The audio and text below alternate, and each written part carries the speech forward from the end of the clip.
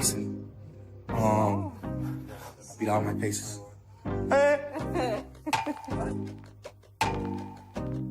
He was with him.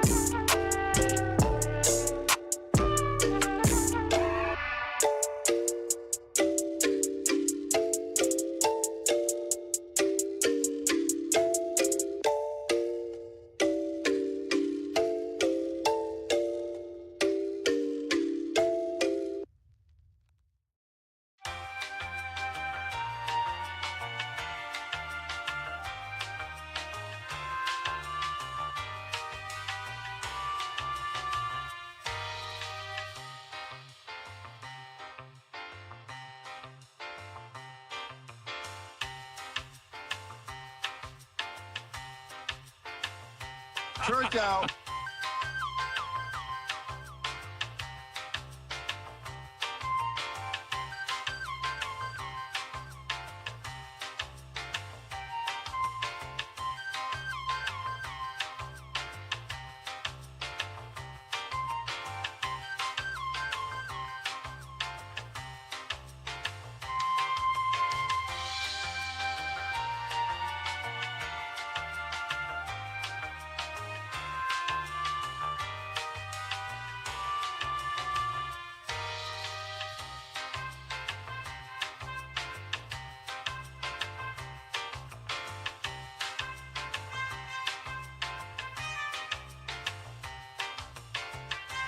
I'm a Mason. Beat all my cases.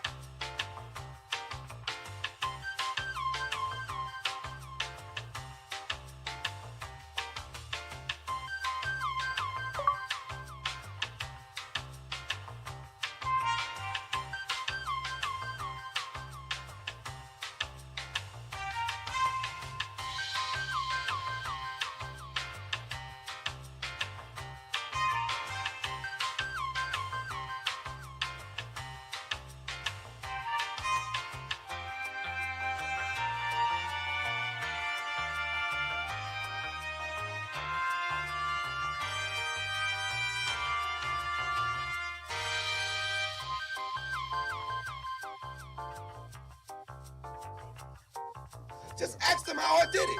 I got out the limo, grabbed her hand, went upstairs and fucked her. He was with her.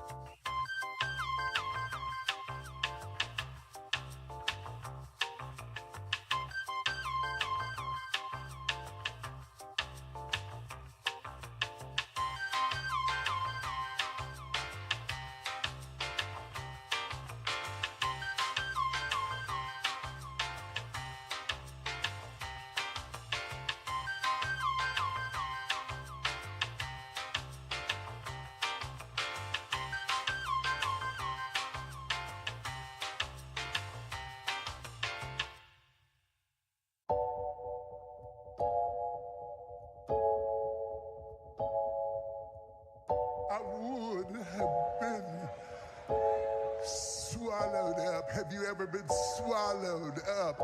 Have you gone through a time of swallowing?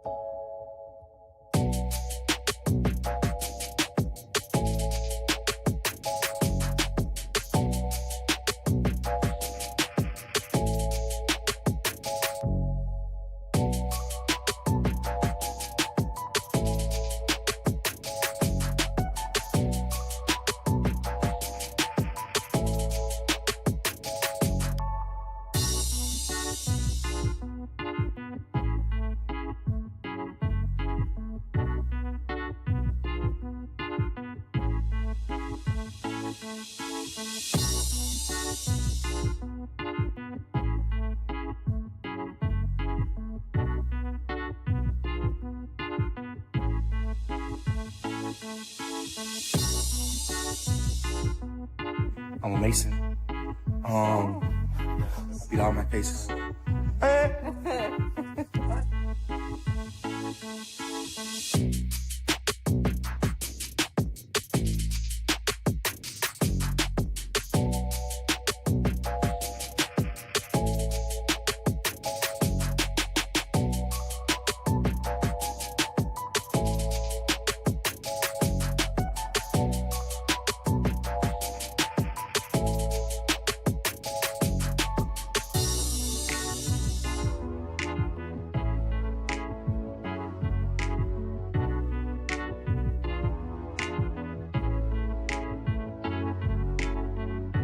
Mason.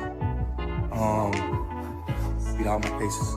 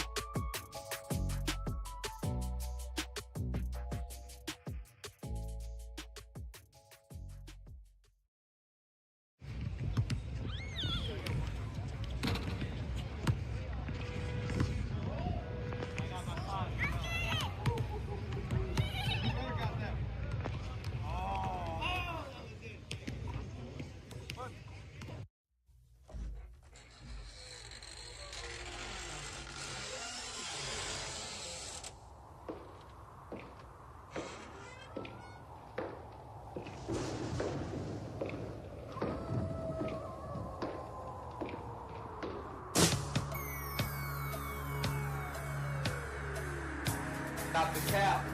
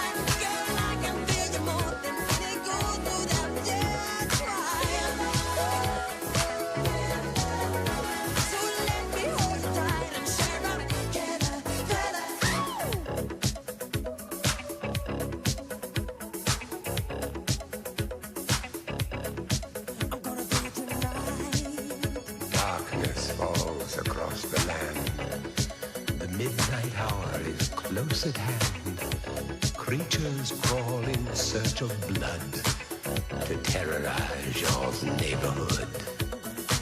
And whosoever shall be found without the soul for getting down must stand and face the hounds of hell and rot inside a corpse's shell. I'm gonna bring it to tomorrow.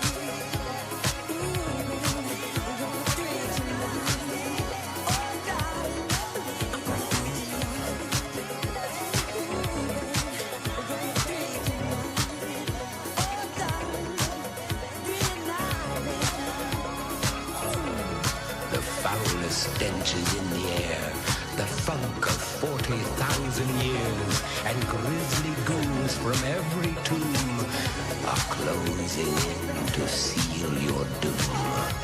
And though you fight to stay alive, your body starts to shiver, for no mortal can resist the evil of the thriller.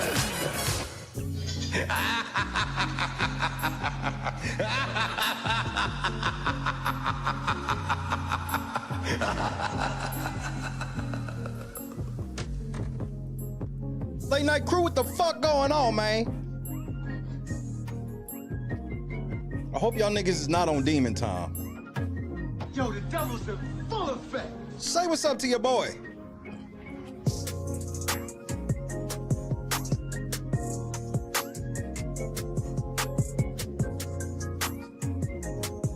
I'm in Miami right now.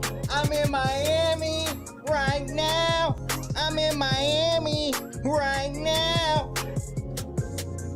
Well, actually, I'm in Oklahoma, so I lied. Janice, Bob, what's happening? Boston, what up, cuz? Stephanie, what it do? Ladies and gentlemen, Gardis, Watts. What's happening, cousin? Lennox, what up, bro? Scott Johnson, we in this motherfucker. Ma, what's happening? Chadrick. Hope everybody's staying safe, staying warm, staying dry. Plea, what's happening, cuz? Mind your business. Just mind your business. Somebody told y'all niggas this day would come. And y'all wanna believe it's a coincidence that on Halloween, Thug got to go home. I doubt it, Stephanie, but you can pretend. We all can pretend. Jerry, what's happening? Tommy, Not the cow. clean this motherfucker. Nah. Hold on, Shay, nigga. Nigga, get this motherfucker started. What the fuck are you waiting on, nigga? Get this bitch started, nigga. Nigga, you already know. You know what I gotta start this motherfucking stream with, nigga. It's not even a question. Nigga, there's a question. Nigga, there's a question. I know there ain't no motherfucking question, nigga. I know there ain't. Weezy out of here. Worth a couple $100 million, no thousand. This bitch wanna fuck me, but I charge by the hour. My neck and my wrist in the shower. Like, how the fuck you growing up and baby say you childish? I just bought my young bitch up watching, now she wildin', styling, profiling. You bitches can't devour. And I'm Creflo Dollar smiling. We somewhere on the island, vibing. Balls smell like powder. Fuck it, take it to trial. Take this shit to motherfucking trial. Take this shit to motherfucking trial. Take this shit to motherfucking trial. Take this shit to motherfucking trial, yeah. Slime green, AP look like herpes on my wrist. Hold on, cook. I'm sure Chef Bardi with that dish. I don't know you, bitch. Don't try to tell me, tell my kids. Tell my chips. I ain't See my baby mama trippin', she don't get it. I'm on a mission to get these millions. I'm on the grind and I'ma get it. No cap, nigga, no kissing. Slamming out, let it gon' tell him I ain't listen. When he call, he gon' say that I'm trippin'. Ain't slime that just how I feel. Nope, you did not meet the criteria. Nope, I rap my life for real. Yeah. Got your first time for real. Yeah. First times you know I kill. Bye-bye, good night, my dear. Trial, I done did it twice straight. I'm undefeated like Fed came in statement. I don't know, no point of asking. I was on first times you know I kill. Bye-bye, good night, my dear. Trial, I done did it twice straight. I'm undefeated like Fed. I done did it twice straight. I'm undefeated like trial. I done did it twice straight. I'm undefeated like trial. I done did it twice straight. I'm undefeated like Fed came in statement. I don't know, no point of asking. I was on bleeding, stuck like a magnet. Bitch ass nigga, I shoot at your mammy. Need to sit down if you can't stand me. I done tear down, I up my standards. Take it to trial, get her appeal, take it to trial. Yeah, you can whack 'em, no back and forth. We don't turn wrestle. Pay for the casket, it's just if we whack 'em. My young niggas pulling up Bentleys, Aston Martins, Robbers and Teslas. Strapped with an FN, choppers, carbons, nose and steppers. Got ice, not in the fridge, not in the safe, look like treasure. We fuck, have a lot of sex in our head, feel like pleasure. Shorty super slurpy, suck that Berkey out that deep. Maybach came with curtains and I still ain't got it tint. Got some slimy and shady that ain't wavy like my clip. High-end alterations, did that European stitch. Fuck niggas get hit, got me a list. Quick to switch topics, no way I can snitch.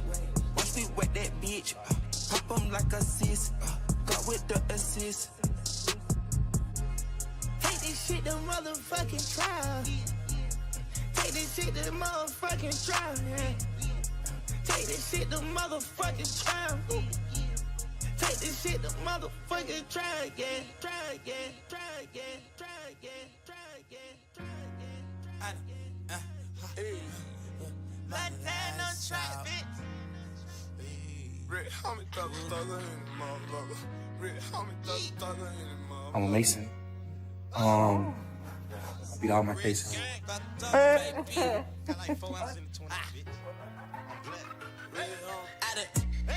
Did a lot of shit just to live this here lifestyle. Came straight from the bottom to the top of my lifestyle. Nigga living like a beginning, this is only the beginning. I'm on the top of the mountain, puffing on clouds, and niggas still beginning. $1,500,000 on the Visa card, 100 bands still look like some fucking ties. Niggas serving great white like I'm feeding sharks. I won't do nothing with the bitch, she can't even get me high. Something wrong with the pussy, even though I ain't gon' hit it, I'ma still make sure that she does shit. Cause me and my round, they don't get caught up like that, no way. We ain't got time to go see doctors. Jay, hey, send money. Put my paper up on the bitches yawning. Hey, this a show, bitch, I'm performing. I do this shit for my daughters and all my sons, bitch.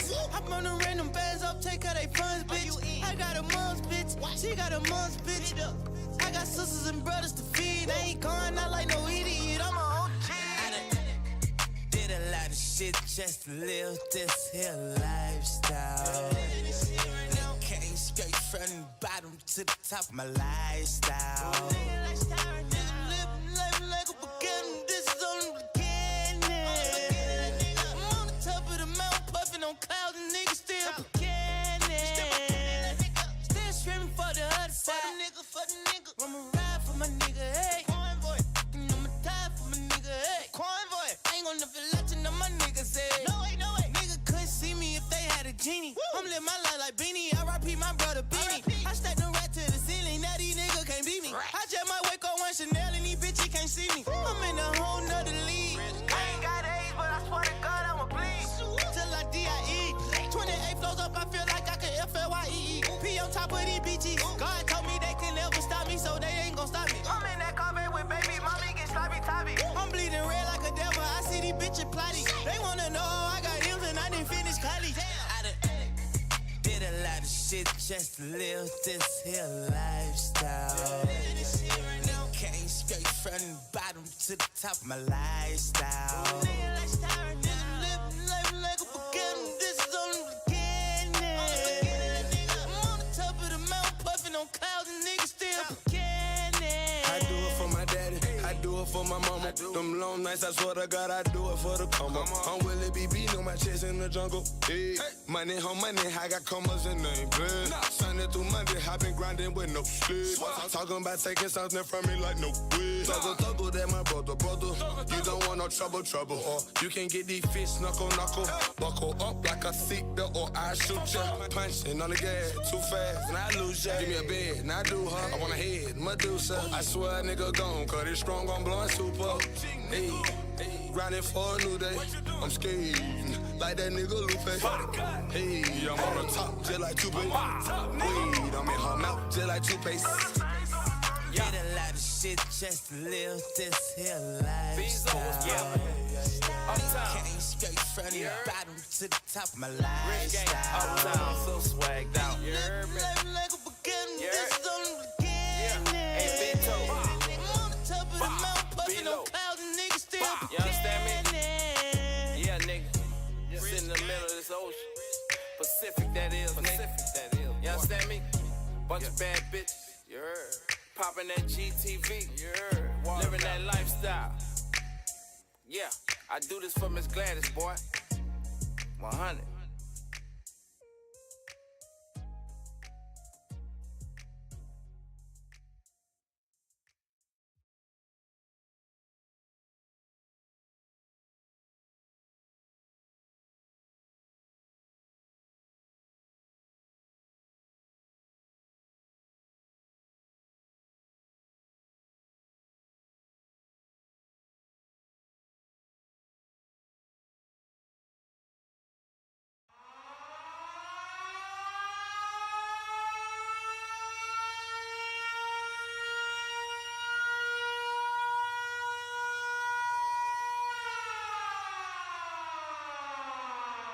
Just upset more than anything. I'm frustrated, you know what I mean? But I'm proud. I'm proud of the way that we performed all year. I'm proud of my guys. I'm proud of the effort that we gave. We did a good job. We did a very good job. We should be proud of ourselves for that. But at the same time, understand that second place just means you're the first loser. So just kind of understanding that mentality and coming back next year ready to work at it. But should hold our heads up high. We did pretty well.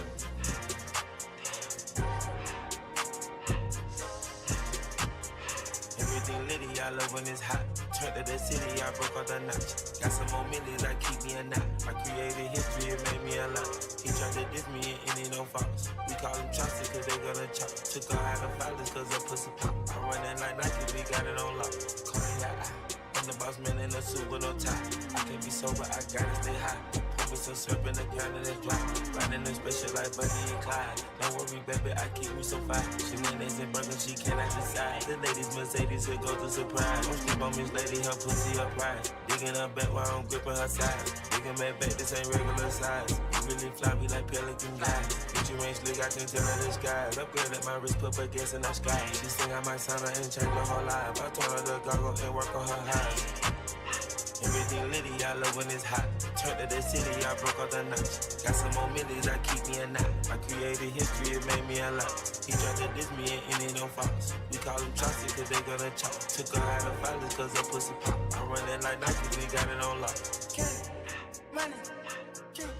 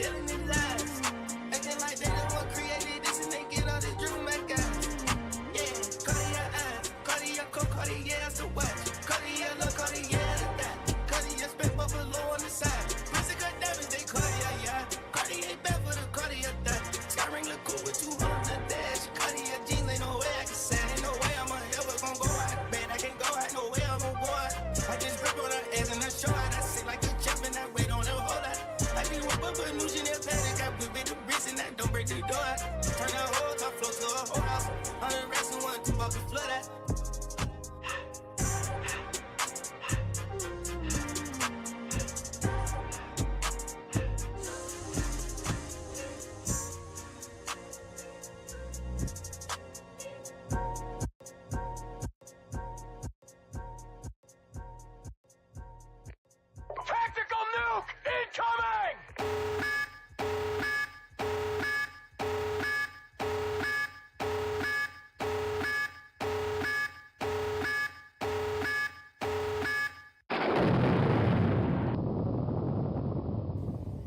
Have your attorneys advised you of the minimum and maximum sentence for each of the crimes that you are charged with? I'm a Mason. I beat all my cases. Now hold on, bro. We ain't heard this nigga's voice in how many years? You know it's been years, right? We have not actually heard Young Thug's voice in years. This nigga's about 185 pounds heavier. He took that shit the motherfucking try. I'm so ready to hear this nigga's voice.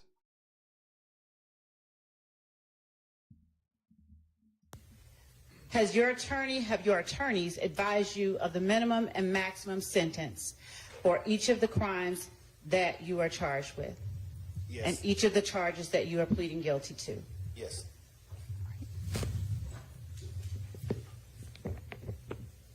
Your Honor, with respect to the charges that Mr. Williams faces, count 1 carries a minimum charge of 5 years and a maximum charge of 20 years in prison, or up to a $25,000 fine, or both. Isn't it a $15,000 fine, because wasn't it the version of the statute in effect at the time, or was that the same for RICO? Was RICO?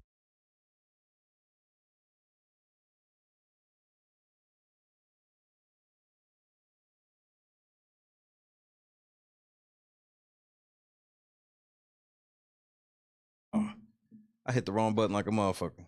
I'm rusty. Look, let me reiterate. The best part of this trial, and here's the best part: you have no clue.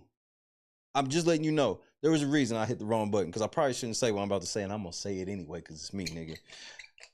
Do you understand how fat 88 Love ass is, bro? This is the best part of the trial, has been her suits in these camera angles. Now, granted, the camera angle also shows how fucked up that haircut is, but I ain't tripping though.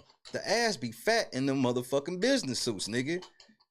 You want to take it to trial just so you see her ass in that suit. Now, that shit was cool, but then they put the white lady up there. See, the last nigga, I think he was a little soft on you with them skirts and shit.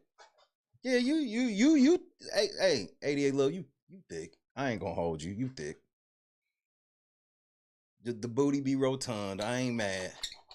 I can't rock with you, you know what I mean? You the police, but you know, I ain't gotta lie. Go 25? Yes, Back, we go okay. 25. All right. Thank you. You're welcome.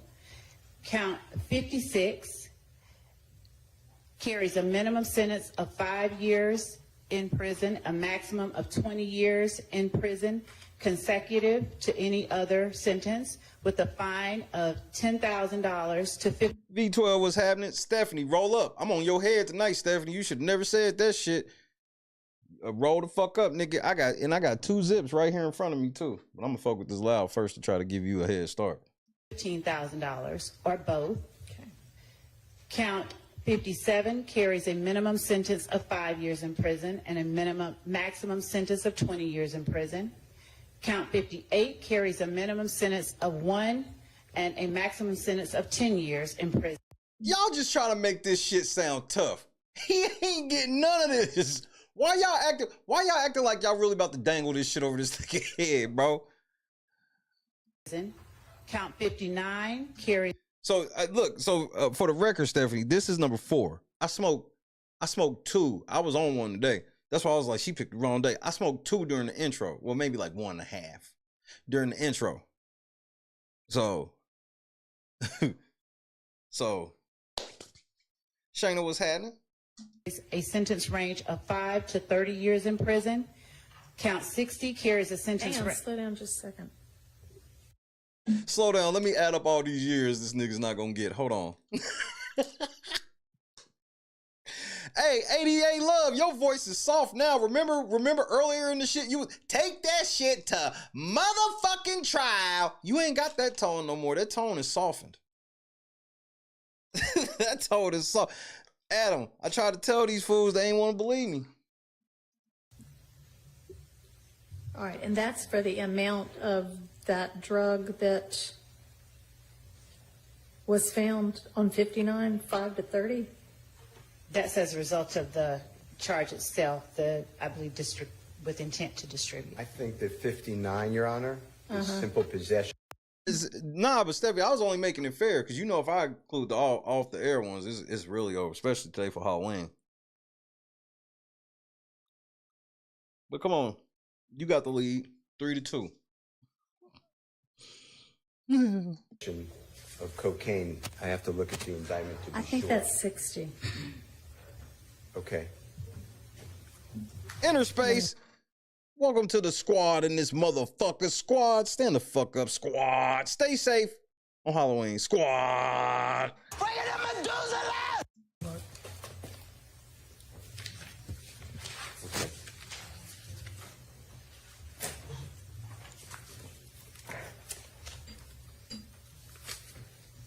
And Your Honor, what would 59 is codeine, Yes. and 60 is cocaine.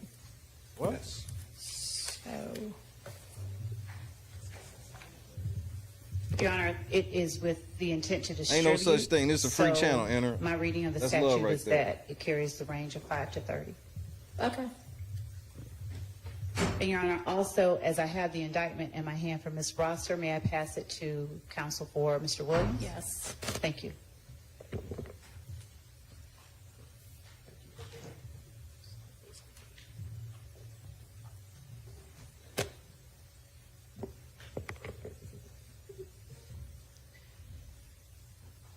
Your Honor, with the court's permission, I'll permit time Go for ahead. them to. Okay. Count 60 carries a range of 1 to 5 years in prison. Count 61 carries a mandatory 5 years consecutive to the underlying felony. Count 62 carries a sentence of 10 years consecutive for a total maximum exposure of 120 years in prison. Were you aware of that, Mr. Williams? Yes. Uh-oh.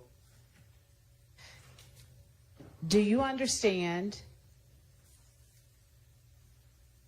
That just because you a Mason don't mean you can embarrass me like that this. neither the court nor the district attorney's office has anything to do with parole or the Department of Corrections or the Board of Pardons and Paroles, and that if you are sentenced to confinement in the Georgia Department of Corrections, no one can guarantee parole?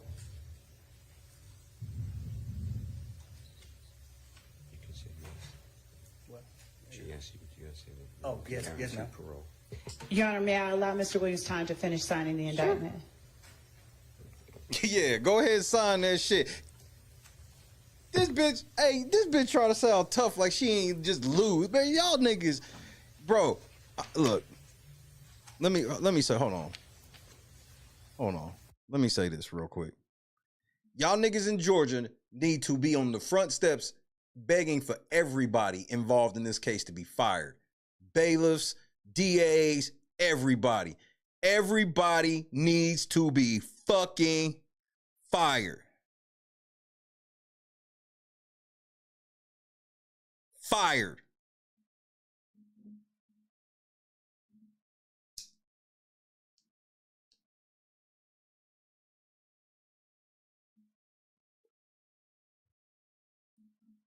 Everybody gotta go. The amount of money y'all niggas have burnt up for literally no reason. What is the reason? He's going home. What Woody ain't even, bro, y'all this fake ass, oh, if you fuck up, you getting 160 years. No, he ain't. No, he ain't. This nigga catch another case, y'all getting ready to get this nigga 4 or 5 life sentences. No, you not.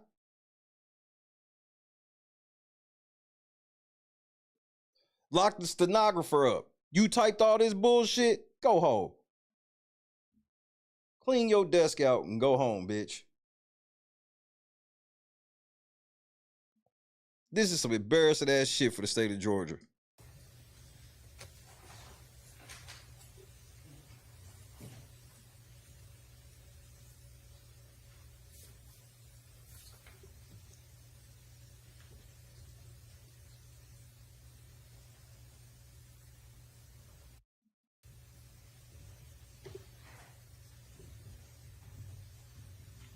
Oh, real quick, I want to announce two things right quick. Number one, 3 people can expect to see some packages from me here in the next couple of days or so. You shall know who you are when your package arrives. And tomorrow, I'm going to be streaming on Twitch most likely, because I'm going to play Nuketown 24/7 for the first time in like 5 years or so, bro.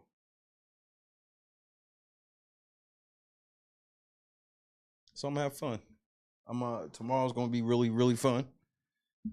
I guess I will make it over to YouTube at some point, but if I don't,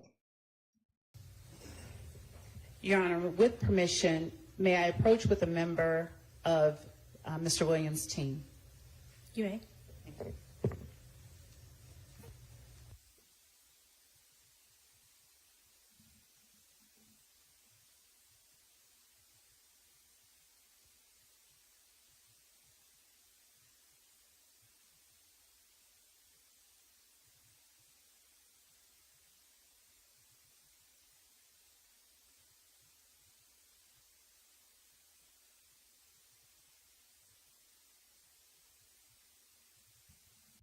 I thought it was gonna be a. It wasn't This as long is as it looked like it was about to be.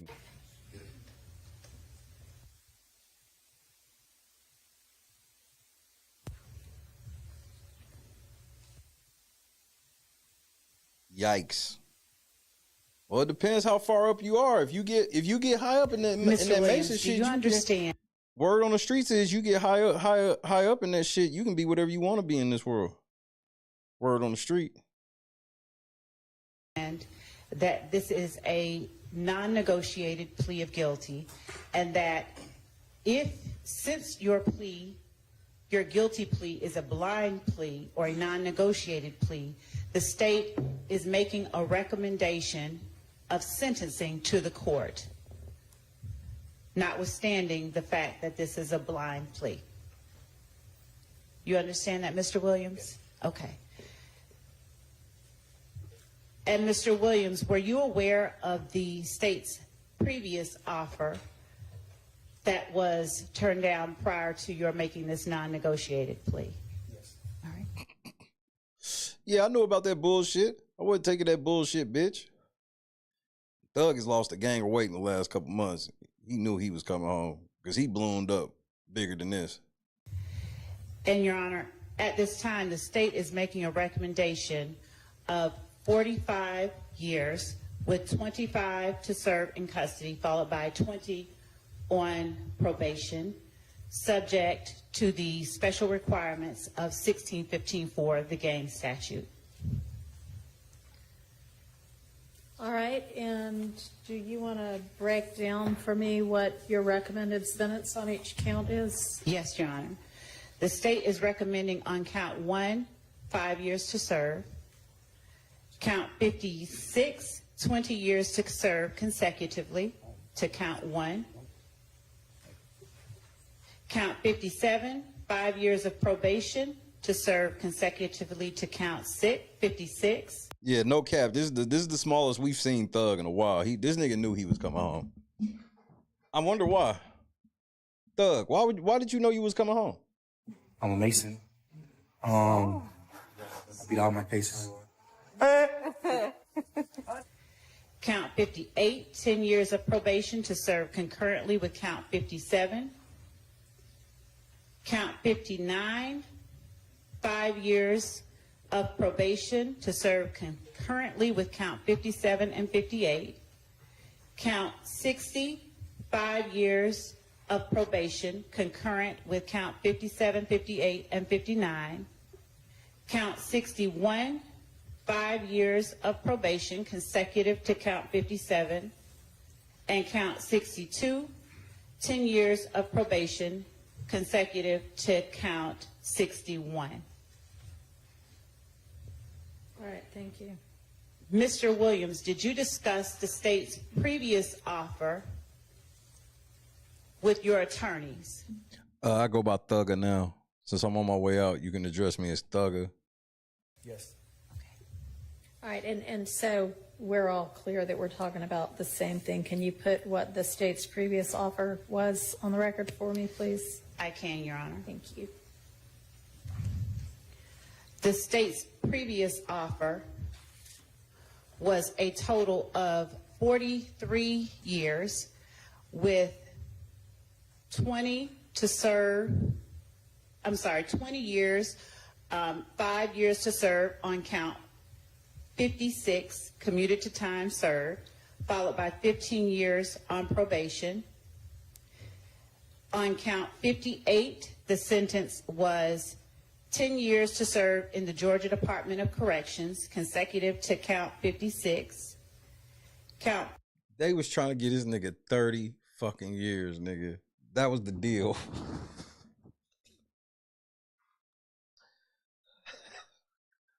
Nigga, if the judge asked me to put the previous deal on the record, I'd have said no. Ain't no way I'm embarrassing myself. Yeah, nigga, we try to get this nigga 30 years. That nigga said no. 59 was 3 years to serve in the Georgia Department of Corrections, consecutive to counts 56 and 58. Count 60 was 5 years to serve in the Georgia Department of Corrections, consecutive to counts 56, 58, and 59. Count 61 was 5 years to serve in the Georgia Department of Corrections, consecutive to counts 56, 58, 59, and 60. Was that the entirety of what the sentence was? No, Your Honor. I mean, I know there were special conditions, so y'all were on null pros, one and 62? Yes, as part of the recommended sentence, in exchange for the defendant agreeing to the special conditions that we asked the court to impose, the state was willing to null pros count 1, count 57, and count 62. Okay, and then all of that consecutive to the probation, that was going to be what we call backloaded, and what were y'all proposing with regard to that, since it was below the probated sentence? The total sentence was 43 years to serve, with the first 5 years in prison commuted to time served, followed by 15 years on probation, followed by 23 years in prison.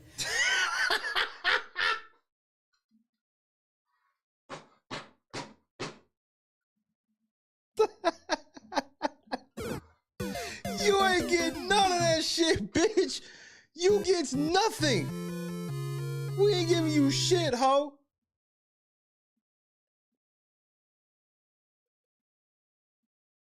This is the craziest shit I ever heard in my life, bro. Which would have been served in confinement, except that if defendant had complied with the special conditions of probation imposed as part of this sentence, I mean, that is so embarrassing. For me to have to come in here, get this nigga this deal so he can go home today. And then I got to put on record the other deal I offered him, which was, nigga, look, I got 30, 40 years. You can go sit down. Take that shit to motherfucking trial. Backloaded portion of defendant's sentence would have been commuted. However, should defendant had violated any special condition of probation within the first 15 years of his sentence, his probated sentence would have immediately been revoked, and he would have been required to serve the entire remainder of his sentence confined to the Georgia Department of Corrections. All right. Maybe. So as long as he had successfully completed his 15 years of probation, the 23 years that was going to follow it was going to be commuted to time served as long as his probation was successful. Is that right? Yes, Your Honor. Okay. And would the court like for us to? No, I was really more interested in the length of sentence and what y'all had. I know you didn't reach agreement, but y'all, that's what the last offer had been, with, of course, a bunch of special conditions, which I guess is where the hang-up is. I don't know. Right. Defendant did not want to agree to the special conditions. All right. So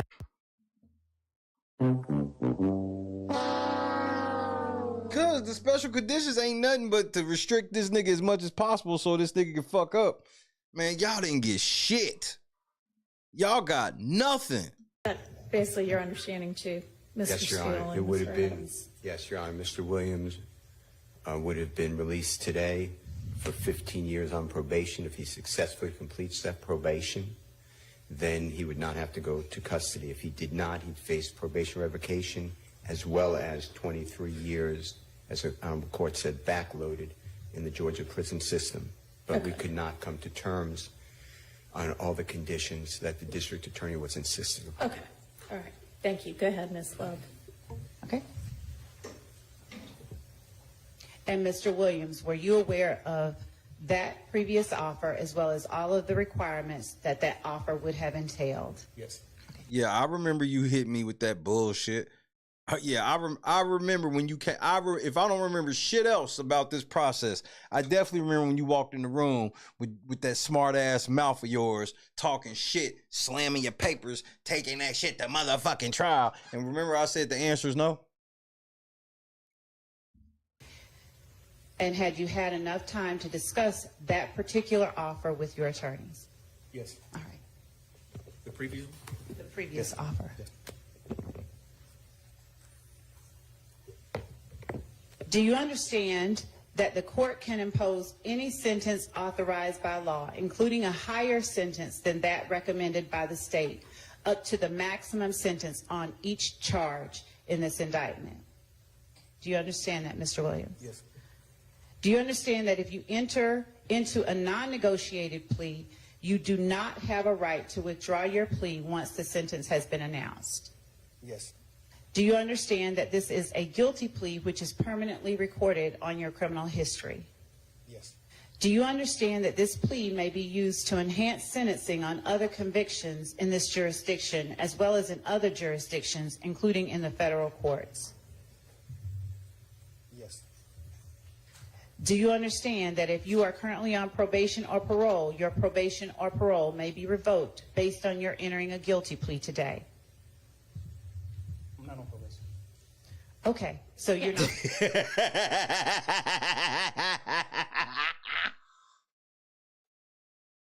That nigga was like, hold on, bitch. Hold on, bitch. What's this slick shit you trying to pull? Don't be trying to pull no slick shit, bitch. Hey, bitch. Do you need a refresher? I'm a Mason. I beat all my cases. And as well as in other jurisdictions, or parole may be revoked based on your entering a guilty plea today. What? I'm not on probation. Okay, so you're not if, on if probation. you were on probation, Yes. but if you're not, then it doesn't matter. Okay. Do you understand that if you are placed on probation of any kind by this court, you cannot violate any criminal laws of any governmental unit or any special conditions of probations without being subject to revocation for the balance of the sentence the court imposes? Yes, I know. Do you understand that you are not allowed to possess or use a firearm while on probation? Hey. Do you understand that if you are not a United States citizen, a guilty plea conviction will affect your immigration status and will result in deportation, just like a conviction at a trial would, and that this is true regardless of any advice by your attorney or anyone else? Yes.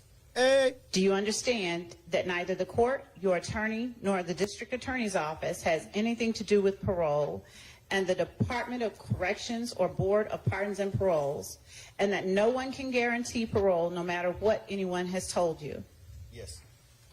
Do you understand that there may be other adverse or unfavorable consequences as a result of this guilty plea conviction, just as there would be from a Adverse and conviction following a unfavorable. trial? Not for this nigga. For example, your guilty plea may affect the right to vote, the right to hold public office, the right to serve on a jury, the right to obtain a passport, the right to receive, possess, or transport a firearm, or the ability to obtain employment.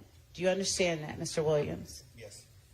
Do you understand that by pleading guilty to a felony, if you use, receive, possess, or transport a firearm, or if you use a firearm in a crime, you will be guilty of a felony, which may carry a sentence of up to 1 to 15 years in prison?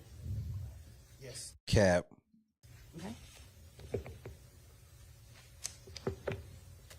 Do you understand that you waive any and all defenses, including any mental health defenses, by entering a plea of guilty? Yes.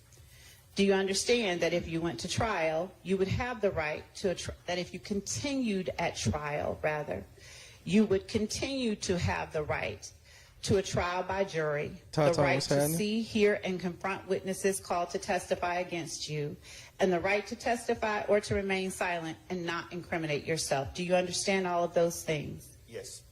Do you understand that by pleading guilty, you are giving up the following rights? The right to a trial by jury. Do you understand that? Yes. The right to remain silent and not incriminate yourself. Yes. The right to confront witnesses against you. Yes. The right to continued assistance of counsel hired by you or to court-appointed counsel if you cannot afford an attorney at the continued trial. Nah, this is what you call reading the fine print. Of your case. Yes. The right to the presumption of innocence. Yes. The right to testify on your own behalf and to present other evidence. Yes. The right to subpoena witnesses and compel the production of evidence. Yes. The right to have the charges against you proven beyond a reasonable doubt. Yes. The right to appeal if convicted of these charges after a trial. Yes. You understand? Yes. Has anyone forced, threatened, or promised you anything to get you to enter a guilty plea? No. Is it your decision to waive these rights and enter a guilty plea because you are in fact guilty? Yes. Well, Your Honor, may I interject? You may. Your Honor, on count 1, which is the racketeering conspiracy count, Mr. Williams is tendering a plea under nolo contendere. As to count 56, which is participation in a criminal street gang activity as being a leader or a supervisor or organizer. Said all that brain in that ass. Bro, but she dressed, that's how I always was like, you done won a bunch of cases with that fat ass. You need to do something to the back of that head. You need to get that shit lined up or something. That ass. Mr. Williams is also tendering a plea to this honorable court under nolo contendere, the balance of the counts, so he is tendering a guilty plea.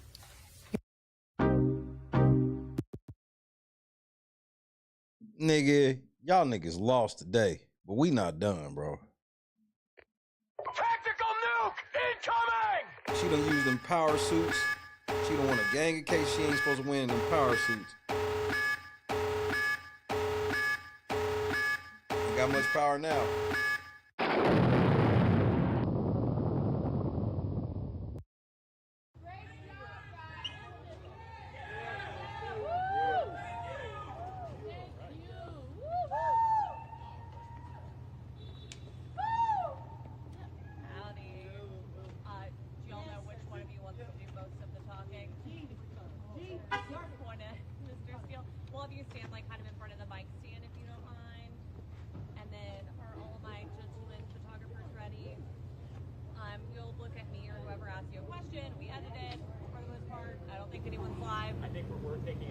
Okay, Tyler's taking it live and back.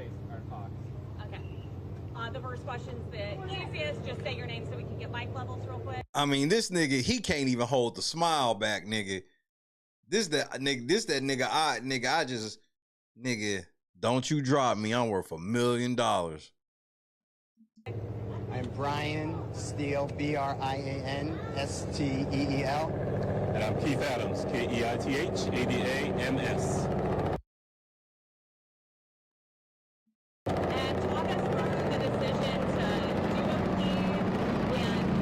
They bring a battle chopper into the motherfucker?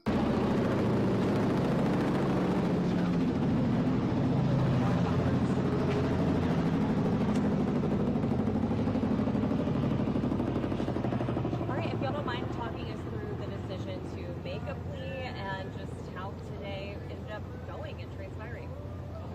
Well, this was excruciating because hopefully, in our collective opinion, Jeffrey would have been found not guilty of everything. So this is very painful. But that's another 3 months or so in custody. And he wants to go home to... Nigga, hey, I like how you played that shit, nigga. That nigga's like, hey, Man, this is a bullshit, nigga. We trying to show y'all that this nigga free. Or this nigga's not guilty. But that'd be like 3 more months, so. To his family. And negotiations totally broke down with the district attorney's office. Horribly broke down. And at that point, we believed that justice would be found with the honorable court. And Jeffrey just wanted to go home. How agonizing it is to know that we've spent a year trying a case where the prosecutors have put on lies, knowing lies, hiding evidence, is insane in 2024 in the United States of America. And the only reason that this got revealed is because of you people.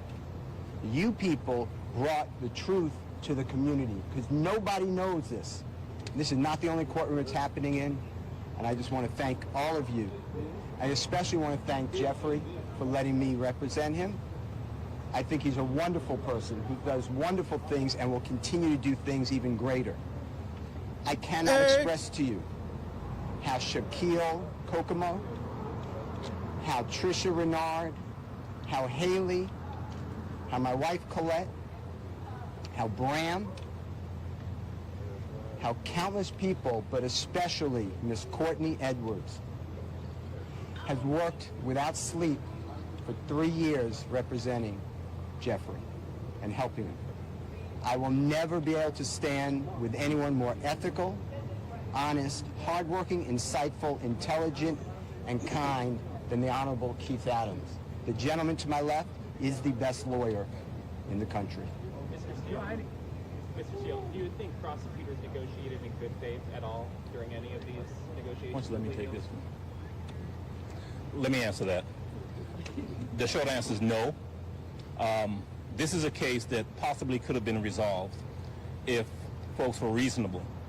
But we did not believe that we could enter into good faith negotiations with people who wanted a case resolved in a manner simply to save face.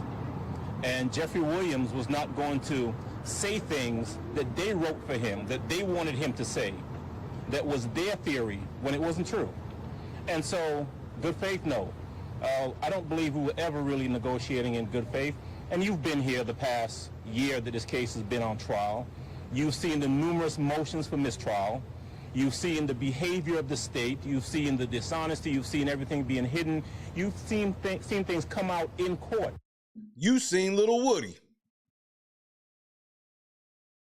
in front of you. And so you know what kind of prosecution we were dealing with, and that's okay. You know. Good night, Bob. At least you'll be gone before I talk about them Dodgers.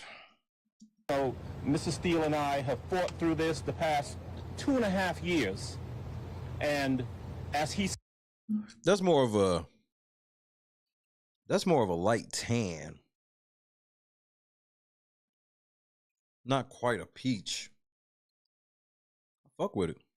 Said, we ultimately decided we were going to put our faith in the court as opposed to the folks on the other side of the aisle. And, you know, the best thing out of all of this is that Jeffrey Williams, in a very short period of time, will be home. Not quite, Salmon. It's almost there. It's almost there. Because that shirt is not quite blue. That shirt is kind of a chartreuse. Nigga, that's a $17,000 outfit he got on. Now the nigga behind him, that shit came off the rack. These sleeves are off the rack. Look how this shit fitting up in here. See, this is his leisure shit. This ain't even the shit that this is his good leisure boy. This is his work suit. This is this nigga's trainee suit. So he probably got this out of this nigga's closet. And that's all we've wanted from May 9th, when they went and picked him up and have held him in jail without a bond for the past 2.5 years. He'll be home shortly. Keith and Brian, this either one of you can answer. I have 2 questions for you. First off, you go into a blind plea, you don't know, right? First of all, we gonna act like Young Thug Daddy ain't standing behind these niggas with Fonnie Willis' opponent on his hat, nigga. This is just a whole nigga, this is a whole fucking L, bro.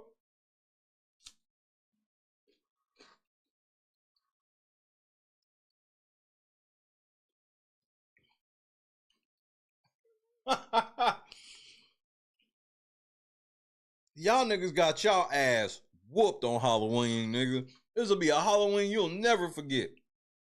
No, nothing for sure. What was your emotions like when you guys went into that? I would imagine the conversation, can you kind of take us into the room before you went out into court, what the conversations were back and forth? Obviously, I know there's... That's the look of a nigga that, yeah, I beat they ass. Hey, nigga. Hey, won't y'all two niggas tell us about when y'all beat they ass? They can't even, he tried like a mother. He done gave up, nigga. This nigga tried all like, nigga, we beat. What you mean, what was it like in the room, nigga? Them hoes was crying like a motherfucker, nigga. We was laughing at them bitches. These hoes still trying to negotiate like they got some leg to stand on. We like, bitch, this nigga going home tomorrow.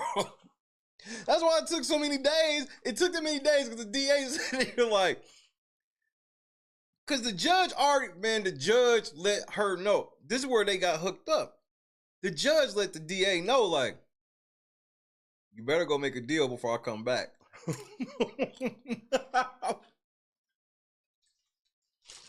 Hey, you might want to go talk to them niggas before I make my ruling. They beat your ass, nigga. I'm shitty they out here gloating like this.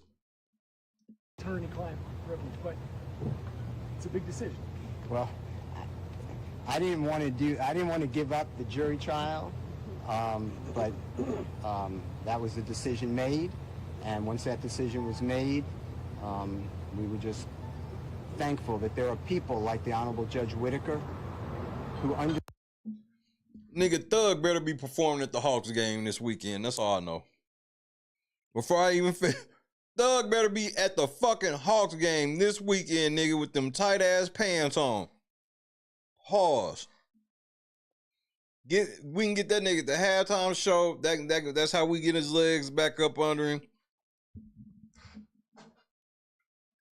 Let that nigga sit courtside with his Uncle Belly now.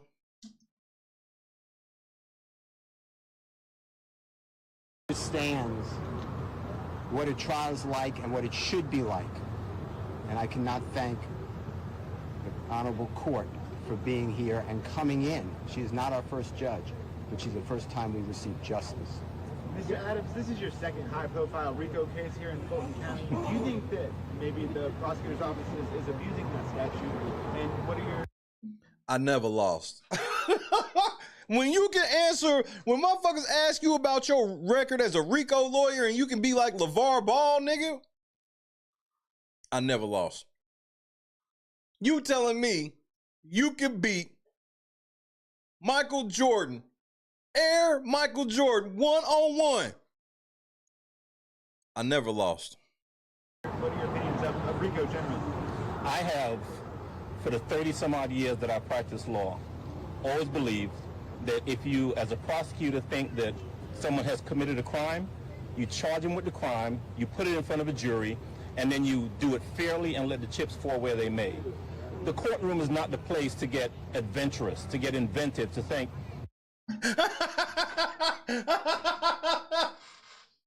Well, sneak this that bitch then, nigga. Sneak this whole day. Hey, man, the courtroom is not the place to start getting adventurous, my nigga. The crime, you put it in front of a jury, and then you do it fairly and let the chips fall where they may. The courtroom is not the place to get adventurous, to get inventive, to think, well, we don't have evidence on him for any of these incidents, but maybe, if just maybe, we tie him up in a RICO and put him with people who may have committed crimes. And y'all niggas know, if y'all been following me for years, you know, rap or not, I keep it a buck regardless. And with the Thug case, I had been asking from the beginning, so what is it we really saying that he did? I know we alluding to he had something to do with Big Nut. Do you have him on that or not? If not, then what else? We can get him that way. That's an abuse. And so, yes, for some strange reason, the Fulton County DA's office seems to be in love with Rico. And Rico. Don't act like we done forgot you lost that Lucci, Rico. My honest opinion is that they're in love with it because it makes it easier for them to try and convict people that they otherwise could not convict. And that's what was happening here. We're fighting a mountain, reams of evidence, most of which didn't have anything to do with us. And so is it an abuse? I think it is. There are better ways to, and I used to be a prosecutor, right? And I can tell you that there are better ways to prosecute cases than the way this case was prosecuted.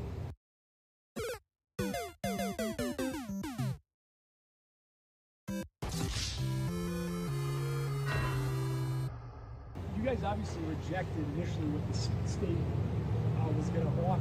What is there some details you can give us? Because it sounds like from what you guys decided in court, I mean, it's still pretty stringent. There's a lot of different details, but what was the state?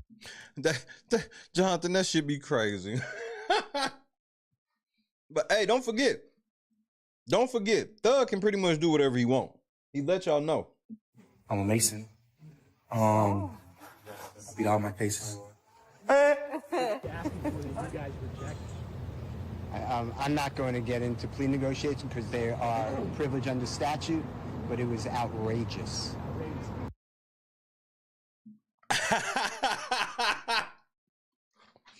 Hey, they are pulling no punches on the DA, nigga. Hey, the lawyers is full on fuck the DA, nigga. There's no truce. These niggas is not worried about having no other cases with these chicks or nothing, bro. They don't give a fuck, man. Man, these hoes are outrageous. The state asking for that you guys reject. I'm not going to get into plea negotiations because they are privileged under statute, but it was outrageous. They would let him out of custody, but they would have a tether around him so tight that it's unconscionable. I told you that's what they was trying to do. They was like, yeah, we'll let you out, nigga, but look, we want these special conditions. They was gonna have this nigga on a 7 o'clock curfew. He can't have more than 3 people over the house. He can't get more than 17 phone calls a day. He can't have no cough syrup. He can't take no allergy pill, nigga, nothing. He's not even allowed to have gelatin products because they look like edibles. How are y'all feeling about what the sentencing is, especially with not being able to be in Metro Atlanta except for specific parameters, and how is Mr. Williams feeling about that decision? You know, we're okay with the sentence. There comes a time in any case, if a person is sentenced, that we're out of the courtroom, and now what happens to that person is entirely up to them. Jeffrey Williams is a fantastically talented man. He is a great person who's become a great friend over the course of the last couple of years. And what else? I'm a Mason. I beat all my cases. And he has the ability, the incentive to go forth and do everything he needs to do to put this behind him. And we're confident that he will. 15 years of probation for us is torture. His ain't gonna be the same. His PO gonna be a fan. Questions you asked a little earlier was, what was that feeling like stepping into a courtroom to do what's called a blind plea, not knowing what's going to happen? You know, it's a... Because remember, if you didn't realize this, and I'm just talking in general. If you at home didn't realize this, probation officers don't make that much money. Okay? But what gets a lot of people caught up with probation is not being able to pay the fees. Thug got enough money to pay the fees and pay his PO off just to leave him the fuck alone. Scary feeling for all involved. There's probably no feeling quite like that other than sitting in a courtroom. Well, the reason why, Janice, is this shit is just all, this 15 years of probation, this is all just fucking shucking and jiving. This is all for show. This is just to make the public, let them feel like they got something. And if he gets caught up one more time, then he gonna have to face all these years. But that shit ain't gonna happen. Waiting for a jury to come out and tell you what your fate is. But we walked in there knowing that we were in front of a fair tribunal and being comfortable that the right thing was going to happen, and the right thing did. What do you think about your client just serving as a role model? Obviously, as part of the agreement, he's going to be participating in the community, doing events, things like that. Obviously, he has. And now y'all see why I did that video about his daddy the other day. I told y'all I saw the writing on the wall. Told y'all Thug was coming home in the next few days. A huge reach for what he does for a living. I've known Jeffrey Williams. I've defended him for over a decade.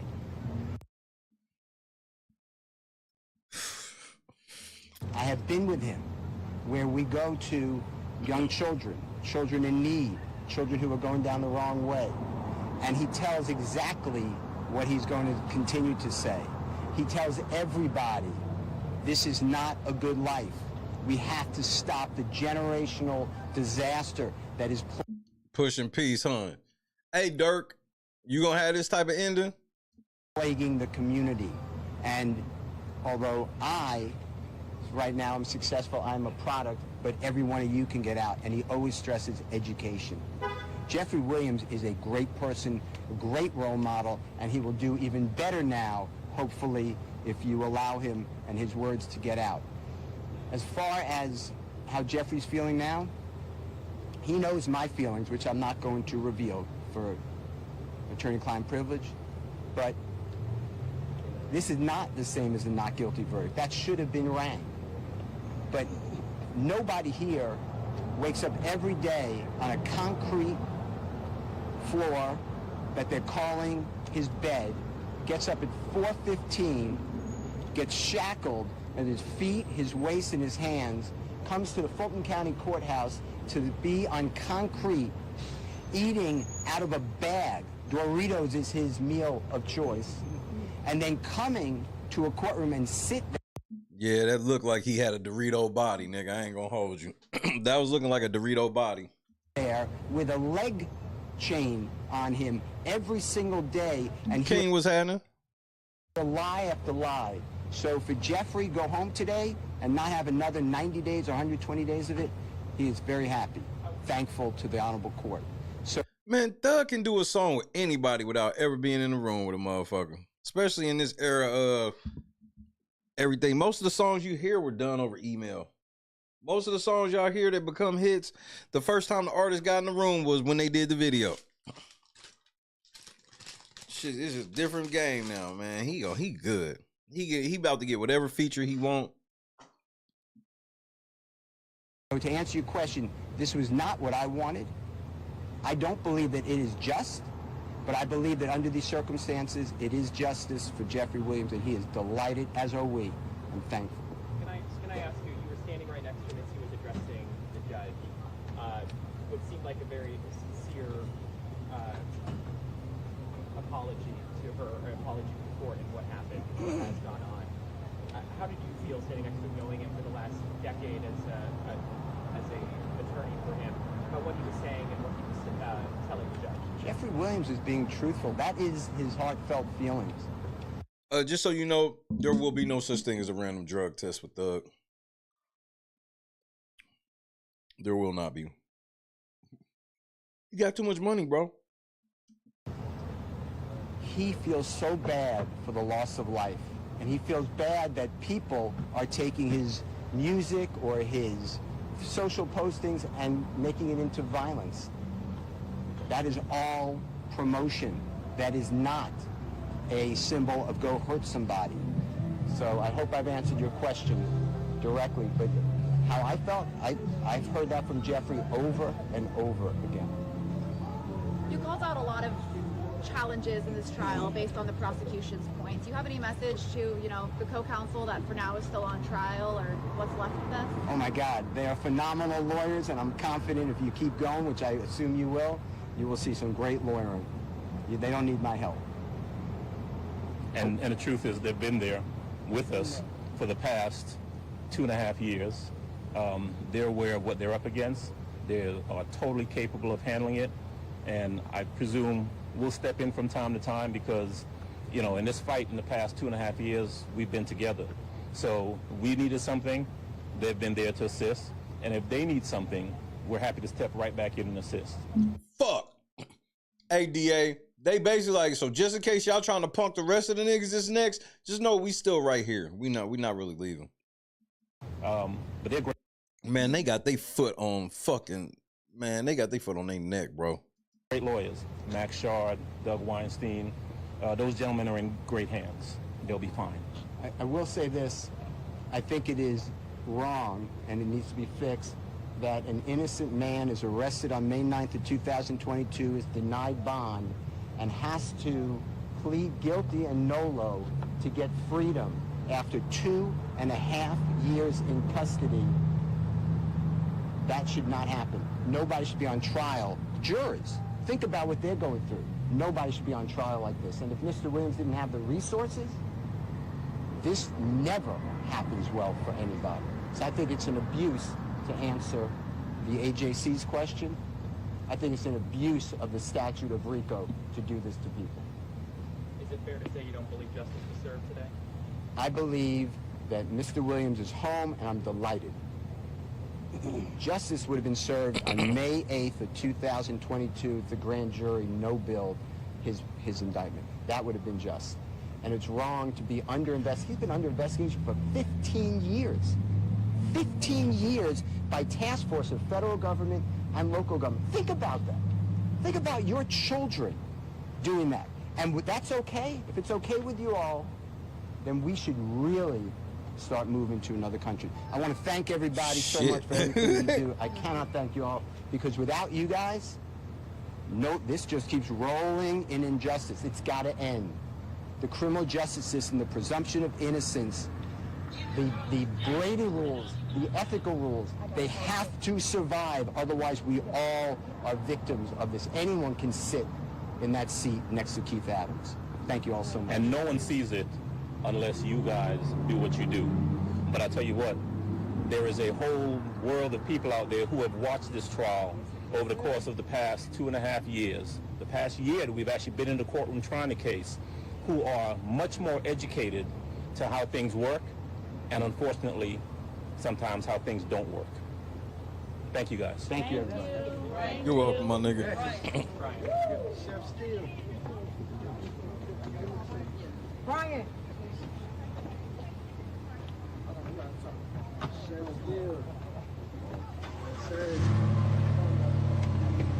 Nigga, thug free, nigga.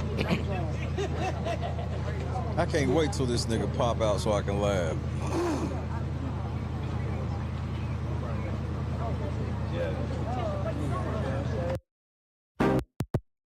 Y'all niggas don't let fucking Thug come home, bro. Police dumb than the motherfucker, nigga. I mean, y'all niggas is so stupid.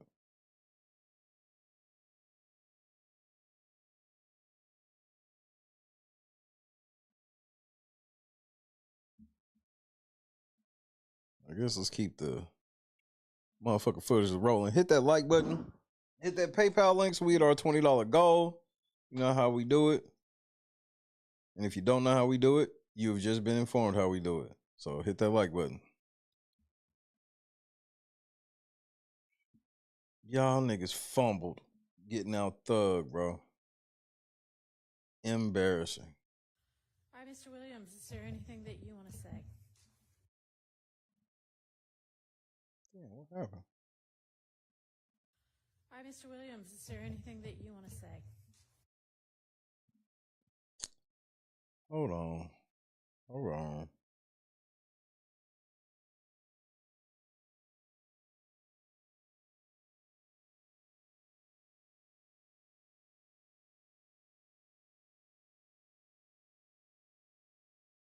this right quick.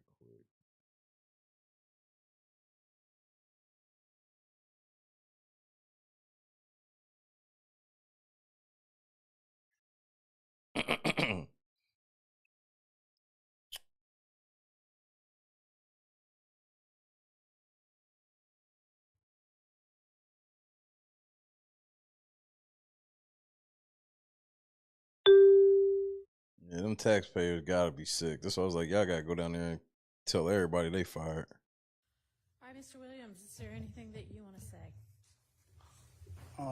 Yes, ma'am. I take full responsibility for, my crimes or my charges. I want to say sorry to my family, my mom. My mom got 11 kids. I can't say all their names, my managers, my kids that's not here. Really, everybody that got something to do with this situation, I want to say sorry for just having so much time invested into this, and I am a smart guy. I am a good guy, and I really got a good heart, I find myself in a lot of stuff because I was just nice or cool, and I understand that you can't be that way when you reach a certain height because... Wait, you was manipulated? Thug, man. Come on, Thug. Nigga, stop playing. It could end bad, and it don't really have to have nothing to do with you, but it could end bad, and it could, fall on you. And what?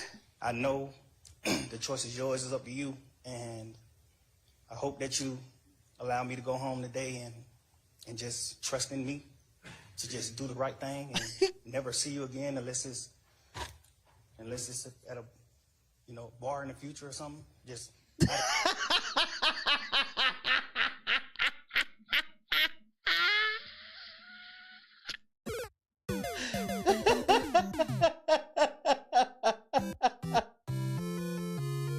This the kidnappers again, man. Man, stop saying that shit over the phone. Damn. I can't say shit, can I? All right, Thug, you said enough, nigga. I don't even know if you allowed to go to bars, nigga. Like, I get what you saying, nigga. Bitch, please, hey, just let a nigga go home, man. Damn, bitch, this is what it, nigga. Thug has played it cool for 2.5 years. The first, look at this nigga laughing at it.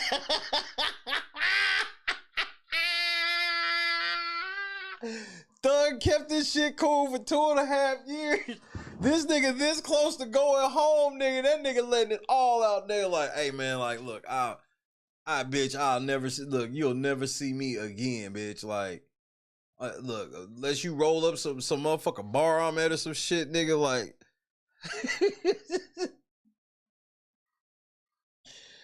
nigga, are you trying to go to jail? You trying to go home? This speech is not helping you go home, nigga. Who said that, nigga? Stop. Yeah, nigga, stop freestyling, nigga. Stick to the fucking script, nigga. You doing enough with the ad libs, like motherfucking Martin told Cole, nigga. Enough with the ad libs, nigga. Stick to. You can tell a nigga ain't said shit out loud for 2.5 years, nigga. Nigga, my mama shit, my kids ain't here. Trust in me to just do the right thing. Trust in me. Believe in me. That nigga like, nigga, what? We gonna believe in you. You, nigga, you bring death and destruction. And never see you again unless it's at a bar in the future or something.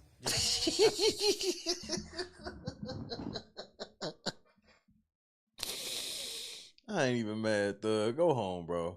Out of this type of situation, I promise you I won't ever be in this type of situation again. I'm going away. I've learned from my mistakes, come from nothing, and I've made something, and I didn't take full advantage of it. I'm sorry. Through these last 2.5 years of my life, you are really, truly, honestly, the best thing that has happened to me because you Wait. Oh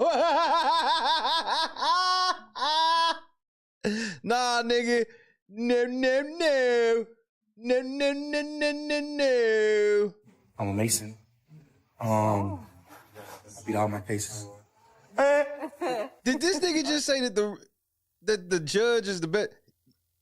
The reason why that's off the chain is because it's the truth. It's the truth. When she came in as the new judge, everything changed for that nigga.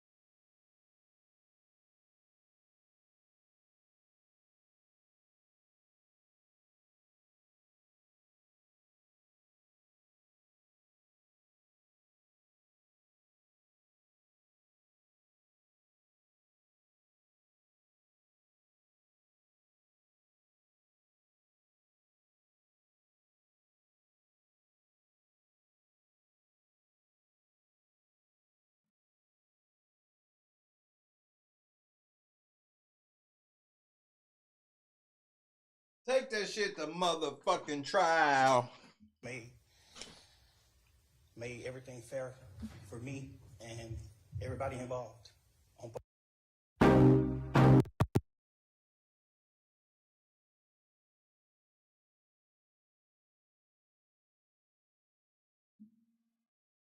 Hey, let's see what his pops got to say. His father would like to say a few words. His father, Jeffrey Williams Sr., would like to say a few words. Do you want to just, you can look at me or whoever asks you a question? It don't make no difference. No? You just want to talk? Yeah, y'all can ask me a question. I think everybody's set up. Yeah, so if you just, what were your thoughts when you heard that your son was going to take a plea? Well, I was kind of startled behind it because I was in agreement with Brian and Keith. You know, let's keep fighting. You know what I'm saying? You know, let's make them continue to embarrass themselves. You know, but at the same token, my son is I've never tried to interfere with his decisions. I just try to give him the knowledge of making the best decision that he sees fit for him. And I support it. And so what was it like? I feel great that he's going home. But at the same token, I still wanted to fight. But that's his decision. You know, on the other hand, I raised him to be the man that he is. You know, I've always been in his life from a pup to now. And I'm gonna continue to be in his life. You know, and as an adult, he has to make his own decision. And you know? do you live here in Metro Atlanta? Yes, I do. So how does it feel to hear that he's not allowed to be in Metro Atlanta? I'm totally against that because this is where he's from. You know, and to have a district attorney take that away from him that isn't a resident from here. She's from another state, you know, and to see her take a man away from where he's from to have to go live somewhere else, that's offensive to me. I'm really offended by it. Can you talk about? Sorry, I thought you were done. I was just saying, can you talk about your bond through music, and part of his conditions is that he can Hey, that's actually some real shit.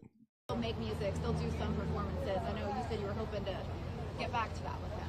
Yeah, we're going to get back to work. You know what I'm saying? You know, we're YSL loaded. I'm YSL loaded. You know, and in order for us to get back to our normal life, we're going to have to put in some more work. We're going to have to put in a lot of work, but the work that we need to do foremost for the city of Atlanta, Fulton County, We need to get rid of the poison that's in our system, and that's the district attorney office. So vote Courtney Kramer. I'm losing my motherfucking mind, man. Courtney Kramer, I support Courtney Kramer to the fullest. I feel like she's the best person for the job, and it's not a Republican white woman.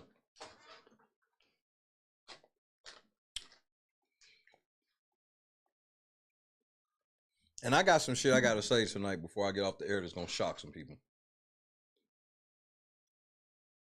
I saw something political that was so motherfucking offensive. I have to talk about it.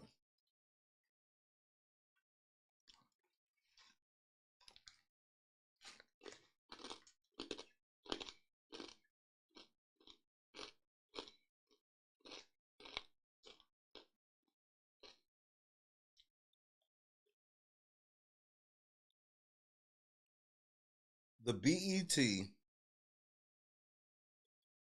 Black Men's Summit.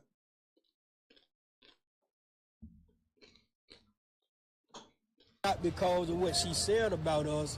It's because she said that and she was in my company and never knew who I was. Absolutely true. What are your thoughts on his art being used against him? Not just the art, freedom of speech. Let's talk about his rights. We freedom of speech, man. You know, how can you take a person's freedom of speech and say, now we're gonna tell you how you need to talk or how you supposed to talk? You know, who would feel comfortable with? Would any of us out here right now feel comfortable with someone telling us, you confirmed from saying this? You can't say that? You know, what do the Constitution play a role at? You know, these young men, all of these young... We need a blue wave. Y'all niggas still believe in that shit? That's what I want to talk about. Because all I would talk about really is how dumb it is that people think this election matters anything in your life for real.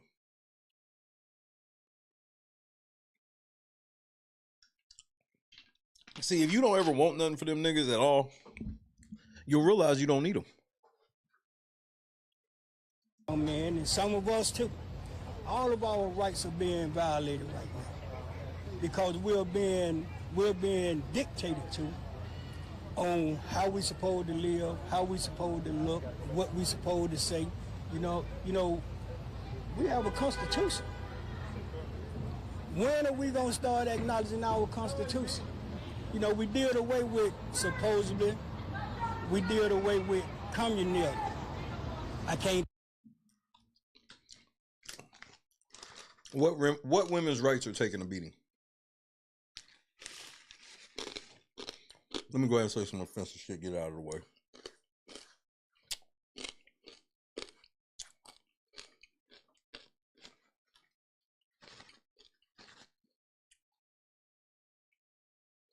I swear I was sitting there thinking the same thing, like, Pop's done, he done went from claiming YSL to talking about constitutional law.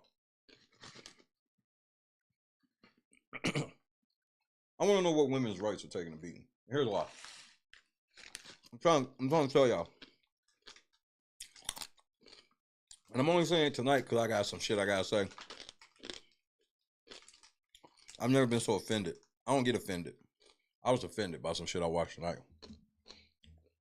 Offended. I don't down anybody on the right side or the left side of the aisle.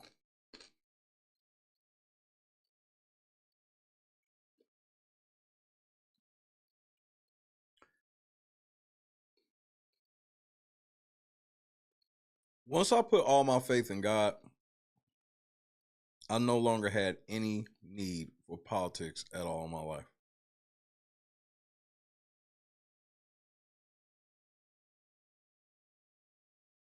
See, my life is on an upward trajectory. And God has had me on this upward trajectory for some years now. And it does not matter who the fuck's president. It don't matter who the fuck's in that Senate. It don't matter who the fuck is in that Supreme Court. It don't matter what laws are overturned, what new ones will be written. It will all stay the fuck out of my way because I'm following God's plan. There's nothing they can do at any of them government buildings that can interfere with God's plan. And here's the crazy thing. Them government buildings are more in tune with God than the average person.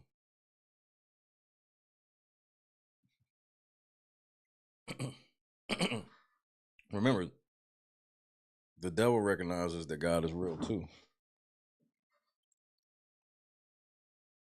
So I don't want it to come from this place of, I'm not like this angry leftist, this radical right.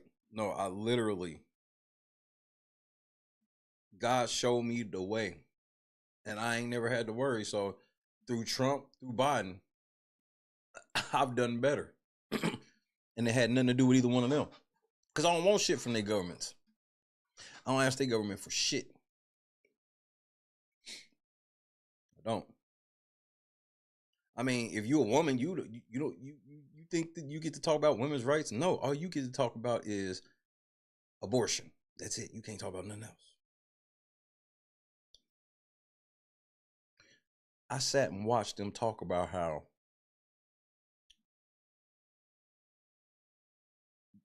black men, they sat on this show for telling us to vote for Kamala Harris because black men need to protect black women more. What the fuck does that even mean?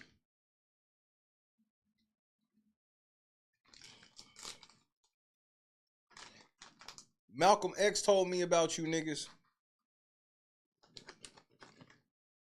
Oh, see, y'all like quote Malcolm X until he got any of the shit where he was talking shit about the other side.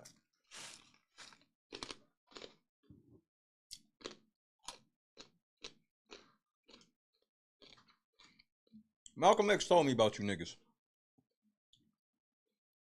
That liberal.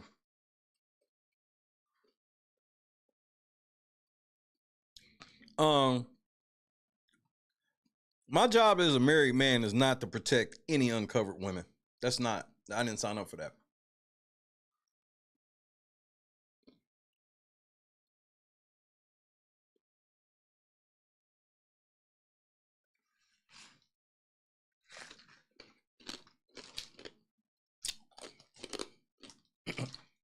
See, this is why I teach my daughter become a great woman so you can get you a great man that's going to protect you. Because you don't get to be out here on some, I don't need a man, but expect random men. Do you know me as a married man? I can be somewhere right now. And this isn't exclusive to black women, for the record. This is not exclusive to black women. I can be somewhere right now.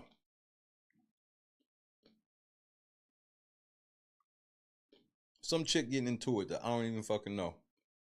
She could be running her mouth too. There is a contingent of people that would expect me to say fuck my wife, my kids, my family unit, and put everything of my entire life on the line for this bitch I don't even know.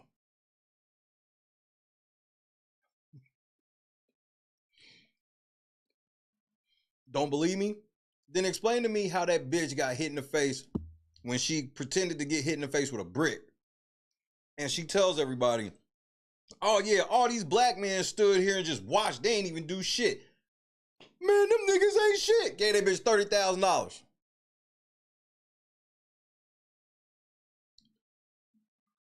I'm just keeping the shit funky. We gonna, bro, when I pull up, I'm gonna have to pull up this BET shit. I was utterly offended. See, because I got buddies on all sides. Because all I do is, like, my Democrat friends, I piss them off. My Republican friends, I piss them off. It's funny. Funny to me. But one of my Republican friends posted a video, and I was like, I ain't even watch it. I saw the title. And I said, I know you lying. I said, I'm not even going to listen to what you say first. I'm going to go actually listen to it and see what because I was like, I know. He said something to the effect of like, the BET Men's Summit was about protecting black women. And I was like, man, shut the fuck up, nigga. There's no way that was ever a point of this thing. There's no way. There's no way. There's no way. There was a way. We gonna watch that shit. Tell. I can't tell. You know, we took down a statue. We tore up a flag. I'll put it to you this way. I watched that shit and I was like, I see why there seems to be a record number of black men that's getting ready to vote Republican. I see now. Again, I don't stay in tune with that shit. I stay in tune with the Lord. But I'll peek in on certain stuff here and there. You know, I like seeing Wilma Rudolph dress up like Kamala Harris. She was looking good. But I watched this shit today. What about the laws? Let's change the laws too. You know what I'm saying? If we're going to do away with it, let's do away with all of it. Change the law. We're in a new day and time. We should make the laws for the new day and time. Do you think his lyrics will change now? I hope not. I wouldn't. But, you know, he's behind the 8 ball right now. So we're going to have to justify something. We're going to have to make some justification on how we got to narrate it now. You know, and that's sad. The streets know. It's all out in the streets, nigga. Oh, man. Fonnie Willis, bro, y'all done lost. That's sad. That a man's out to do that, and that's his way of life. That's how he feeds himself. That's how he feeds his family. That's his job. And how Are you going to meet him at Wright Street right now? Huh? Yes. Meet him at Wright Street? Definitely. Definitely. So we thank you guys. We do gotta head to Wright Street. One more quick question. Any words that you want to wish to anybody else? Yeah, we gotta go make a pickup on Wright Street. I don't know what that means in too many other places, but I know what that means there. Anything you want to say to that? Yeah, I definitely want to say something to the people that's left on this case, along with the people who are waiting to be charged. Keep your heads up, keep fighting. Sooner or later, somebody gonna have to make a decision. We need to start making the people accountable that makes the decisions for us. So we need to put the right people in office. We need to start scanning the people that we vote for. And now that we have voting right now, it needs to be a presidential topic. It needs to be a topic about prison and reform. Why, you know, the president. You understand what comes with prison reform. Hold on, let me talk to them right quick, because they don't be understanding.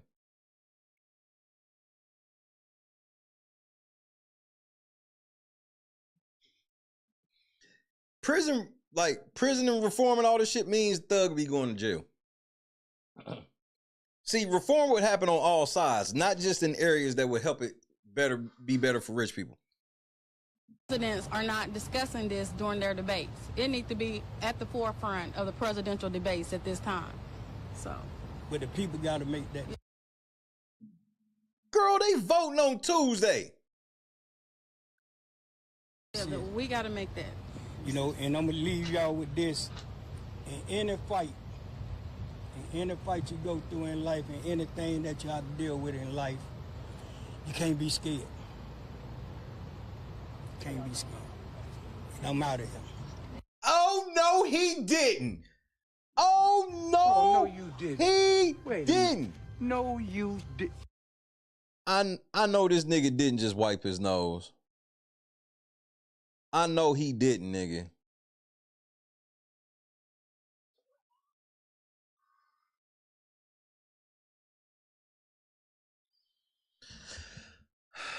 You go through in life, and anything that you have to deal with in life, you can't be scared. Can't be scared.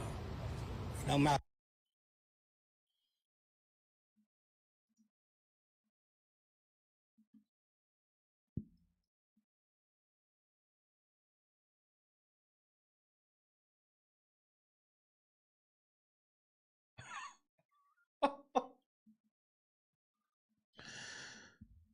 Nigga, just when a nigga thought he had seen it all, my nigga, like, y'all niggas, bro. Y'all talk about y'all want prison reform. Do you really? Oh my goodness.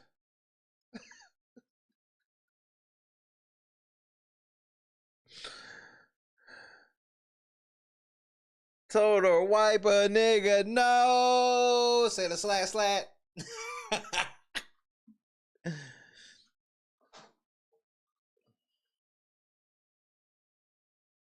Bro, I'm so over myself, nigga. I wouldn't expect the Pops to hit the slat shit at the end of his talk, bro. Nigga, they won the day, bro.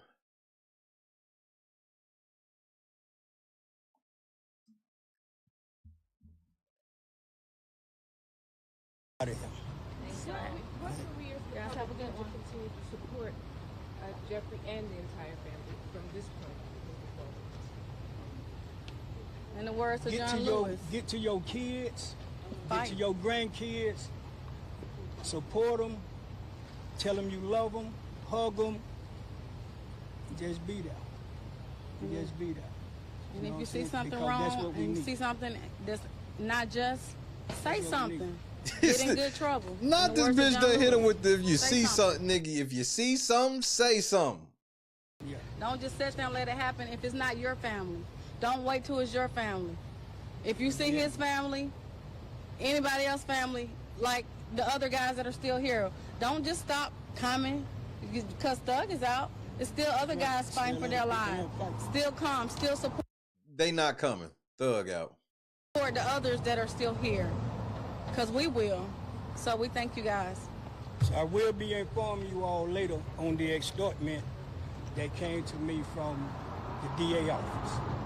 I was extorted. What? Nah, Fonny. No.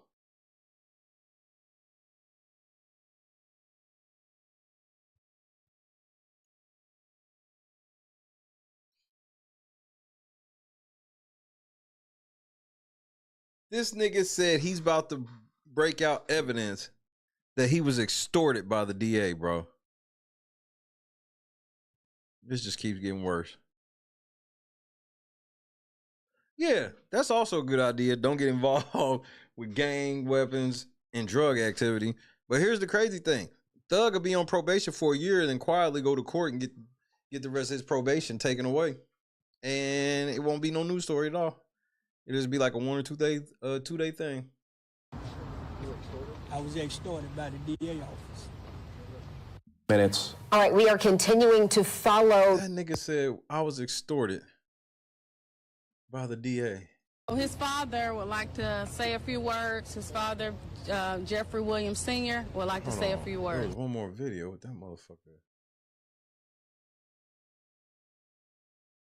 Player hated on me again. One more video before I pull up this other shit that's gonna piss me off.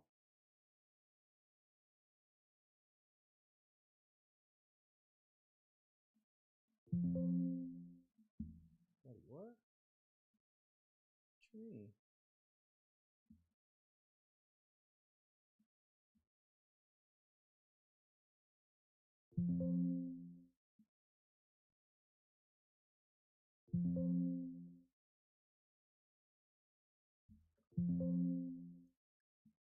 Hold on, what are you doing?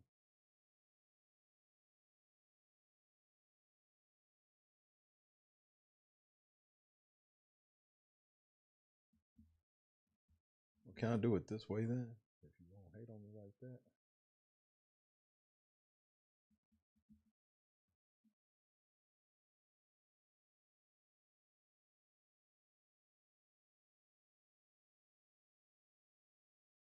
Hold on. Put this on the screen Minutes. over there. All right.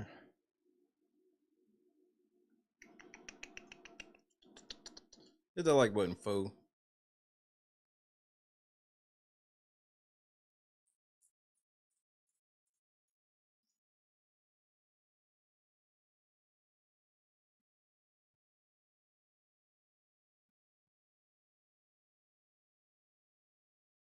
All right, we are continuing to follow the breaking news, the latest developments in the YSL RICO trial and non-negotiated.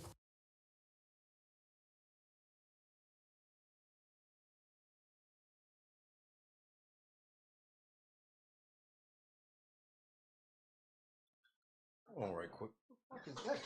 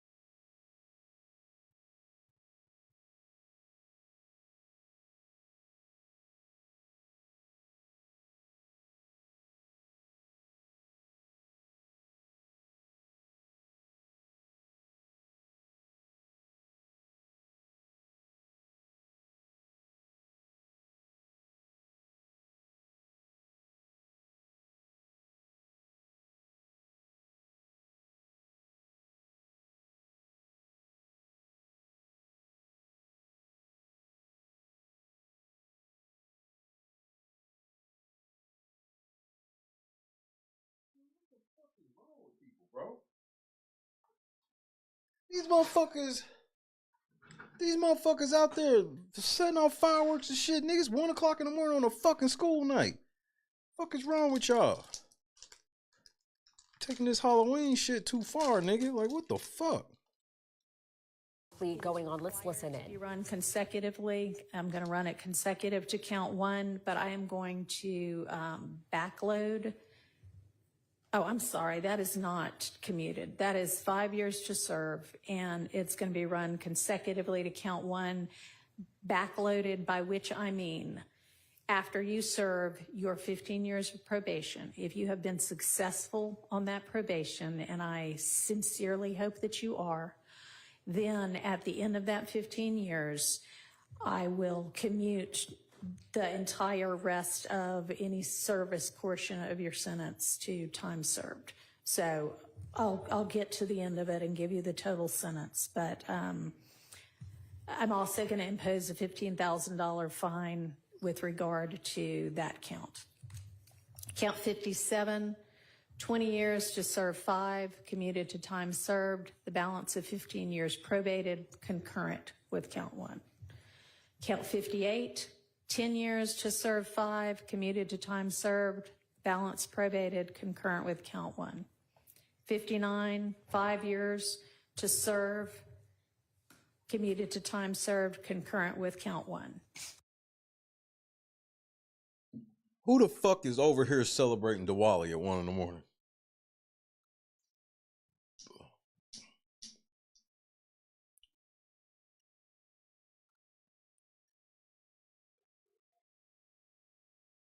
Please let me know so I can go over their shit like Michael Scott.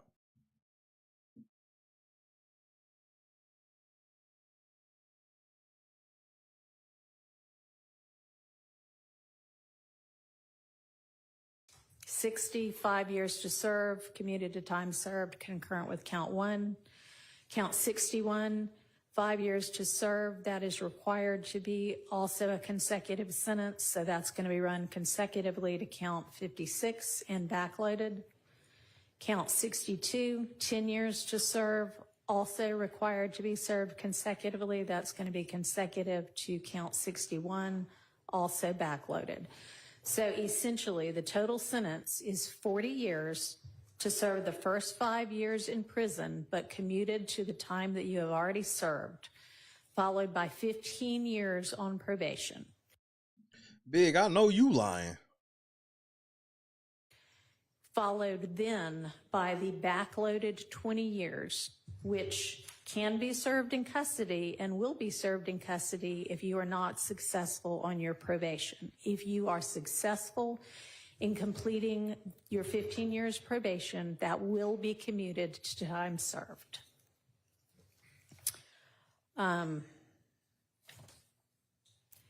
You are to remain on reporting status for the first half of your probation, active reporting for the first 7.5 years of your probation, and that is pursuant to OCGA 17-10-1, subsection 2, A2A. And Mr. Steele and Mr. Adams, in order to keep him on Once again, this is a live look at the sentencing for a young thug in the Fulton County courtroom, and we have learned 40 years, however, 5 behind bars for this particular crime. And we believe those may be commuted to years already served with 15 years probation.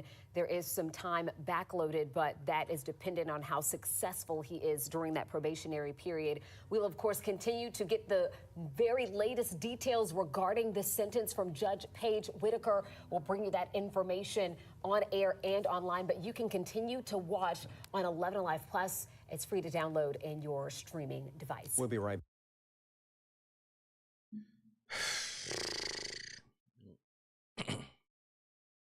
Thug, do you have any comments? I'm a Mason. I beat all my cases. Of course you do. Of course that's the plan, sir.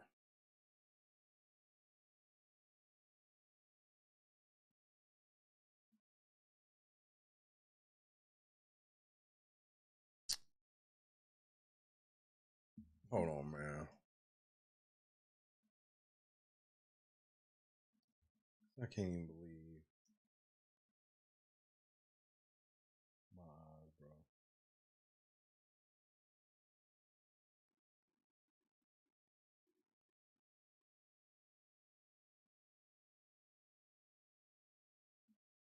Like, what the fuck is wrong with y'all, man?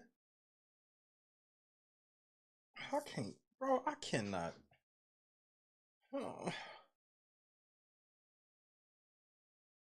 Like, what is wrong with y'all? Y'all niggas don't know how to win. Y'all niggas don't know how to lose.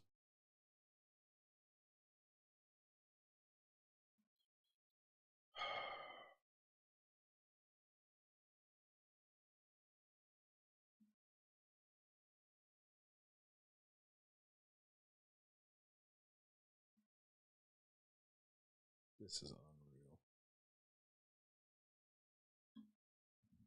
If ever this was appropriate. Tactical nuke incoming!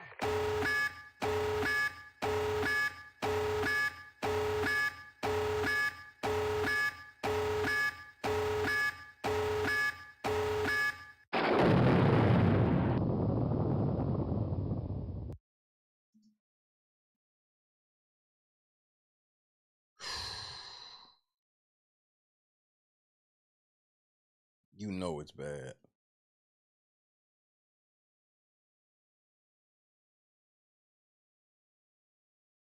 Where is it at?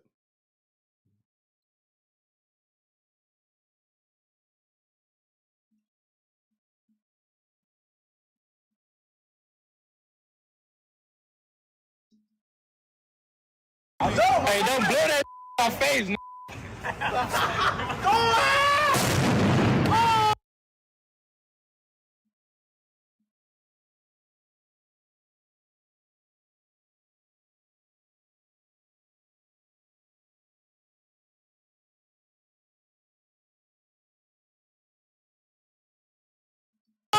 Oh! Oh! Oh! No! Oh! You know, Rick is so wild and has went so far off the meter. It's shit that I can't even tell you on TV. I mean, you know, for the sake of our friendship, you know what I'm saying? I'm not even gonna bring it up. But trust me, he's went there. He has went where it's like, yo, Rick, man, what the fuck is wrong with you, man? You done took this shit too far. And his response is like this: there's no such place. Darkness, let's go to the abyss, nigga! I'm not with it, man. I don't want to go to the abyss, man. You know what I'm saying? Rick wants to go to the abyss. In fact, he dwells in the abyss. Rick James dwells in the abyss, okay? And he wants company. sometimes, you know, and for some reason, he likes to reach out for me. Whenever I'm around, when he wants to go there, he will reach out for me to try to take me to the abyss with him. And I'm not with it, man. I'm not with it. And that's when we end up, you know, tussling or whatever, you know what I'm saying?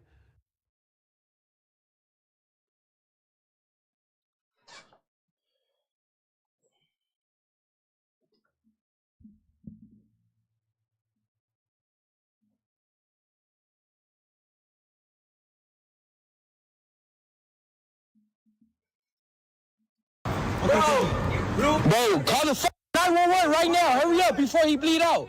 Hurry up, call 911.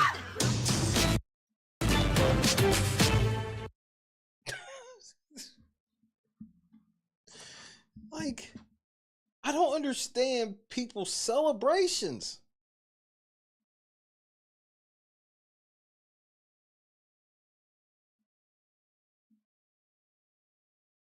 And if only I could say this was the only dumb celebration of the night, I'd leave it alone.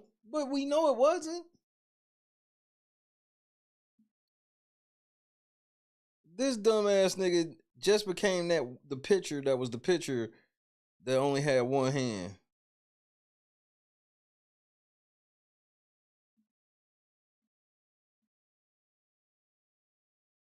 You can't even make this shit up, bro. This nigga had a ice white Clayton Kershaw authentic jersey on. Ruined. Oh yeah, and he lost his hand. But I'm sure the rest of LA was acting like they had some sense, so I ain't tripping. Well, some Dodger celebrations turned violent. Yeah, of course they do. Hold on, bitch.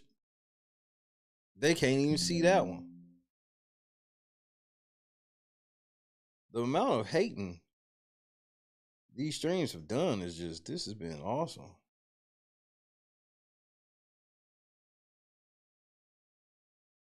Let's see this.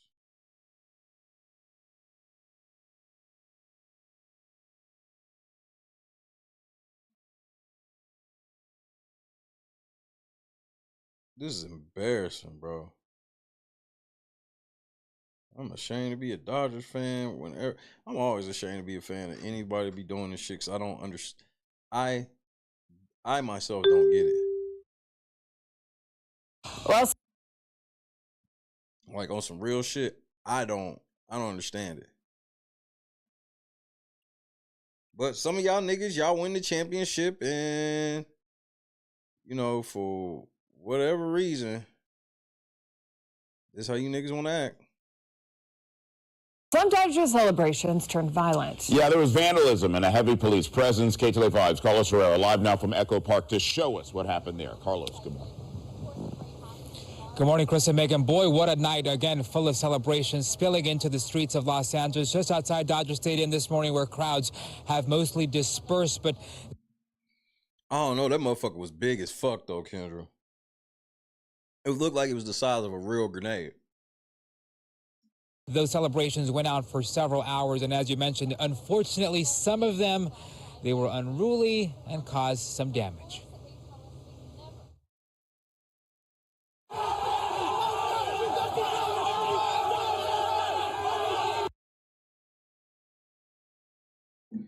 Was that Four Locos and shit? Yeah. This nigga got fireworks and some malt liquor. What could go wrong? What could go wrong with the combination of fireworks and malt liquor?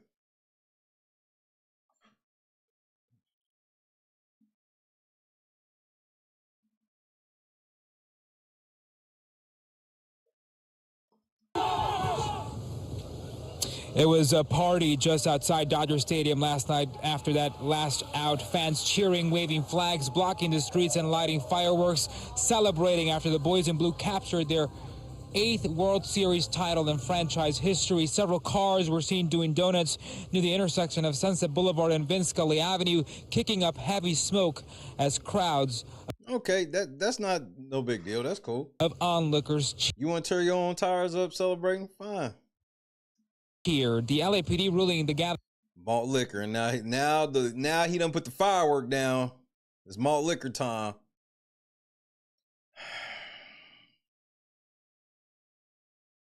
Excuse me.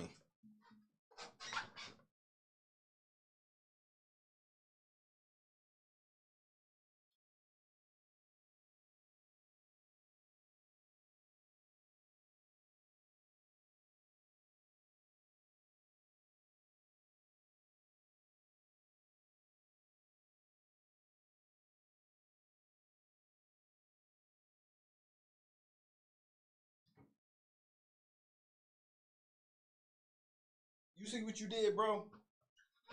You see what y'all niggas did? Explain yourself. Explain yourself, Shohei. Look at him, nigga. You see him? Goofy ass nigga, you did this. Unlawful and ordering the crowd to disperse just before 10 p.m.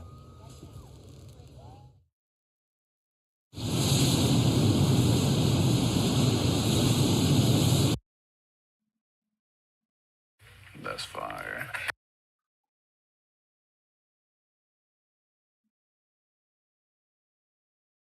I know Freddie Freeman was hot. Don't get it twisted. Freddie Freeman was as hot as they get. Freddie Freeman did not set this bus on fire with his play. You niggas done set a fucking metro bus on fire. You did this. You did this, nigga. That's fire.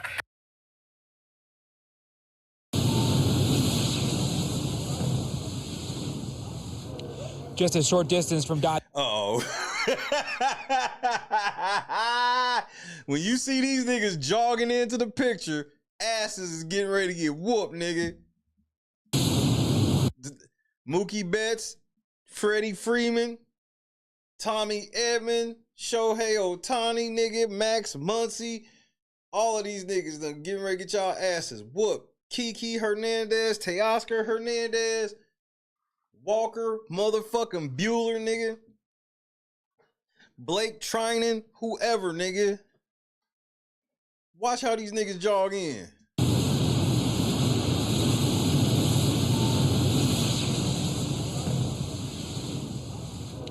Just a short distance from Dodger Stadium, a hostile crowd set an MTA bus on fire near the intersection of Sunset Boulevard and Echo Park. Some of y'all niggas is just out there doing shit y'all been wanting to do. This nigga ain't no Dodgers fan. Look at all this tag and the Dodgers shit. Everything else took time and shit. Dodgers was just some shit scribbled at the end. Dodgers. It happened shortly after midnight in the midst of those street celebrations. Fans were seen climbing on top of that bus, which police say was also tagged before it burst into flames. Investigators say no one was injured there. LAPD officers were seen in riot gear as they clashed with a large group of fans who took over the area. And at one point, officers deployed foam bullets in unsuccessful attempts to disperse the crowd. It was just after midnight when the group left the area. This morning, some fans say they don't support those violent celebrations that are putting others in danger. They're urging crowds to celebrate responsibly and anxiously looking forward to tomorrow's parade. And the team ain't even there. The team is gonna fly into the city to see the shit tow up. Y'all niggas are the worst. Valenzuela, this is for you, baby! R.I.P. Valenzuela. This is for you, Fernando. No, not you up here clout chasing off Fernando Valenzuela like this, bro. Oh my goodness. We're the How do you feel after Dodgers this one? Oh my gosh, you guys, I'm so happy. Like, I literally am so overwhelmed. I'm so emotional. And to be right here in front of Fernando's memorial, this is just everything, you guys. Like, this is everything. Janice, you better shut that shit on up. They showed a bus on.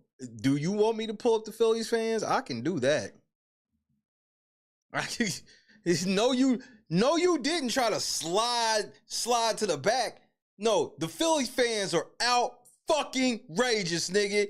We not even playing this game. These niggas just set a bus on. Nah, nigga. No, you didn't. The Phillies fans, I'm sure y'all just learned some new shit from the Yankees fans. Y'all was like, wait, y'all know how to rip balls out of motherfucking outfielders' gloves? I can't wait to see what y'all do to top that shit. I can't wait to see y'all top that shit.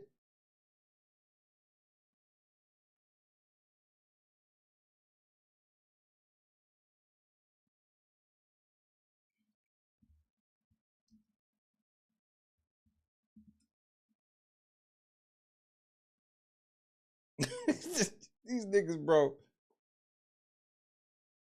The Phillies somehow are worse than the Eagles fans. First of all, you know what? Fuck the Phillies. We're not gonna make this about the Phillies. I want to show y'all this though. Because I just want you to understand how crazy some of you niggas really are.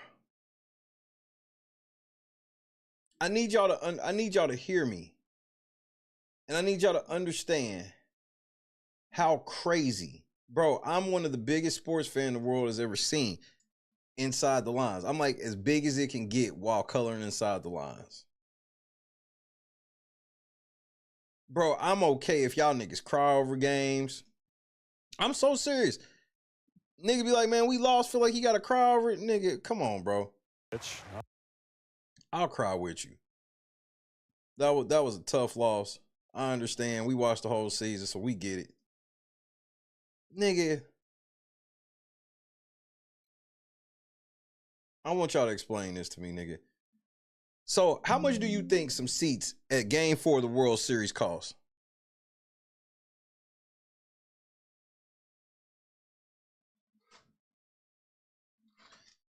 Probably a couple G's, right?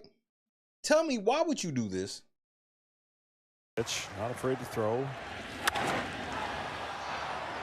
Right by Torres. Betts in the corner. Does he? First of all, Mookie Betts is a fucking professional, nigga. The fact he caught that like wasn't nobody over there or Wall. Right by Torres. Betts in the corner. Does he have room? Fights with the fan. And they're going to say that it's an out and fan interference. So an out.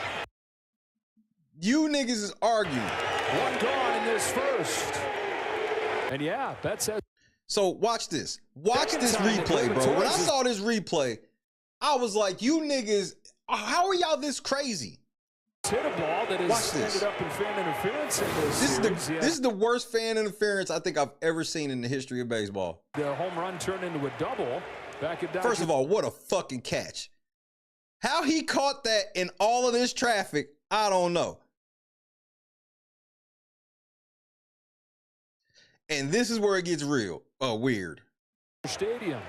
And yeah, Betts has that ball in his glove, and this fan literally. That nigga tried to pry open his glove, nigga.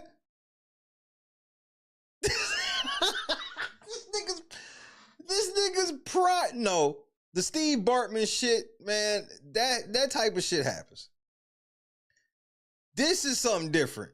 This nigga tried to literally pry his hand open like a clam, nigga. But watch this other nigga. The other nigga's like, no, nigga, you not getting that ball. Get your hands out of that glove, nigger. You know he said it with a hard R. That you can look by the way he has his wrist.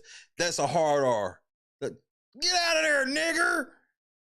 This nigga, he can't believe what he's looking at. This nigga's like, what the fuck am I looking at? Let me show you how Jesus worked, though. Let me show you how Jesus worked. It's the ball out of there. That's how Jesus worked. He thought he had that motherfucker and whoop.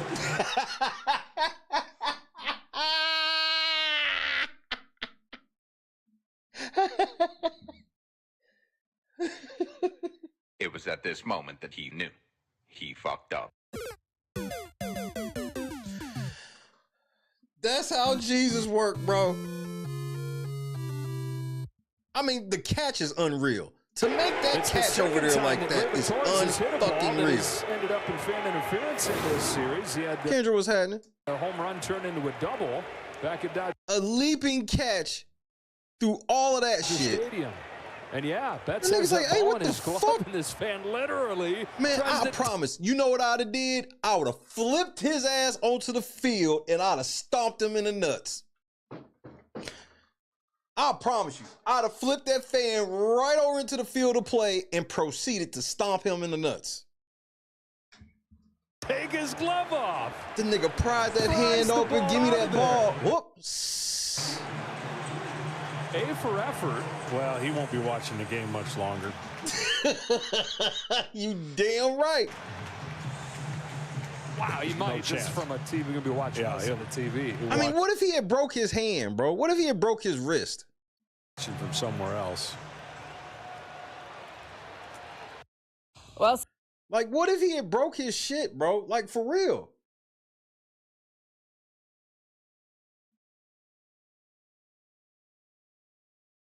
Hey, nigga, you know you going, bro. And you supposed to be a hardcore Yankees fan, nigga. First of all, nobody on the team is gonna co-sign for that shit. All you did was piss them niggas off.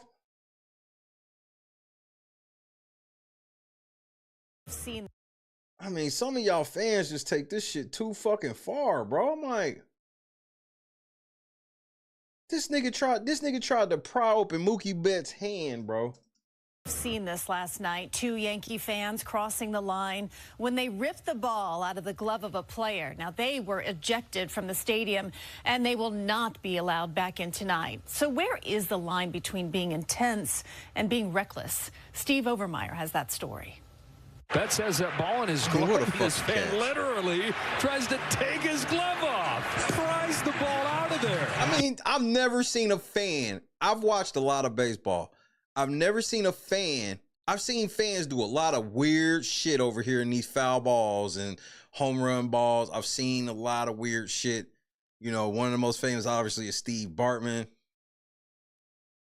I ain't never seen a fan two-hand grab a player's glove, try to pry that bitch open with his homie coming and grabbing his wrist. This was a full-fledged assault. These two fans were seated right in the path of destiny. When it comes to the person in play, it doesn't matter. We lost. It's irrelevant. I'm fine. He's fine. Everything's cool. We lost the game, and that's what I'm kind of focused on. Yankees fans we spoke with today seemed to support an effort that was, at the very least, impolite, at the most, reckless. Honestly, I thought it was pretty funny. Yeah.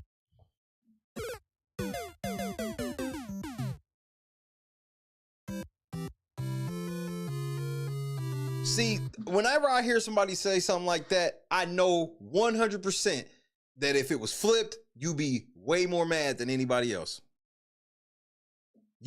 This would be the same nigga, if that had happened to the Yankees, this would be the same nigga swearing that the referees and the umpires and the umps and shit was paid by the motherfucking paid by the Dodgers. Would you have done that? No, because those tickets are really expensive. On the secondary market, those were $1,500 seats, and those fans didn't even see one inning of play. That nigga could have sold his tickets for $3,000 and bought that same ball for a couple $100. New York will probably do that because we're New York. You know, we're down 3-0 in the series. You know, it's a very New York thing to see. Obviously, it's not correct. Those fans lost their seats, but they gained a story of a lifetime. A story that proves, even in the Fall Classic, audacity can still make history.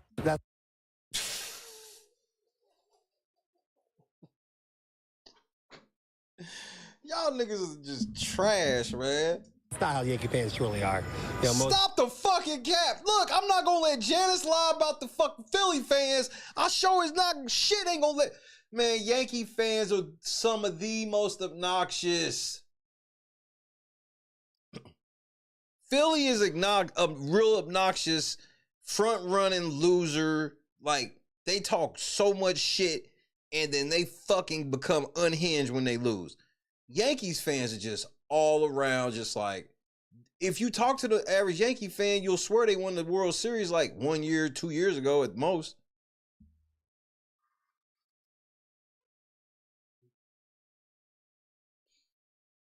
Bruh, no, y'all niggas didn't. Bro, niggas lying about, bro, everybody lying about their fan base tonight, ain't they? People are respectful of the players. I couldn't believe it. The most embarrassing, dumbest thing I've ever... Talk plain, Ma, with your New York ass. I know you was sexy to a motherfucker when you had a neck. Seen. Really? And I wonder if they're going to bring him up on assault charges because he really assaulted Mookie. Talk that shit, Ma. By the way, KJ, the Yankees did refund those fans their tickets, and then the Yankees actually donated them to a child with pediatric cancer and their family. Yeah. But this is something that is certainly the topic everybody is talking about right now. Have you ever seen something like this happen, though, before, where they actually grab the glove and try Shout out to Dave Chappelle. to yank the ball out of there? Never to this level. Even John Sterling, who... Nigga, I can't say I've watched as much as, like, most of them super niggas in baseball. I've seen a lot of baseball since a kid, bro. I've never seen fans. I've seen fans fuck with people's gloves quick. I've never seen a fan try to pry open a nigga's glove while his other homie helps. I ain't never seen a 2-on-1 jumping of an outfielder. That was the first. Good night, Chadrick.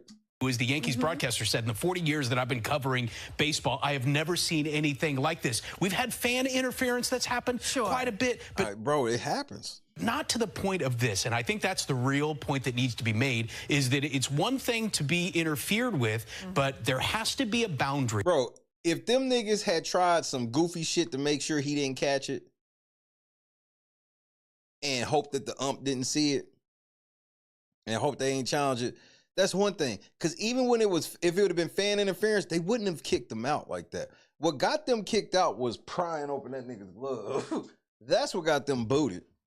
If it had just been the normal little play, Mookie wouldn't even have said shit if he would have just caught it and y'all let him go. He only said something because y'all tried to take it from him. Like, take it. I still can't believe how clean of a catch that was. Absolutely. Between the field and the fans, and the fans have to stay on their side. Yeah, you do not touch another player. Yeah, it was egregious, and clearly Major League Baseball and the Yankees do not agree with what happened. Okay, thank you, Steve. Of course they don't fucking agree.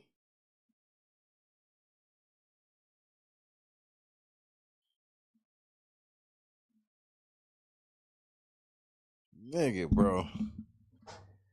Y'all gotta learn how to win, and y'all gotta learn how to lose. I'm like, how the fuck, no matter who won or lost, this was an embarrassment for both fan bases. You got one fan base having somebody blow their fucking hand off, and the other one trying to tear somebody's hand off.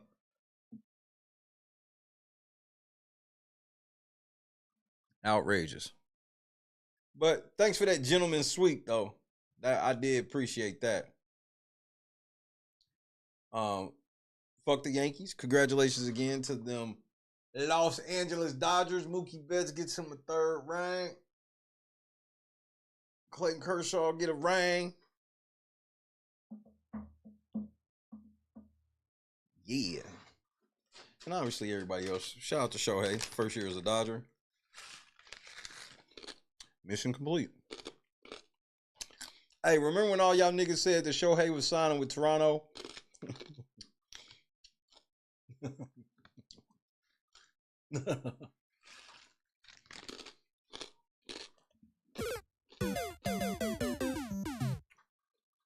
Tough luck, nigga. There's always FUBU.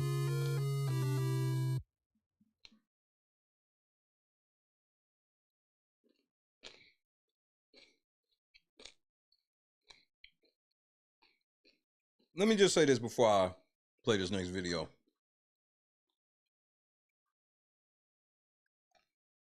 This goes back to me saying I've watched all the baseball that I've been able to say I've seen. What happened in that 5th inning, I've never seen nothing like that in my life. I've never in my life seen a team down 5-0 and then score 5 unearned runs with 2 outs.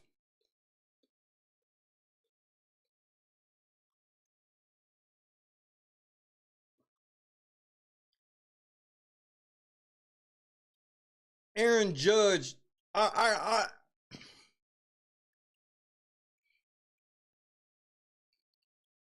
it was a routine fly ball. He dropped it. Short throw to third. He dropped it. Mookie running down the first baseline. Nobody covers the bag.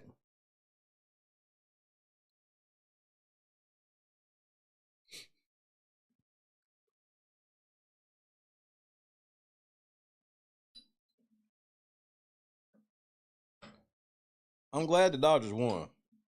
But I'd be a liar to sit here and act like the Yankees didn't just hand them that fucking trophy last night.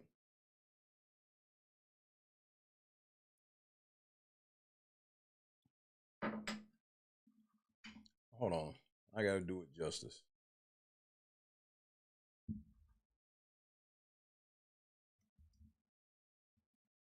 Because, I mean,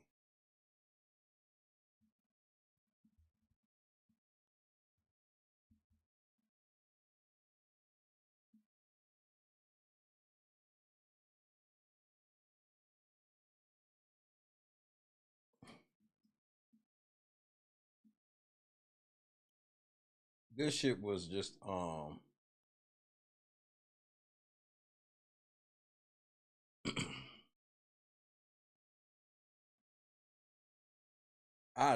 ain't,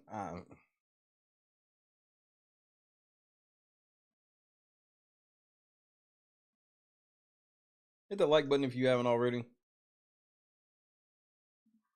Dodgers I hope everybody has made it home safely from their Halloween activities.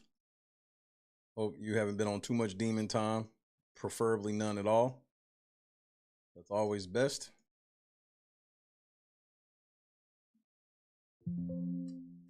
Dodgers lead this series 3-1, but the Yankees lead the game with progress at their break.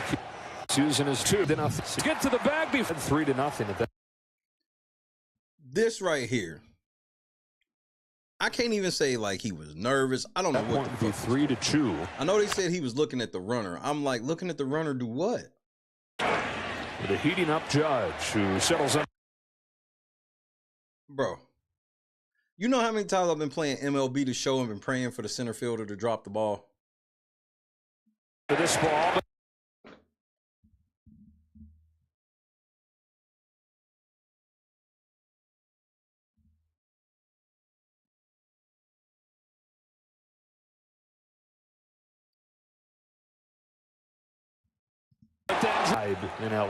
I'm just so confused by that.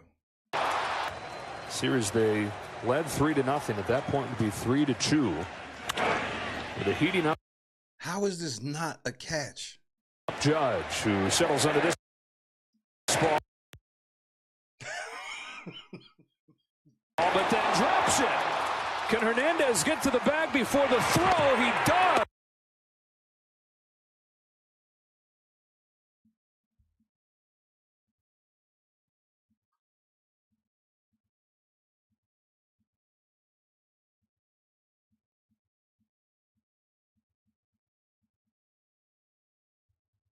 Have to play in the postseason because it means that much more. So now, 0 out still. 1 runner in scorer's position. The worst thing that the fucking Fresh Prince could do right here is hit it to that motherfucking shortstop. 2-2 on Will Smith. Garrett Cole throws and a ground ball left side. Volpe. That runner must have already been at second, bro. I don't know why he don't just throw the ball to second. Go to third.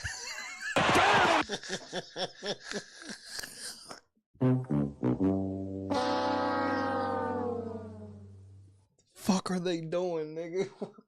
These niggas look like me when I first started playing MLB. I couldn't figure out how to throw that shit to the bags properly or nothing, nigga. This shit looked like me. I had innings like this when I first started playing the baseball game where, bro, I was giving up mad runs. I had like 4-5 innings, missing throws to the bag, just routine shit too. Another break for LA. So look. So check it out. Now, Cole starts cooking, nigga. 1 strikeout. Then he got Ohtani. Bases loaded Ohtani, nigga.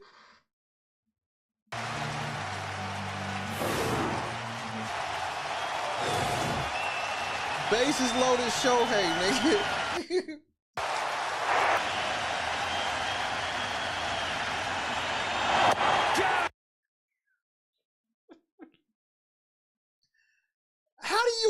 How do you fuck this momentum up? Jim Garrett Cole more up. True. And this shit, what was this is Cole's fault.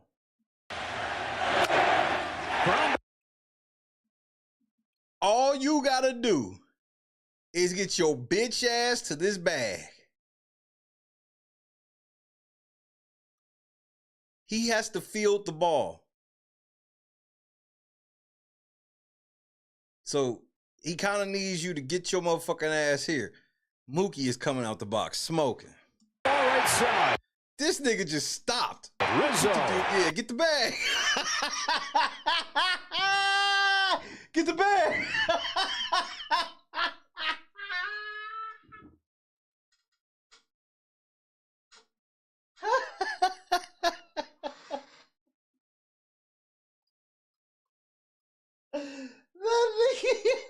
That nigga Cole gonna point over there. Hey, nigga, get the bag. Stop. Nobody. What the fuck was that? They literally gave up a run. That was the difference from inning over, and they gave up a run instead.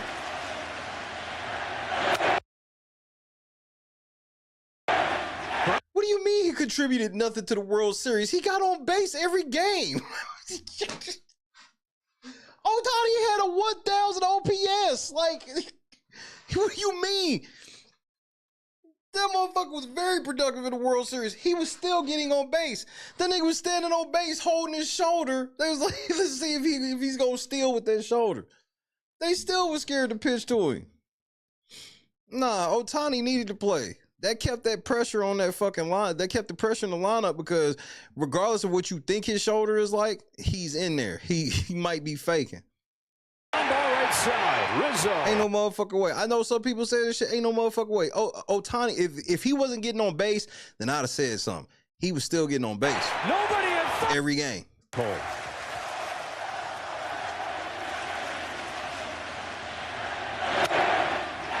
Get to the bag, you slow. He stopped running already. Rizzo. Nobody at first.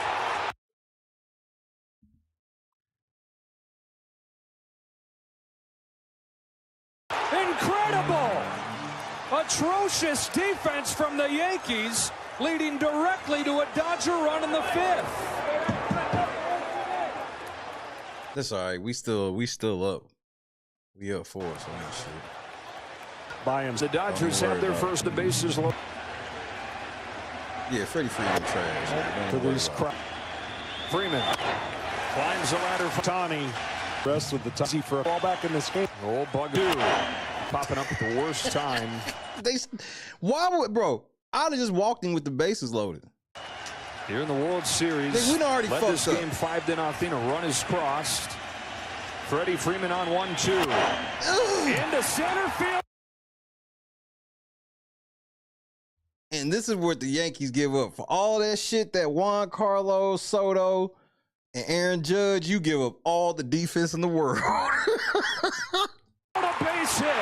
2 more runs will score. The Dodgers take advantage of the bad defense from New York, and this game is... There's no fucking way, nigga.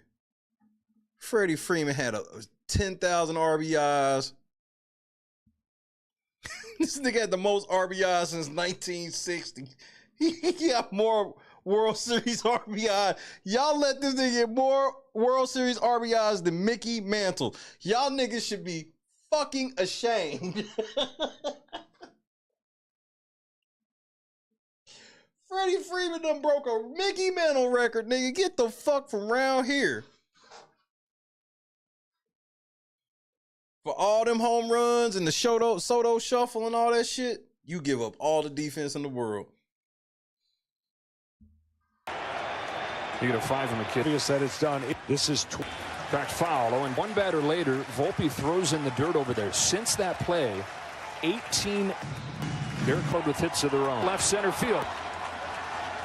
That's the runner. Track, and it's up. First the time run. How did the 1-2 pitch to Teoscar Hernandez. How did Aaron not get this? In the air to left center field. Judge on the run. Dead sprint now to the track, and it's over his head. I guess there was no way he was getting that. That's in to score.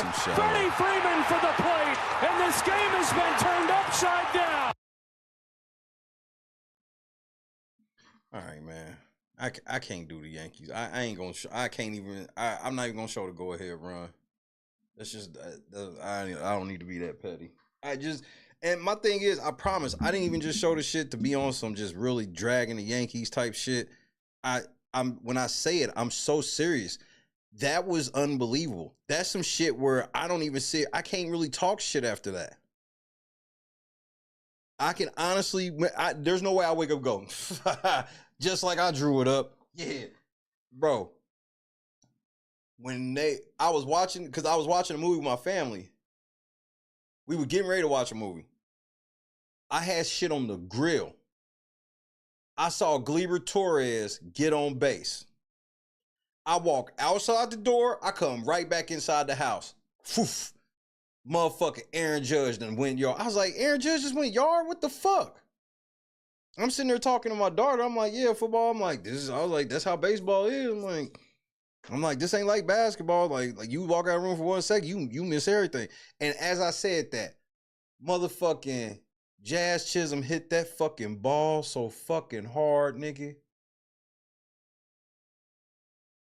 First of all, when they got him from Miami, I was like, y'all niggas are cheating again. But I let it slide. Jazz Chisholm hit that ball so fucking hard. And then when Stanton hit that home run,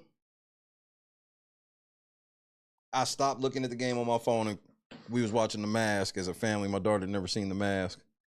So we watched The Mask last night. God, The Mask is so funny. I forgot how funny that movie is.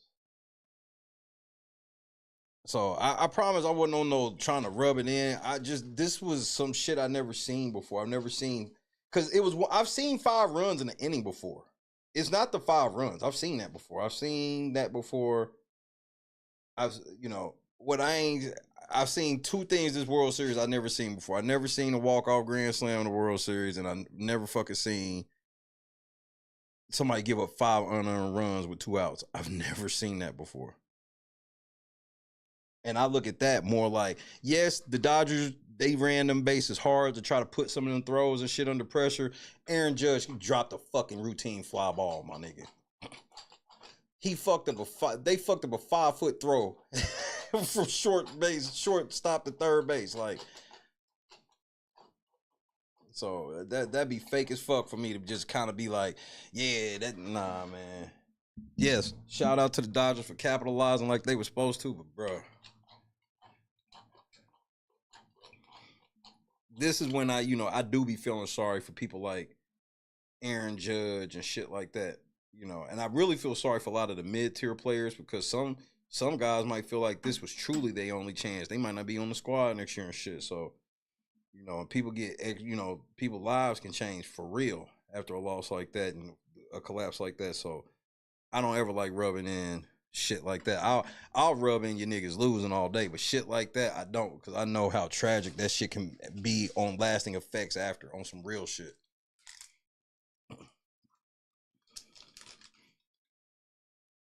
Donis, I was checking my phone. I was like, we just scored. And then I got an alert on my phone that said all the runs were unearned. And I was like, what? And I went back and read the game log. I said, what?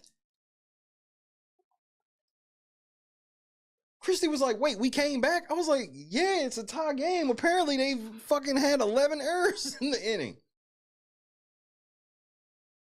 I ain't never. That was some crazy shit.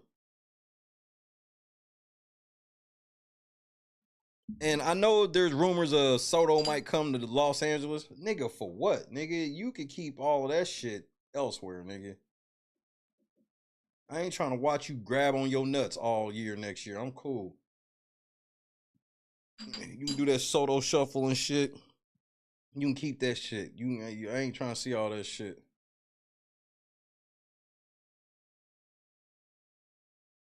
In my opinion. All right, now I gotta watch this shit that's gonna make me mad. Oh. You absolutely right, Jonathan. It was just like that all over again for me.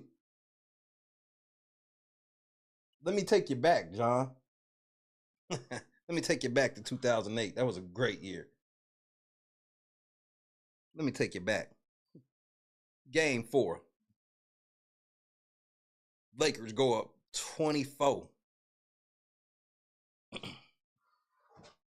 Looks like it's about to be 2-2.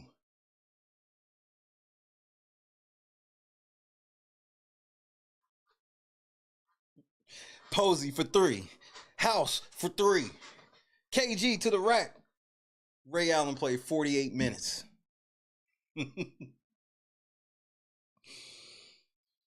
Wow. One of my favorite games of all time.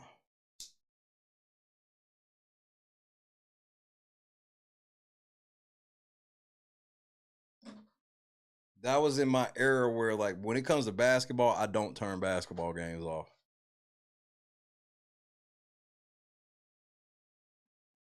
I feel like I can coach us back into a basketball game. I don't really turn off football games because that shit just kind of turns itself off. Because the end of a football game, you just be sitting there, you ain't really paying attention. Nigga, everybody on the sideline look like how you look at home. But that baseball shit, I was already on family shit, so it was, you know, I was like, I'm done checking my phone. We getting our ass kicked. I was like, that's all right, we going home.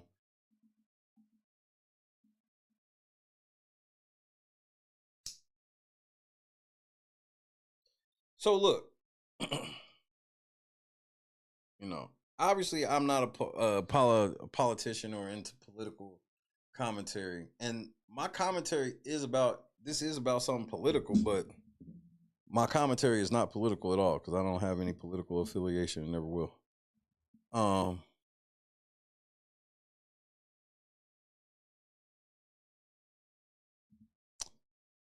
But I get why there's a whole new wave of black male YouTubers, whether they telling the truth or not. There's a whole lot of black male YouTubers now that their whole shtick is being pro-Trump, anti-Kamala, yada, yada, yada. But this shit here with D.L. Hewley and them is just a little different. And let me just give you a taste of what I mean. Dear black men, every time a presidential election rolls around, they're telling you that this is the most consequential election in generations. And they lied every time. Have you not noticed that? They tell you this is the most consequential election every time, and it's not.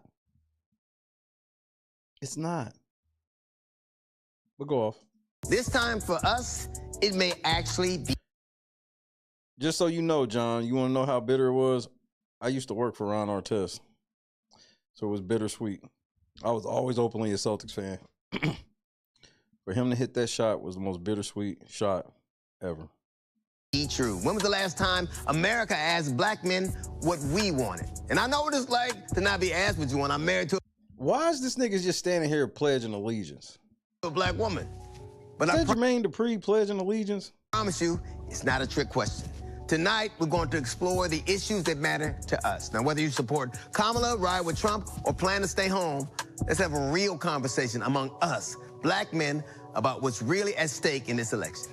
This is the BET Black Men Summit. Let's get to it. And this is when I knew it was bullshit. Just for the record, the average black man does not do this with other black men.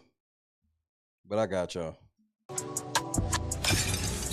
Black men, as you know, are a closely watched voting bloc. I'm speaking to men directly. On a major party room full of black men, we're going to ask tough questions about the economy, immigration, protecting our communities, and much, much more. With me on the stage, we have civil rights attorney and my frat brother Ben Crump is here. So first of all, He's on demon time already. Yo, the devil's in full effect. Why the fuck is Ben Crump here? Ain't no black man been shot by the police. What are you doing here?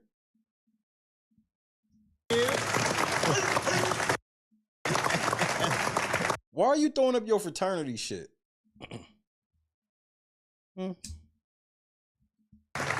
We have activist and doctor and activist Wes Bellamy. He's also here.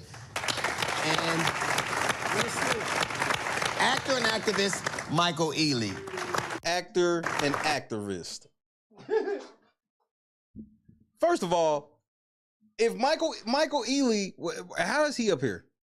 First of all, Michael Ealy, I need to see your papers, nigga, before you get to talking about black man issues.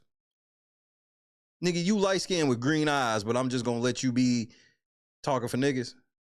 But go ahead. Now, of course, there's been a lot of talk about VP Harris's record when she was a prosecutor in California.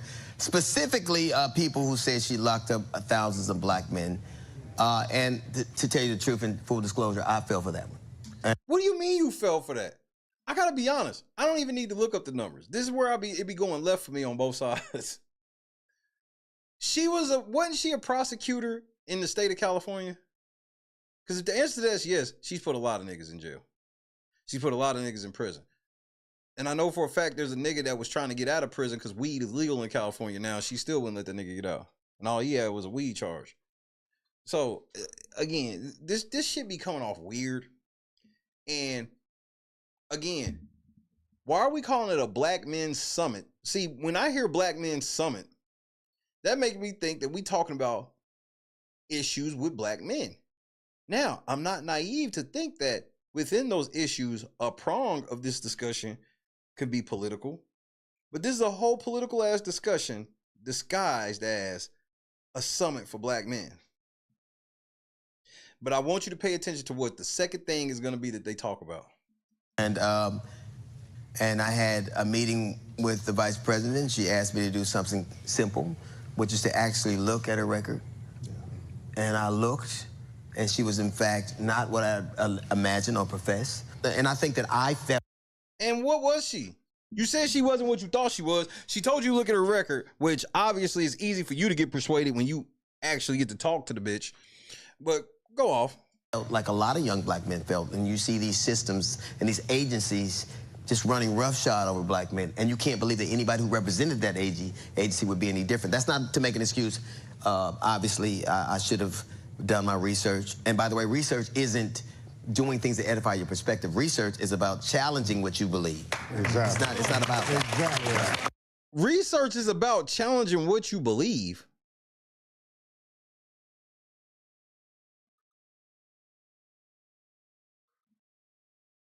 What?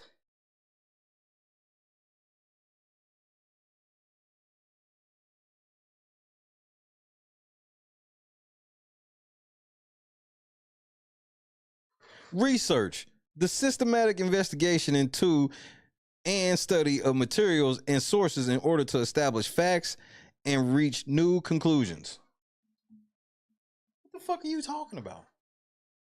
Exactly.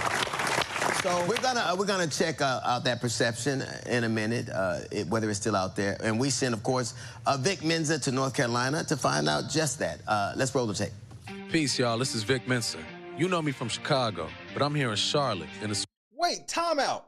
Ain't you the nigga that was involved in all the drill rap and killing and murdering and shit in Chicago? So wait, time out. So this the part where it's be blowing me. I'm like, so y'all might as well have Dirk up here. What, because he cut his hair off? I'm supposed to believe this nigga's a Chirac demon. He was on DJ Academic's show when he was on Complex pressing that nigga about him saying shit about them niggas in Chirac. And now this nigga's an activist. Y'all niggas, bro. Swing state of North Carolina to speak to black men about the issues that are important to us in this election. Why don't you go back to Chicago? I don't normally say this to people, but you somewhere else lecturing niggas when there's a whole slew of black men in Chicago that can use you. I'm just saying, my nigga. Let's go. Aggressive mentality. Thank you for that. Let me ask you, what did you see? Is it that pervasive? Do a lot of people think that? Speaking to black men on the street in North Carolina, many brothers had concerns about Kamala. Rapper and philanthropist. Why don't y'all put drill rapper and philanthropist? Harris's history as a prosecutor, as did I, being victims of the prison industrial complex. I'm a legal cannabis entrepreneur myself, so when I first... Oh, so you legally sell weed now? Cool. Heard the figures that she incarcerated thousands of black men for marijuana, I was... Well, all right, go ahead. I'll let you finish. Was very skeptical. Now, when you look into the actual numbers, it was 45 men in total that were sentenced for marijuana charges, and that's not specified. Sentenced. Sentenced. Do you understand what that means? That does not include anybody that she plead. Nobody.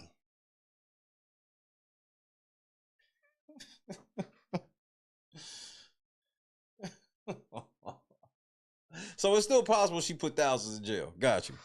By race. On the other hand, a main point of conversation is Donald Trump's storied history of racism. And the reality is that you have a candidate here who is supporting ideas of blanket immunity for police. I just ain't afraid of white people like y'all niggas. I ain't gonna hold you. Y'all niggas be sounding so afraid of white people. This shit be funny to me.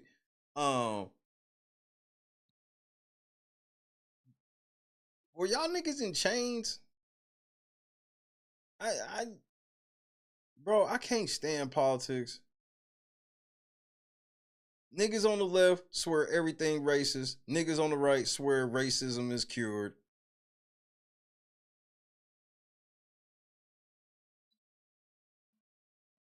Motherfucker on the right in the most obvious, oh, that shit was racist moment will tell you it wasn't. And the other side will call every small thing racist. That's why I hate politics so much. It's the absolutism of each side. These are the police that are the modern day manifestation of slave catchers and overseers. And that blanket immunity is to give them freedom to kill us with freedom from prosecution. So, I mean, but they have it now. Again, this is the stuff they be arguing. This is why I be like, I can't relate to none of this shit. I can't relate to these political issues. I got so many everyday issues that don't include none of the shit that any of each side talk about. It's funny to me. Oh, good night, Plea. This shit funny to me. Time, but prosecutors you work is the most qualified candidate to on more exactly. Coming up next, we got crime, gun violence, and protecting our communities. Protecting our community. Now, this is where I had the problem. The rest of the stuff is just normal political speak. I don't give a shit. I know y'all want Kamala to win, and I don't have a problem with that. Just like I don't have a problem with people wanting Trump to win. You see what I'm saying? So this for me. And even on my feelings of what I'm getting ready to be on with this part, it literally don't even have nothing to do with Kamala Harris at all. She just so happens to be the crux of why they doing this. That is coming up next.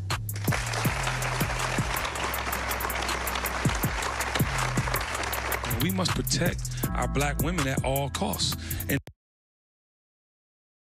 the biggest way we could do that in this election is to vote. Generations upon...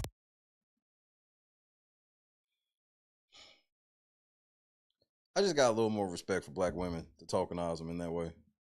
Generations of black folk have risen to meet their moment. And this, for black men, is ours. Everybody is trying to get our vote. What do you say to black men who do say the economy was better under Trump? I don't remember this magical time period when everyone was doing well. The stimulus checks, the locking people up for selling weed. Right. These are the street topics that's happening. That's all I keep hearing. Raise your hand if you know someone who's been shot or killed by gun violence. I mean, look at this. We are what? Facing an election for Bro, I'm so democracy disconnected from this versus shit, a dictatorship. It is police reform. Wes Bellamy, honestly, which candidate, and just, you know, which candidate you think gives us the best opportunity for that dynamic to happen? Well, to me, I think it's very simple. I'll tell a really quick story. From 2016 to 2020, I was the vice mayor of Charlottesville, Virginia. Many of you are aware, in 2017, we had white supremacists come to our community. Oh, the good people on both sides. Right. Yeah. So I was the only black person on the council at the time, the youngest person elected. And after a group of white supremacists literally came into our community and unalived someone, rest in peace to Heather Heyer, the first press conference that 45 had, he stated that, again, literally there are good people on both sides. What a fucking asshole to say that shit. But who cares? When the fuck does whatever the president say really affect anything day to day? And this ain't just Trump. This is Biden, Trump, Kamala, Obama. When? Never does. Y'all just think it do. Furthermore, this is the bro, you ain't never been anywhere. Where do you go where motherfuckers be like, nah, we do this shit that way because the president said so? Most of you niggas that wear Trump shit only wear it to troll people.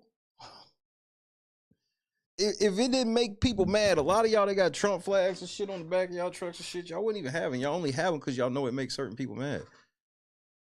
This shit's just, bro, it's just weird gang fights.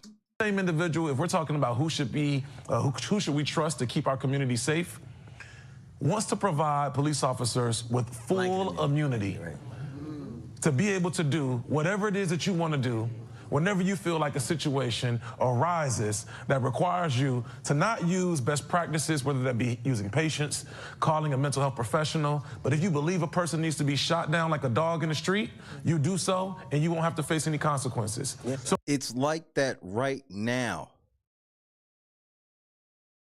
If the police can show you on video reaching for your waist, they can shoot you dead even if you don't have a gun on you and get away with it. So, like, what are you talking? It's the fear-mongering. Both sides do that fear-mongering shit.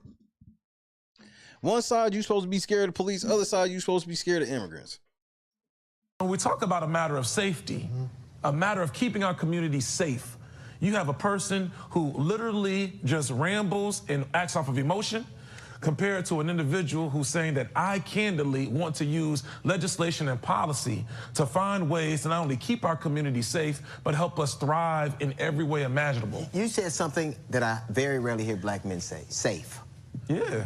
And when we use it in that context, it's never for us.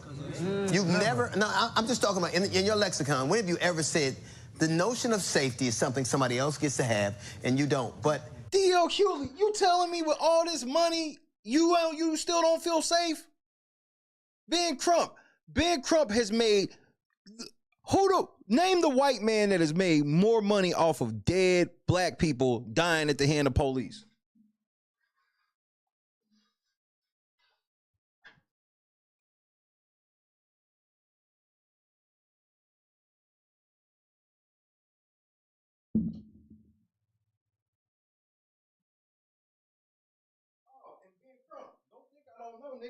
Ben Crump, I know you only take cases you win, nigga.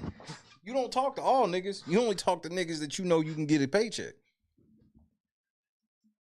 it is because it's so far removed the concept. You started to say something like Yeah, I think it's interesting. What you were just saying just triggered something in me, and that is like what we're worried about her record as a prosecutor, and we want to attach her to a bunch. No. I'm gonna keep it a buck with you, Michael Ealy.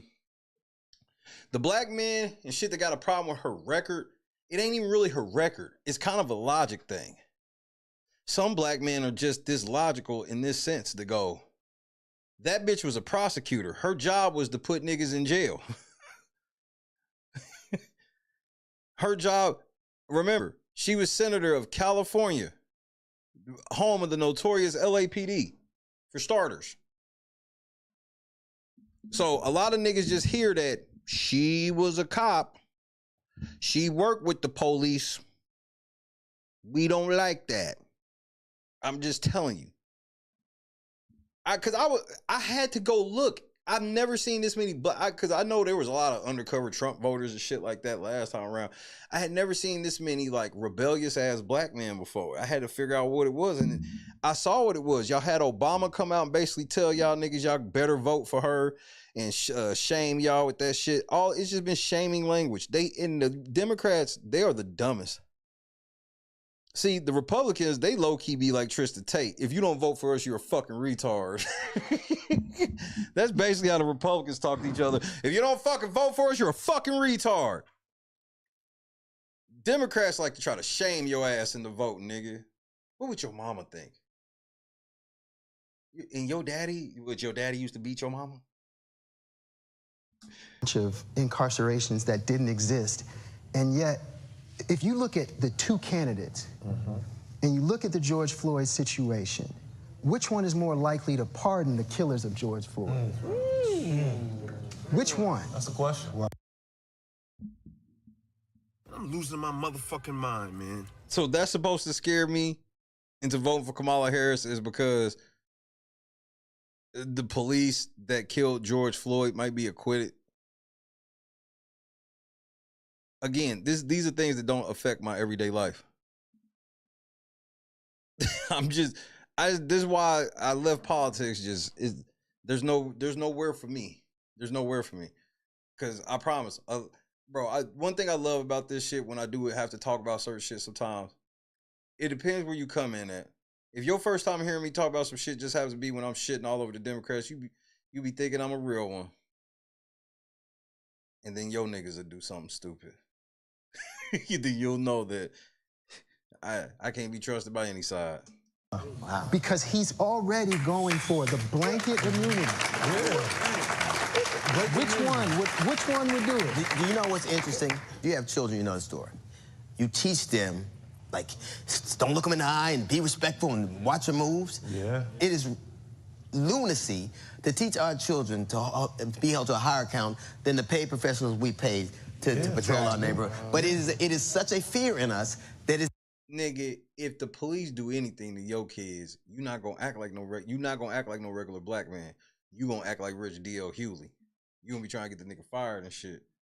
It's what we're reduced to. Think about how crazy that is.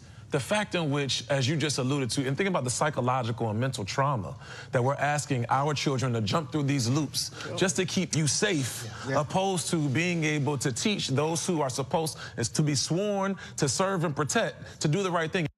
Well, this is why this shit's a hard sell, because in the year 2024, y'all still be talking like it's like the 70s and 80s and shit, where even then it would just kind of like look the other way. Hey man, you do understand white people be getting fucked up by the police too. I truly think some people don't know that. I truly think they don't understand that the majority of white people do not like interacting with the police. They get nervous as fuck when they get pulled over too. They get fucked with. They have to deal with smart ass cops. I'm just saying, bro. I'm not. You know what? Fuck it. Y'all know better. And we want to be clear, not all police officers are bad, and we know that not all individuals who have been sworn to protect and serve are doing nefarious things. But to provide them with blanket immunity and then have black men say that, you know what, I'm willing to potentially side with that person, those are real conversations that we have. Well, that's because they're not looking at it like that, because that's just ridiculous. So some of the people that are looking at it, they're looking at it from what they consider is day-to-day for them. Some of them believe that some of these votes and positions will affect their bottom lines, taxes and whatnot. And for you to sit there and tell motherfuckers that, like, well, yeah, they may have a better deal and all of that shit. And that's not to say they do or no, but just to say, you know, they're not sitting here like, again, that's gaslighting. Nobody's sitting here like thinking about, obviously, if they're going to vote for him, they're not thinking about what you're talking about.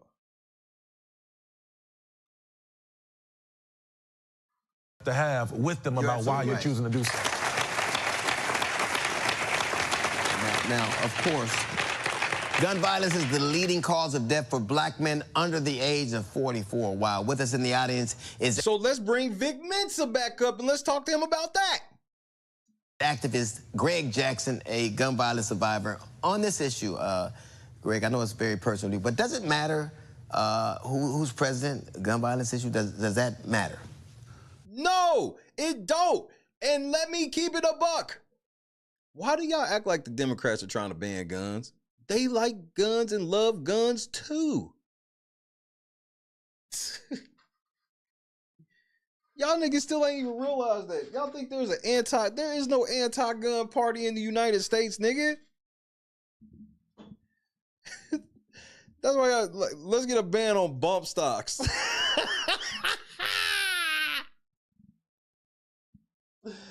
This is the most pro-gun government of all time. These niggas be acting like, well, does it matter which No, it don't matter. Guns will be prevalent regardless. Yeah, DL, it definitely matters. And I've had the honor of serving in the White House, but I'm here in my personal capacity because it's personal for me. In April of 2013, I was shot after a club let out, and the bullet that hit me hit 2 arteries. And I'll never forget getting to the hospital. And before I met my doctors or my surgeons, I met investigators and went through 3 rounds of investigation where I was literally bleeding to death and fighting for my innocence and for my life at this. You was bleeding to death? And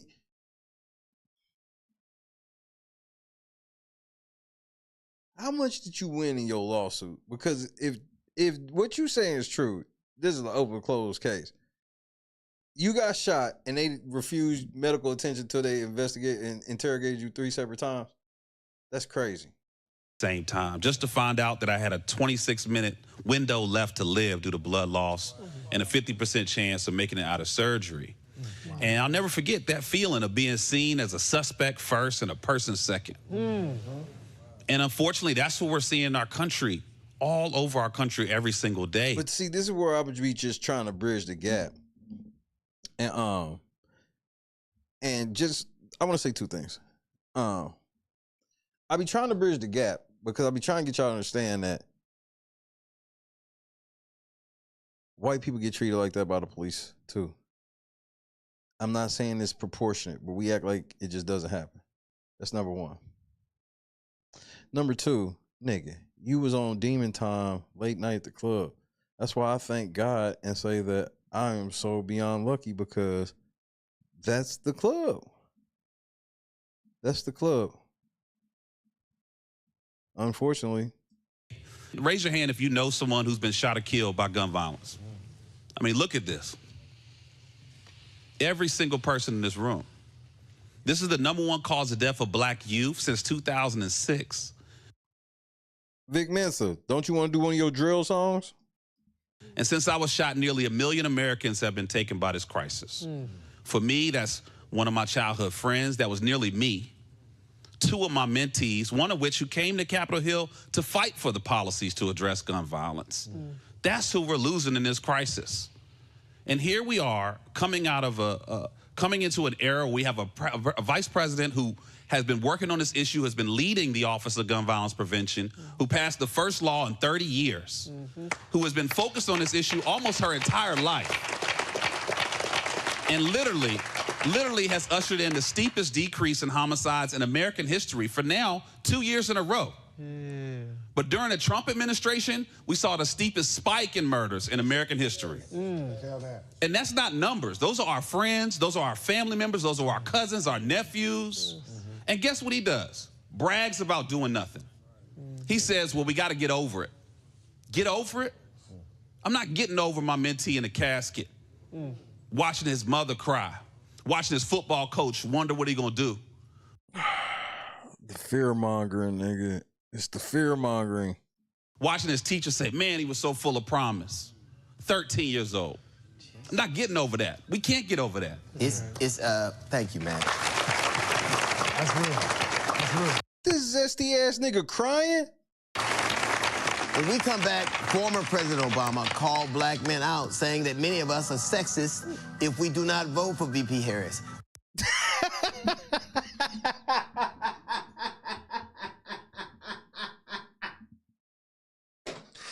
Nigga, the Democrats have turned into the fucking Big Brother community. I'm done, bro. I'm fucking done. This is Big Brother community all over again. Nigga, so I'm sexist if I don't vote for Kamala? Well, nigga, I can't, bro. Oh, my head hurts. What the fuck, man? Y'all literally pushed all them niggas to Trump, bro. And all of y'all niggas voting for Trump are stupid. All y'all niggas voting for Kamala are stupid. But obviously, these are just personal opinions. I don't know what I'm talking about. I'm the idiot. Just for the record, I understand. I'm the idiot not participating in any of y'all reindeer games. It's me. I understand the problem is me. And I accept this. So I just want to make sure you understand that. Nigga, if you don't vote for Kamala, nigga, Shohei, you hear this shit? Do you hear this shit? Oh, you don't speak English. But nigga, if you did, there's only one word I can use that describes you, and I'm gonna spell it out for you. S-A-W-F-T, soft. We're going to dig into that, so you just stay with us. I think we got what.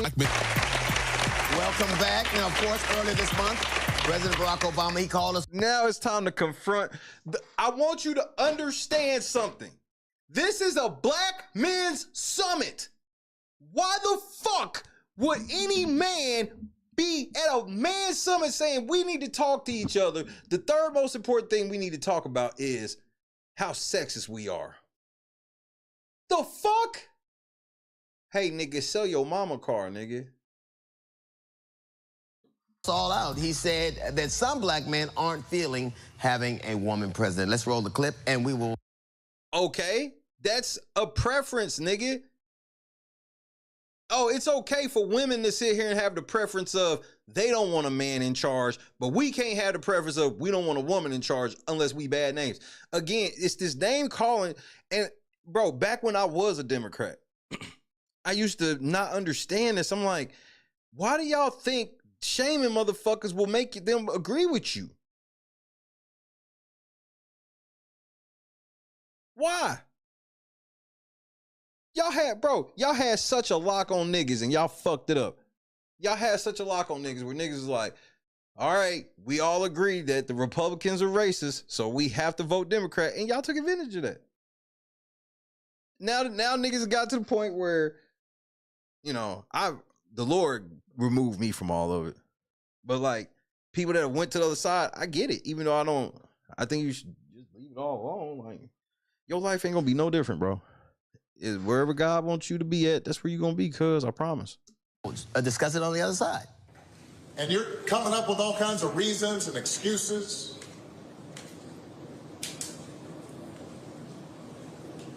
I've got a problem with that. Because part of it makes me think, and I'm speaking to men directly. Yeah, I'm sure you ain't talking to me though, nigga. I wish you would. Part of it makes me think that, well, you just aren't feeling the idea of having a woman as president. I mean, this is some shameful shit. Is this camera on me? Yes, it's on. That's stupid. Use your common sense. And you're coming up with other alternatives and other reasons for that. Okay, we are here now with Tennessee State Representative Justin J. Pearson, Ben Crump, and Michael Ealy. So they're joining us on the panel. Right. Because this nigga, he looks like the average black man. These niggas all look like... No, I just want to let y'all know for the record. Now one of these niggas look like the average black man. As a nation, we've never had a female leader. Never. Okay. So there is an unspoken idea that a lot of people have, whether they say it out loud or not. So what was your impression? Look, I love President Obama. And I think we got to be honest. See, this is where the Republicans be having that advantage over y'all. See, this shit that y'all getting ready to spout about this shit is not rooted in the Bible. So if you really follow the Bible, it's kind of hard for you to really get behind a lot of the shit that they be on. Because, again, the man is supposed to be the leader, head of the house, yada, yada, yada. So this whole thing where you try to pretend that you don't get where any type of hang up on having a woman in charge could be, and I need y'all to understand something with men. It ain't even as just a general. It's not because she's a woman. It's not what it is. It be, which woman is this? You know, it goes back to, like, you know, whenever I get into it with some chick or some shit on the internet doing this shit, and it's like, you know, you can't turn around and tell me because I call you a bitch, that's how I feel about all women. You are not all women. You are you, bitch. So there's a level of, bro, this shit where you telling men to like follow women is, bro, there's a level of unnaturality, and I don't think that's a word, but it is now, unnaturality. It doesn't sit right with me personally. In our own community about the reality of sexism and the role that patriarchy plays in our own community. Sure. I go to churches a lot, and there are people who will greet me and not greet my fiance, who's standing right next to me. So like, there's a real conversation we need to have about what is going on inside of our communities and what we can do to make sure that we unlearn some of the behaviors that are really negative, right, and that are really harmful. What is also really important is that we do understand the facts. An overwhelming majority of black men are voting for Vice President Kamala Harris to be President of the United States. Right. Based on what? I personally don't think I even know any this time. This shit's crazy. I never thought. I was really thinking about, I was like, man, all like my closest people, it's wild. Like, nobody's like Democrats anymore. It's just two levels of shit to my life now where it's just like nothing or the Republicans. Like, I'm so glad my grandparents ain't around for this. They'd be hurt.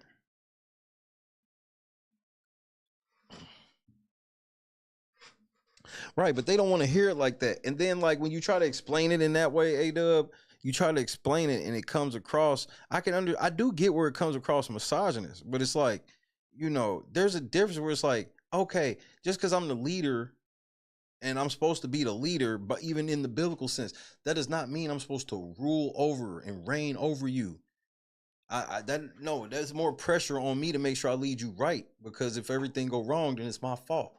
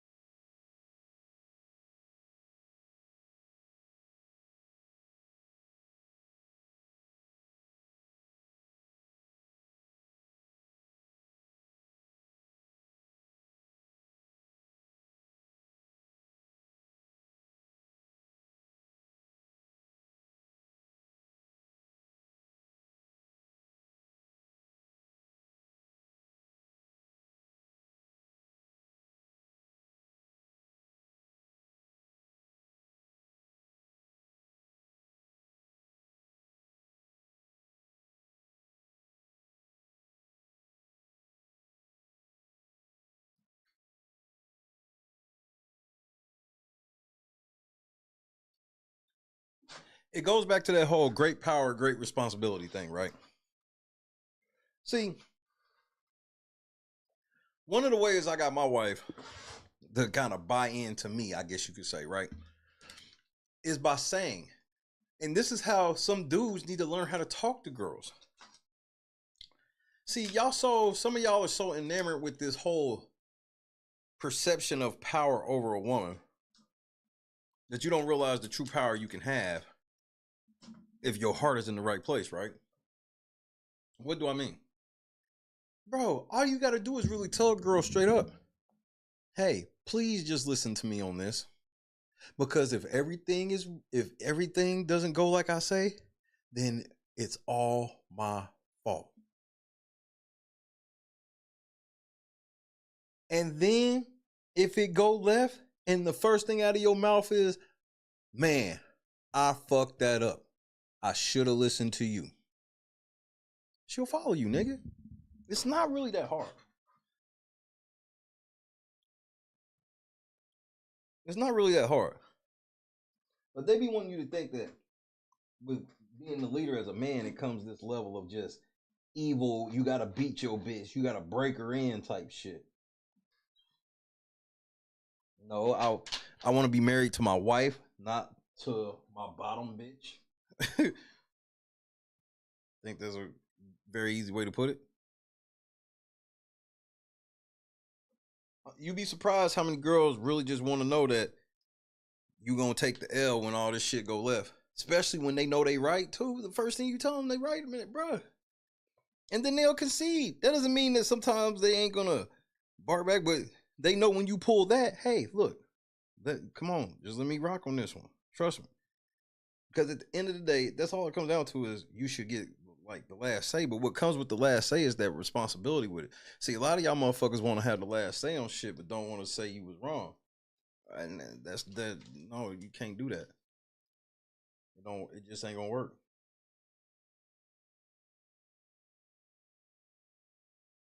That's just me being straight up. 80% of us.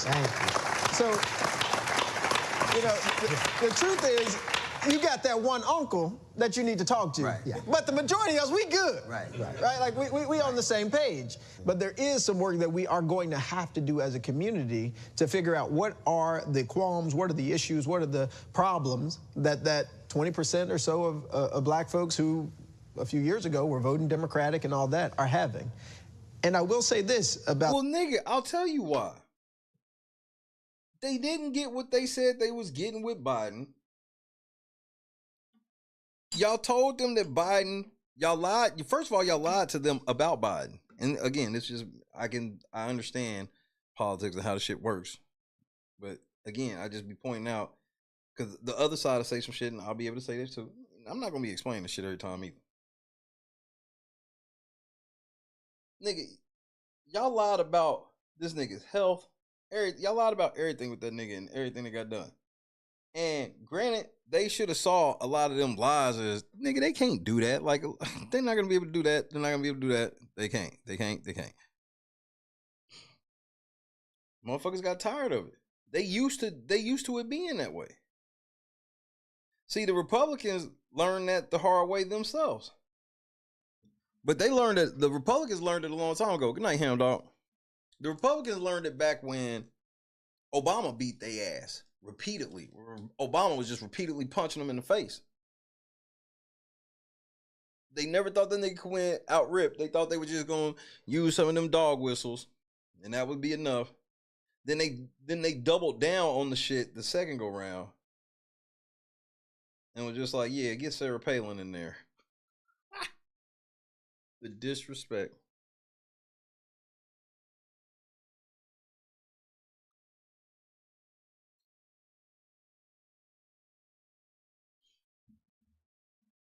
Donald, in our country, our socialization has taught us to praise people with a lot of money. Yeah. Our socialization has taught us to praise people who are famous. Right. Our socialization has taught us to praise people who can get a lot of women and can say what they want and do what they want and have said, hey, that image. Yeah, but we've also had that same social training for government. That's the image of a real man. That's the image of a strong person. That's the image of a real leader who can just fire people at will. Now he's running for president. And a lot of people are like, wait, no, that's not it anymore. Right. But years of socialization have taught us that actually that is the image that America has put forward as the image of what you want to be, of the person that you want to lead. So it isn't just... But here's my thing. The main reason why y'all gonna get y'all ass kicked next week, I'm so sorry, Democrats, y'all are. The main reason y'all gonna get y'all ass kicked next week is because y'all won't even recognize this nigga's a president. Y'all still talking about him as if it's his first term. He's running for his first. You do understand this is going to be his second time being president. And he'll be eligible to be president again. That's all I'll be like. It's weird watching both sides. Both sides just do the same exact shit. It's full echo chamber mode for everybody. They spend more time trying to fool each other's echo chambers than they do trying to really get people with real, substance. just a black issue. We got a nationwide issue about the perception of hypermasculinity masquerading as leadership, when in fact it was our mamas and our grandmamas and our great-grandmamas who got us here. Right, because the daddies, the granddaddies, the great-granddaddies, they weren't shit.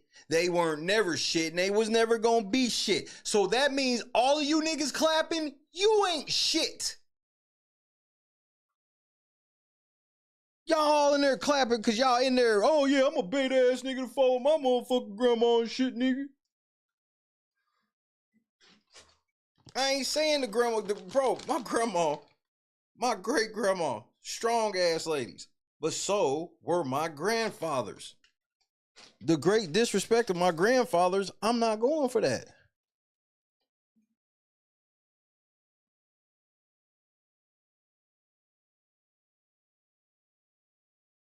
That should be wild to me.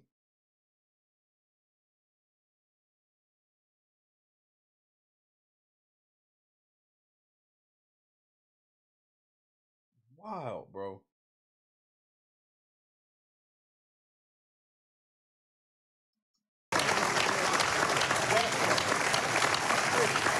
But they don't get it that all you black men in here that's saying that shit, y'all saying that all y'all granddaddies and daddies and great granddaddies ain't shit. So how do you just get to become shit if they ain't shit?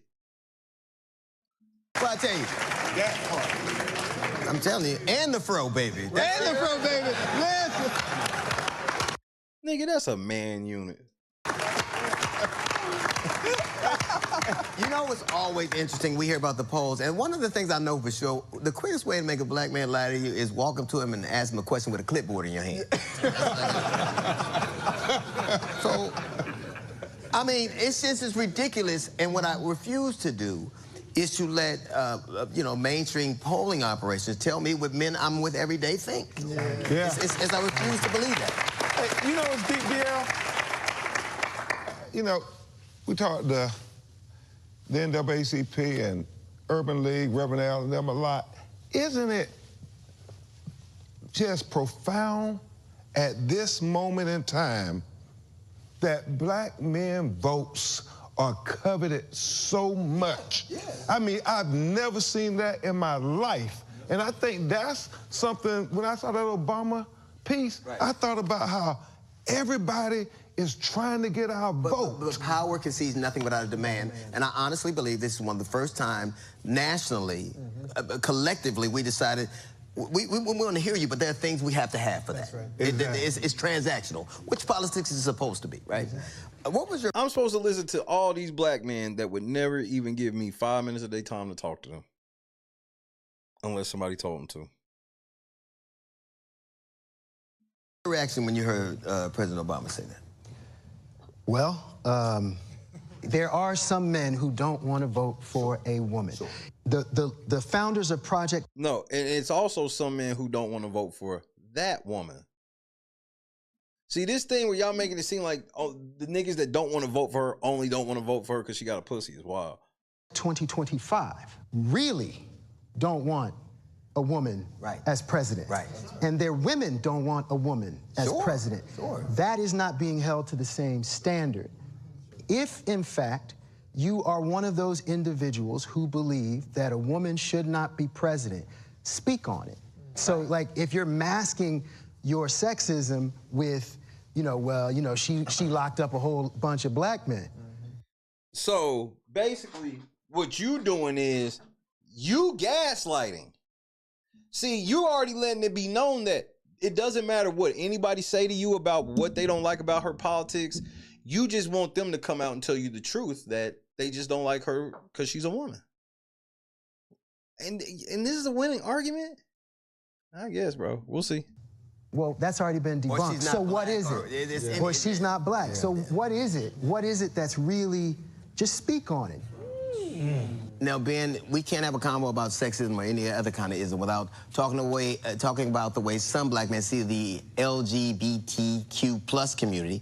Let's stop right there. At the Black Men's Summit, we got to have a gay portion.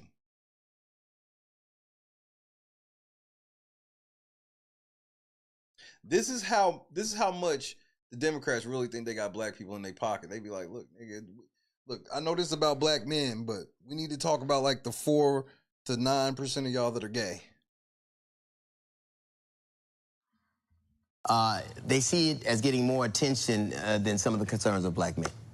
I mean, that is something you hear constantly. So, Ben, what do you think? I mean, it's not like I'm, yeah, well, speaking out of school. You know, everything has to be taken in context. When you think about civil rights, we must remember that if they can discriminate against them, then it makes it easier to discriminate against us.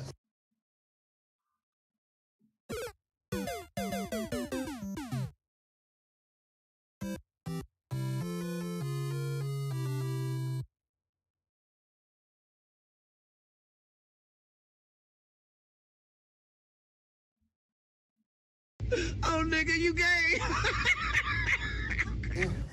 We got black queer folks. No. Yeah, I had to make sure to show the zesty niggas in there. In our families. And so whenever I live in Tennessee, we have passed more laws against LGBTQIA+ folks than anybody else in the union. And I continue to remind folks, if you open the door of oppression a little bit for somebody you think is different or other or an enemy of yours, the person you... No, I don't live by that.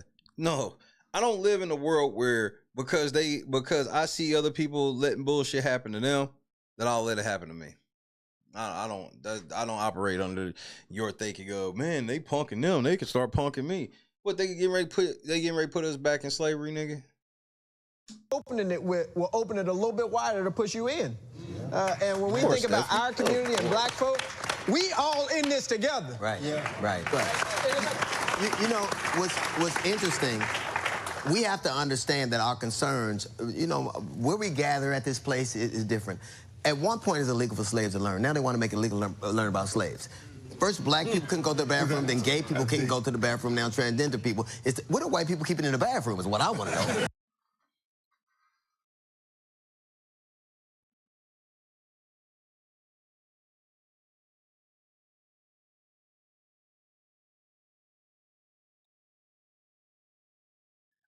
I find it weird to call out the racist shit that Trump be saying, whether it's the racist shit or the shit that can come across racist, either or and everything in between.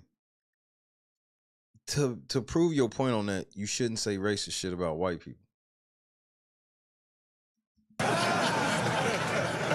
I gotta see what's happening. That's the divide. Whenever we do to let them in the bathroom, it must be a good credit score in there or something. But coming up, we're going to dig into VP Harris's opportunity agenda for black. You say vaccine. There's only one other part. Jermaine Dupri got to say this nigga still rich. Stop working. Just behind VP Harris. Again, the shit that y'all be having these niggas up here and not even caring. Big M's a drill rapper. Jermaine Dupri, this nigga, he was cool with Diddy, but, it's cool with him. Steve, you helped craft VP's economic opportunity. Some home you heard quite Trump. I think they're and it was going to we must protect. Operating guys. You're watching Reproductive rights. Is this an issue for black men? Again, D.L. Hughley. Now I need to hit on another issue that some see only as a woman's issue, reproductive rights. Is this an issue for black men? No! No, it's not. The answer is no. It's a simple no. No, it's not. That we should be focusing on. Are Kenny Burns and Vic Mensa hit the streets to find out? Literal rose-colored glasses. Like, you can't make this shit up. You were telling me about your concerns with the next generation, and I'm wondering... This nigga got a tattoo on the side of his head, bro. And this the nigga... Does reproductive rights factor into this election for you and your decision-making? Oh, definitely. I'm definitely pro-choice. I think a woman should control what happens with her body 100%. I think the reproductive rights aspect makes the choice for who to elect very clear. Someone come in and say, hey, this is what you need to do with your body. Like, we have never experienced that. And I don't want them to experience that. And we need to stay out of that. I think we also need our government to stay out of those things as well. I don't believe in abortion. Just being honest with you, I believe we abuse the right. Is that a big part? And they cut his shit off quick. They wasn't gonna let him elaborate much longer. Part of your decision making this election? For me personally, it's not high up there, right? I'm not going to say that it's not of importance. There's no disrespect to women at all, right? Man, thank you for at least getting some niggas out here. I'm like, bro, ain't no man don't no man give a like. And when I say they don't give a shit, that's not meaning that they don't give a shit about it for women at all. It's like this is supposed to be our time to talk about stuff with us. I sure as shit wouldn't expect women at the Women's Summit to take time out to be talking about man issues. So I'm consistent. I don't think the Women's Summit should be asking a bunch of questions about man issues and shit like that and talking about protecting men and all this shit. This is the women's shit. Talk women's shit. Get what they want to talk about and how they feel. You can't speak for the women. And this is the shit that they be claiming Donald Trump don't want to do. This is very misogynist and sexist for y'all to be sitting there as men saying this shit, feeling like, I guess what are y'all, pandering to women? I don't know what y'all calling this to do, but y'all sitting here trying to make decisions for women's situations. And this is what a lot of women have a problem with. A lot of women like, will y'all let us decide our own shit? And here y'all are. Come from one. Oh, definitely affects my vote. I'm a father of 4 daughters. You know. You mean to tell me, as a father of 4 daughters, you need to make a vote to protect your daughters from men? What kind of fucking dad are you?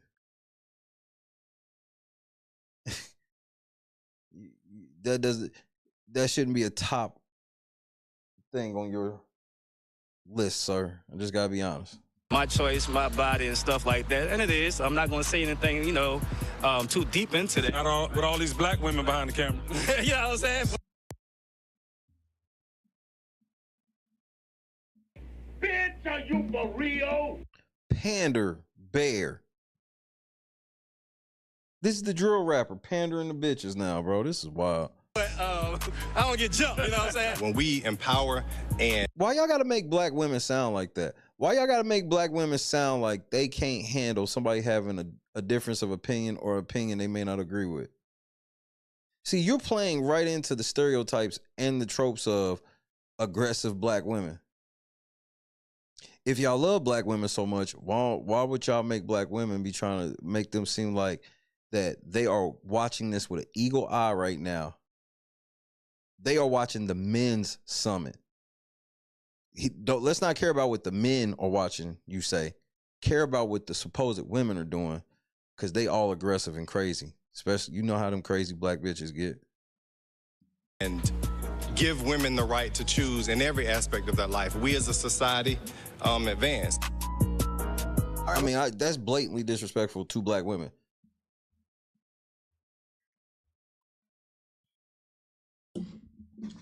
And yes, another shame tactic. We're back now with Kenny Burns and Vic Mensa. Kenny, man, do black men see reproductive rights as an important issue? I think here, nigga, what is NIGO? We all believe that black women will say the planet correct. Yeah. We also believe that, at the end of the day, we come from a black woman. They should have rights to their bodies. We should not be in control of any woman's bodies. And as far as men are concerned, a lot of young men aren't ready to be fathers. And so wait. So instead of teaching young men to not be fucking, save themselves, or at worst, use condoms, instead of teaching them that, you want the government to enact to let women. See, this is past what y'all be saying y'all want this stuff for. Y'all said y'all be wanting it for situations with family members and, you know, assaults and things like that. Now you sitting here talking about you wanted to control the men and the boys. Ain't that what he just said? That's what he just fucking said. With this happening, you know, it would put them into a place that they're not ready for. But they not banning condoms. This is weird. They're not banning condoms. And boys still can learn not to fuck. But if they enact the law on the women, it's going to make dudes get them pregnant at a higher rate. Where's the accountability for the men? Trending was happening. Potato gaming was happening. See, that's what I'm saying, where it's like, I can, that's why a lot of women don't have a problem with me, even if they don't agree with me sometimes on some of the shit I'll say. It's because I'm going to keep it G on the other way, too. This whole thing is lack of accountability. Like, we need the government to make sure certain laws are in place for women because us black men are irresponsible as fuck with our seed. Christy, what's happening? This nigga's on national TV telling the world that biting into another trope. So we done already did the trope of black women are aggressive and mean and want to get at you because of your opinion. Now we doing the trope of all black men are irresponsible with their seed.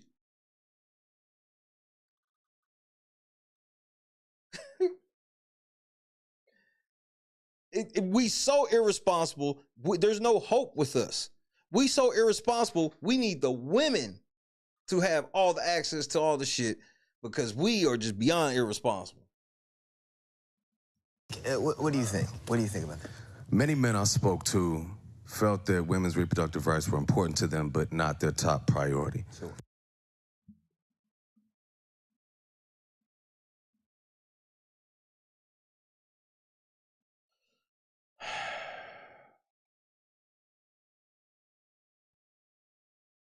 Well, no shit.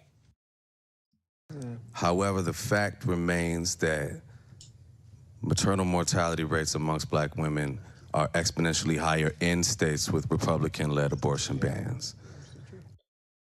That's a very misleading statement. See, this is why I don't fuck with politics. All the statements be misleading to the motherfucker on all sides. That doesn't mean that all that mortality rate is directly from those laws. Just forget it. Why are we talking about this? This is the men's summit. As black men, our primary responsibility in this humanity is to protect black women. Yes, indeed. That's why we're here. And I think protecting black women begins and ends with listening to them about what makes them feel safe. So why are we sitting here talking about it? And they overwhelmingly support the right to choose. How many, first of all, let's start here. How many of you niggas in there are married to a black woman? How many of y'all in there married to any woman? How the fuck y'all know what women want? You ain't got one.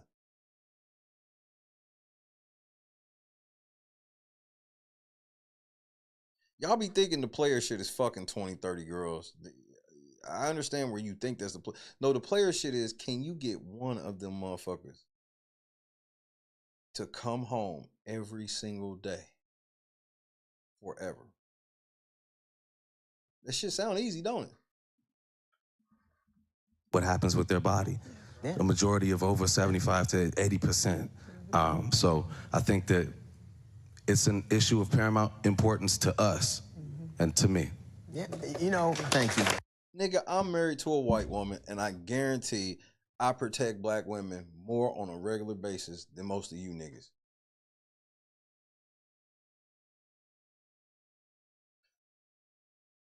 I'm gonna just keep that shit all the way stacked. Cause the shit just be weird. Cause and I can stand on that. Cause the same motherfuckers that turn around and tell me, by definition, I can't give a fuck about any black woman because my wife is white, which that's weird. all of my family members are still black. Christy, what's happening? Welcome back to the squad.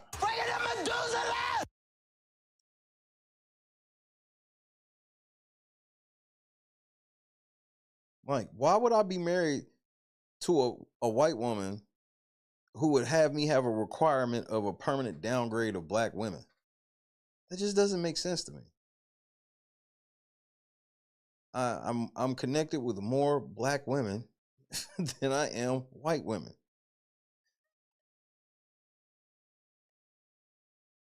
This shit just be wild what they consider protection of black women. And I didn't even hear the real protection of black women. I literally heard you lie and be like y'all trying to protect black women when really what it is y'all want to be nutting in these bitches raw and be able to blame them. Oops.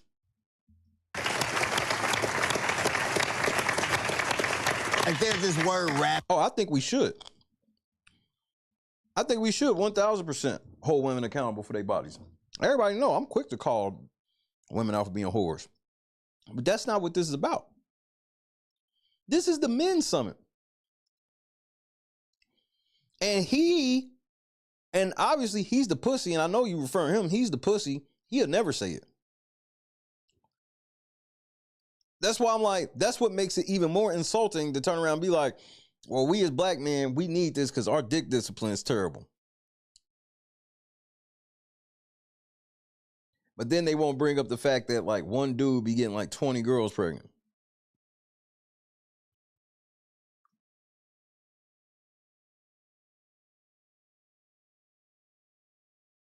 Like it's radical for people to want that. Well, because most of the girls that really require condom usage, most people don't have access to. Them girls stay to themselves. See, what has happened is there's no more whores. I'll say maybe there's a little bit more girls being whores overall in this point in time, but it's not as inflated as people think. And the main reason is back in the day, whores always were whores in private.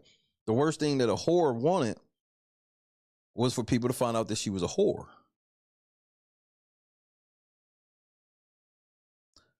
We're in a day and age where whores have TikTok pages, YouTube channels.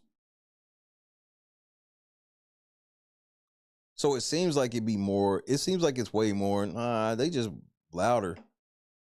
And the modest girls are way more quiet. See, the modest girls used to be the loudest in the room. Now the modest girls don't say much. Hey, remember the really good guys used to always be the ones laying the bait out and whatnot for the women. Now there's a lot of good guys that just end up being by themselves because they don't find it worth it. But again, we are in times where everything's anti-family. They want men not to trust women. They want women not to trust men. They don't want y'all having families. They want y'all, that's why they want y'all, it's easy as fuck to divorce. I drive by signs that be yard signs, like at the corner, be like, uncontested divorce, $250. They want y'all to get divorced so they can have your kids in the child care, all that shit, and just break up the family unit. Then you're depressed over it, so you got to get on their medication and take their therapy, and the cycle continues.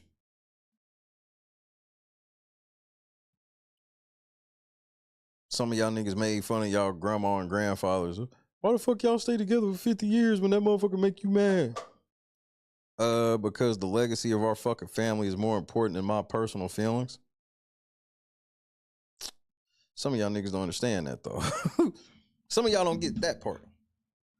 And that's not saying that there's no such thing as, proper breakups and divorces. No, that's in the Bible. So, I recognize that, but the bulk of the shit, it don't be that. Bro, sometimes in a marriage, you gonna go through a funk for a few months. It happens. So what? No. See, there's a difference between so-called modest girls and actual modest girls. A lot of actual modest girls you'll see them. They be around and whatnot. They're not loud. They don't pretend to be all of that. There's a difference.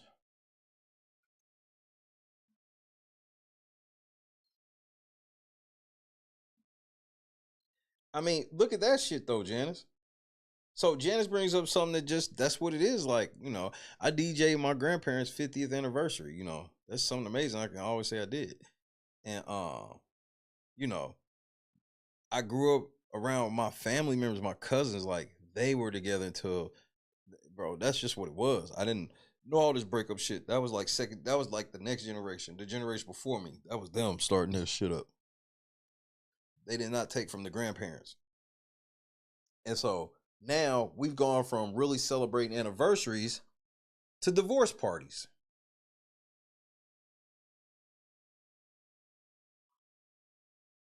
Divorce parties.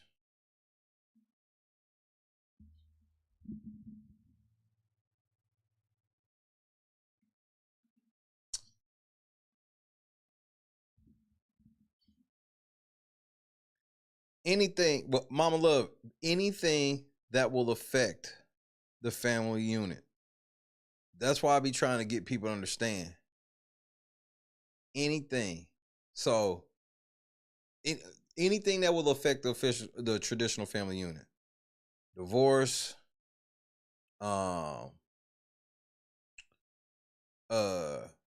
homosexuality, abortions, if you really think about it, like a lot of people think it'd be like aimed towards women and race. No, all of it's aimed towards the family. The family.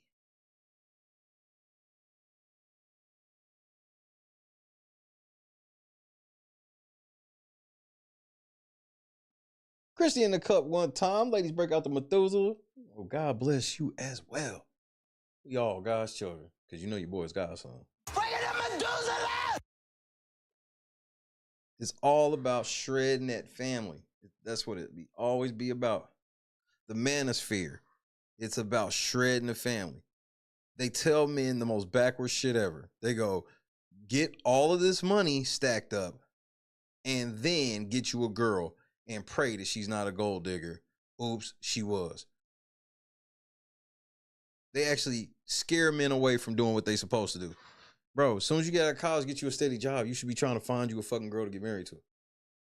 Don't be waiting till you ball out, nigga. You need to find you a girl. Because you know why? Because there may be times, even after you get the bag or supposed bag or what's near a bag or a bag to you, something can happen and y'all can lose it.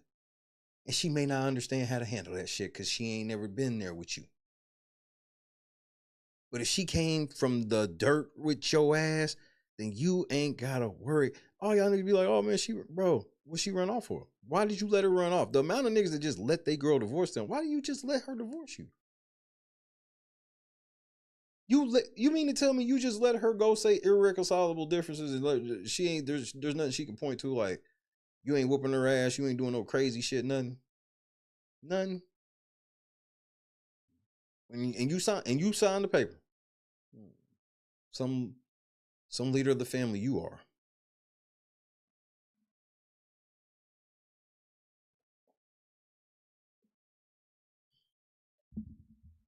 Family is extremely important to me. It is extremely important to me. It's all we got at the end. And then, you know what really makes me see it is there used to be a difference. See, there's a difference even when it comes to, look at rich people. There's a difference even with their levels of family.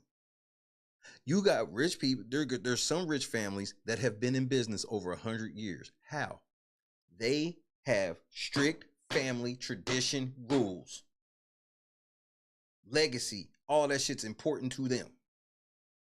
Because we see what happens to the ones that don't. Soon as the person dies, your favorite company turns to shit. Kid done sold it to a fucking venture capitalist just to get all the money out of it. never cared about the business because they never made them work in the business. They were just got the spoils of the business. But them 100-year-old companies, you feel like it because they've had you working at that motherfucker since you was 11.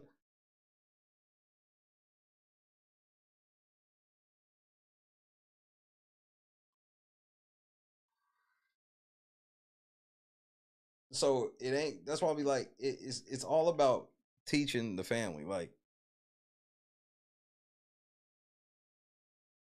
some of y'all have ended up. Some of y'all can remember how poor y'all grandmas were, how y'all would go over y'all grandma's house and she was broke as shit, but always just making some shit pop off in whatever way she could. Y'all niggas be having more than her, but doing worse now.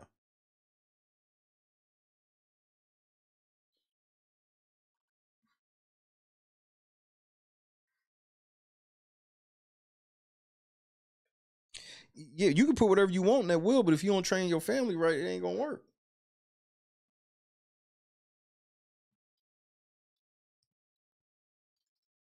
Motherfuckers really don't even train people to, bro, people put work and shit over their family on a regular now. It used to be the opposite. Like, it had to be some real shit for the, motherfuckers don't even try to take off of work for certain shit. Extra hours, need a couple more dollars, have to. Yep.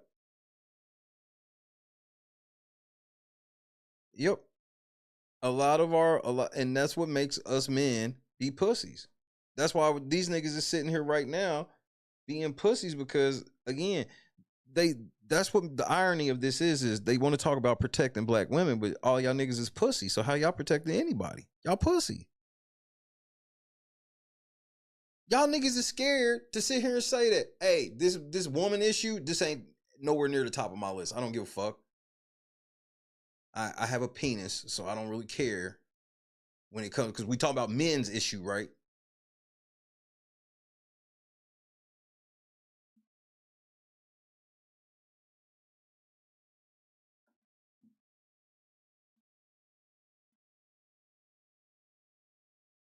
But I grew up in a house where my pops, he was at work all the time, so I was with women all day. So I understand it. It's like, yeah, but I also understand this bullshit the girls be on, too. I do. I understand the sisterhood. I've had the sisterhood team up on a nigga many a day, nigga. It's just, I know I'm not the only black man this has happened to, or a white man. It happens. That's what it is, bro.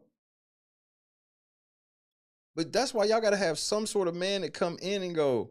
It has to be a balance where it's like, bro, you can't be flying off the handle everything she be on. They'll be on some shit. You do some shit they don't like.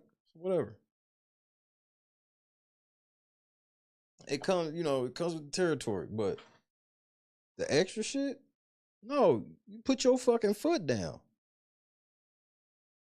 Hey, and here's the best part. They be wanting that shit. I'm telling you, I'll give you, here's a little trick for you fellas, just to test what I'm saying. The test if your girl want to see you in control most of the time or not.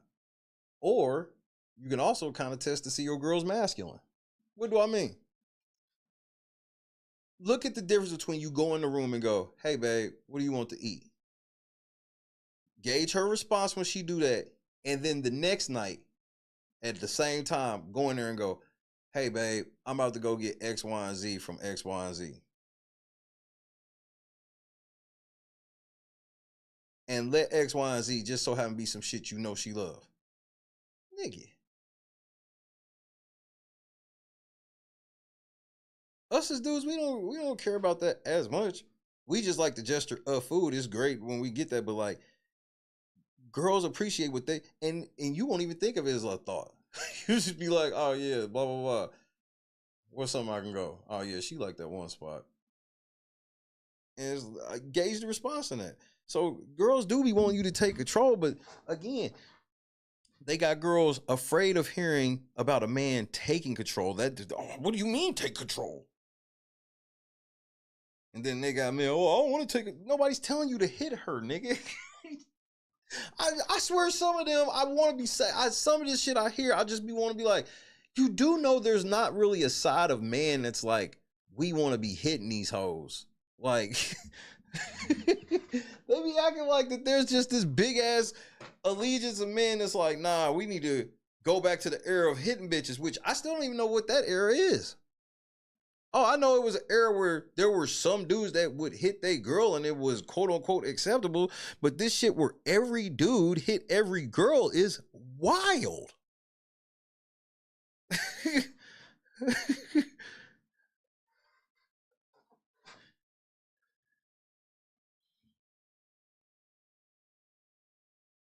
Nah, but even look, but that's how you got to know your girl. You don't know nothing cheap. You can go get your girl for dinner that she'll fuck with without question. Yeah, of course your girl. I'm telling you, but girls, see, you got to give girls some credit, bro. They do be wanting the effort. I know it comes across as they be full on gold digger mode, but I'm telling you, bro, you can pull that stunt with your girl's favorite fast food place or running to the grocery store and getting like, nigga, your girl be happy if you ran and got her favorite frozen pizza, nigga. It's something about when girls don't have to decide what they eat. A lot of people think it'd be the money with the food. A lot of times girls just don't even want to have to pick. They want you to pick. Yes. And here's the fucked up part. They want you to pick right. So you gonna fuck up a lot in the beginning. Because they expect us to be mind readers and we ain't. It's true cat and mouse, nigga.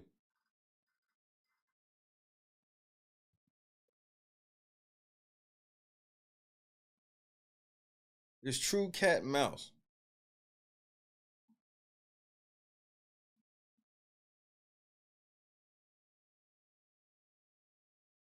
Well, that's what I'm saying. Then you got the wrong girl. There are some, but you got the wrong girl. You got to find your girl when you broke. Because then you want to know what some player shit when you get rich? Out of nowhere, make her one of them old school broke meals y'all used to enjoy. Nigga, she'll damn near cry, nigga. She'll damn near cry over a hot pocket, nigga. Y'all be sitting in a motherfucking big ass. Y'all went from motherfucking eating bullshit in the apartment. Now y'all in the big place. And you make one of them old, bro. She'll damn near cry. But then again, I'm probably lying. I don't know shit.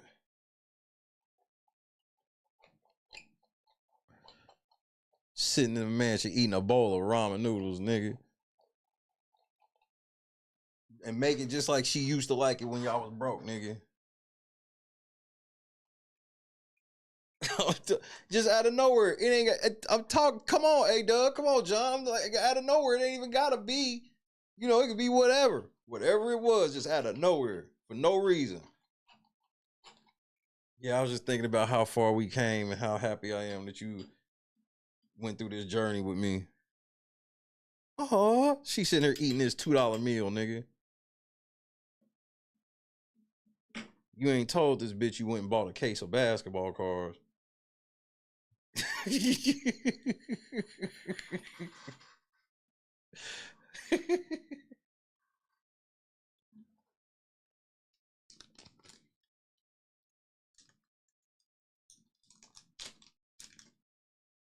They want you to hate girls. Again, Kevin Samuels helped me save my marriage. And people think it's like, and it's because people don't realize what Kevin Samuels, the bulk of his shit was telling men how to get their shit right. And his biggest thing was, if you marry, stay together no matter what. And nobody would ever talk about that with Kevin Samuels. It's always about him roasting these ridiculous bitches. No, when he wasn't doing that part, the boring parts, he was talking about keeping family together. Don't be divorcing your chick. Figure the shit out. Stay together. Build family and legacy. But but of course our society The drama-filled moments is what go viral. Any type of real bars somebody could be speaking, the shit go unsung. I bet you we can find some shit with Diddy spitting bars about some shit, really putting game on niggas. And it ain't nobody ever cared. Well, who cares? It's Diddy talking about money.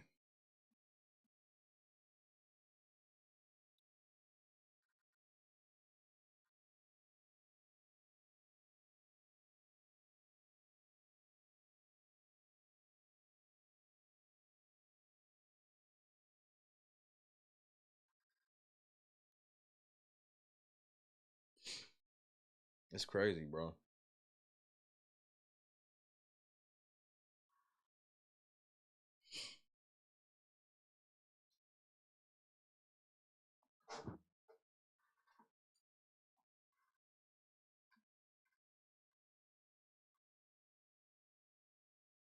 Yeah, Kevin Samuel's legacy is being felt through this cycle. Because I do think Kevin Samuels definitely opened a lot of professional black men up to this whole, nah, y'all ain't just got to deal with that shit. The only thing that I always just saw that Kevin Samuels didn't teach people was get your girl while you broke.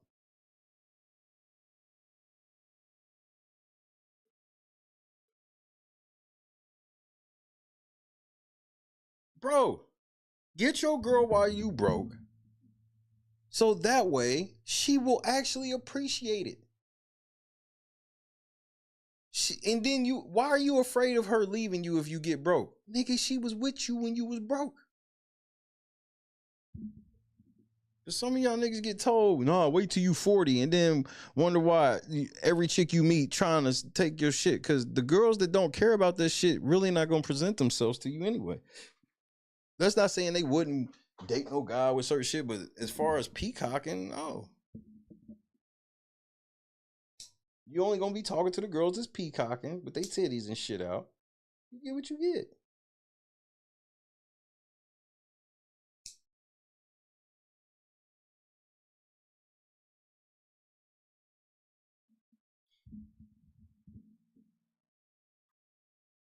Bro, he said Kevin Samuels, that was the other thing I respected. He said that his marriages failed because of him.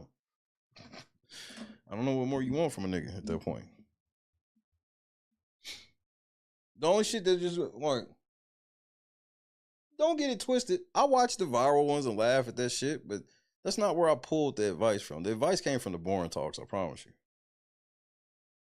I mean, that chick, like, he lied. They were so mad at Kevin Samuels. I was like, why'd you lie to her, bro? Kevin Samuels, she was average at best. That bitch was beat.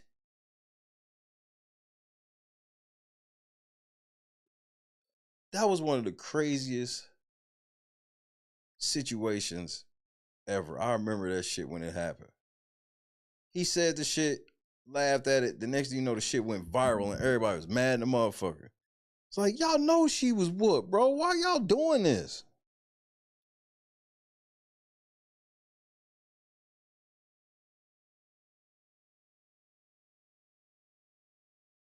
$15 kids. What the fuck?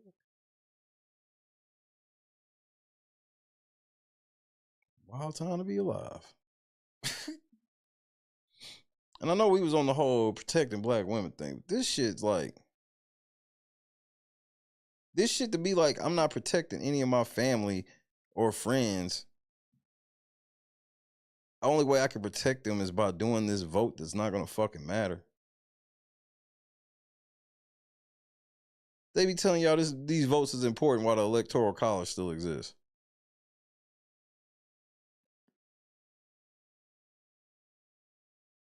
So every election cycle, they only talking to, North Carolina, Ohio, maybe make a trip out to Arizona.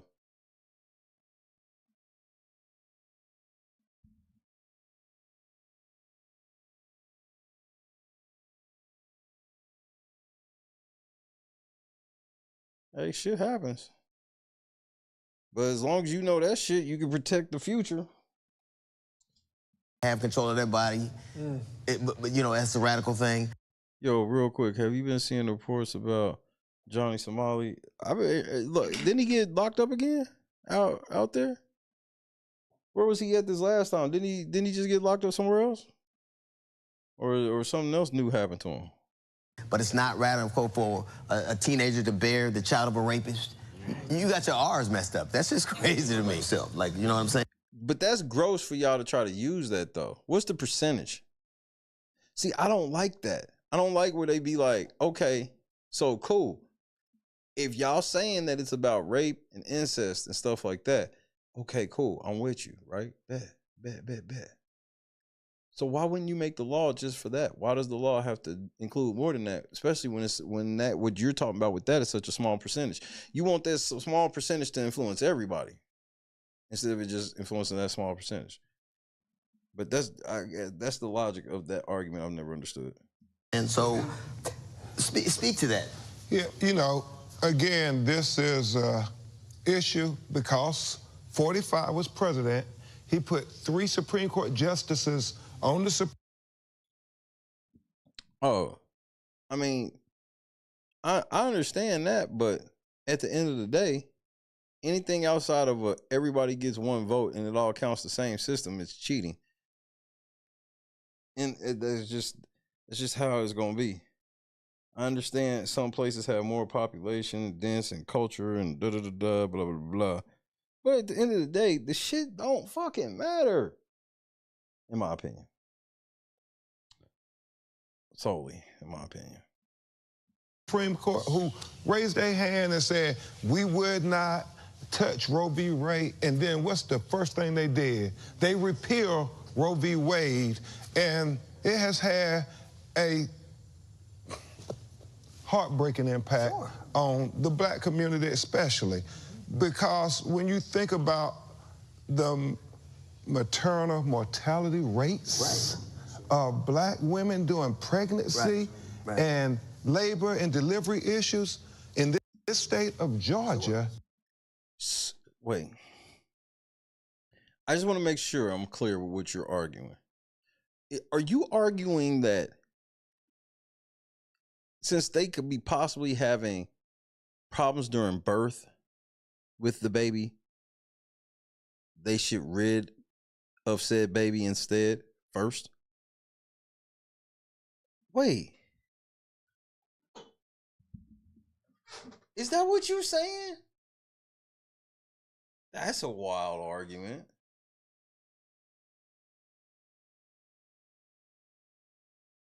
This is why I be like, y'all should let girls have this conversation, bro. It is 2 to 1, right, Cliff? 2 to 1. And so it hit close to home for me because Attorney Mike Harper and I represent the family of Amber Thurman. Oh, wow. This is a sister who, DL, is the first documented case that we are aware of where the extreme abortion bans actually resulted in a woman in a hospital bed with doctors who could have prevented her death, but because of concerns that they would go to prison, we believe they let her suffer for 20 hours while she was vomiting and passing out and turning colors. And nobody told her family, her mother was there, nobody told them that we're not going to treat her because we're afraid we might go to jail. And so it affects all of us, especially black men who have daughters. In fact, DL, we have Amber Thurman's father, Andre Thurman, here with us. And he can say how it affects black men more than anybody. Oh, my Lord. So he just naturally stood up with a microphone in his hand. So this moment wasn't planned or staged in any kind of way.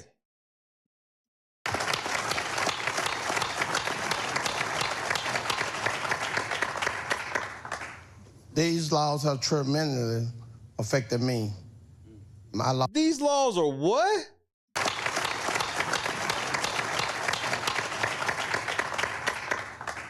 These laws have tremendously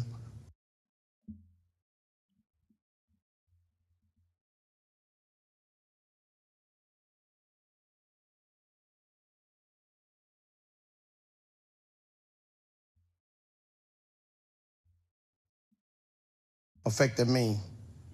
I lost my baby behind them. These laws have tremendously affected me. I lost my baby behind. What the fuck is this nigga talking? I can't deal. Them. Letting her just sit there for 20 hours. That didn't do anything. Well, I can't thank Kamala. Come on now, dog. Come on now, dog. Come on, man. For keeping her name alive. Yes. And doing everything that they doing for us. Thanks.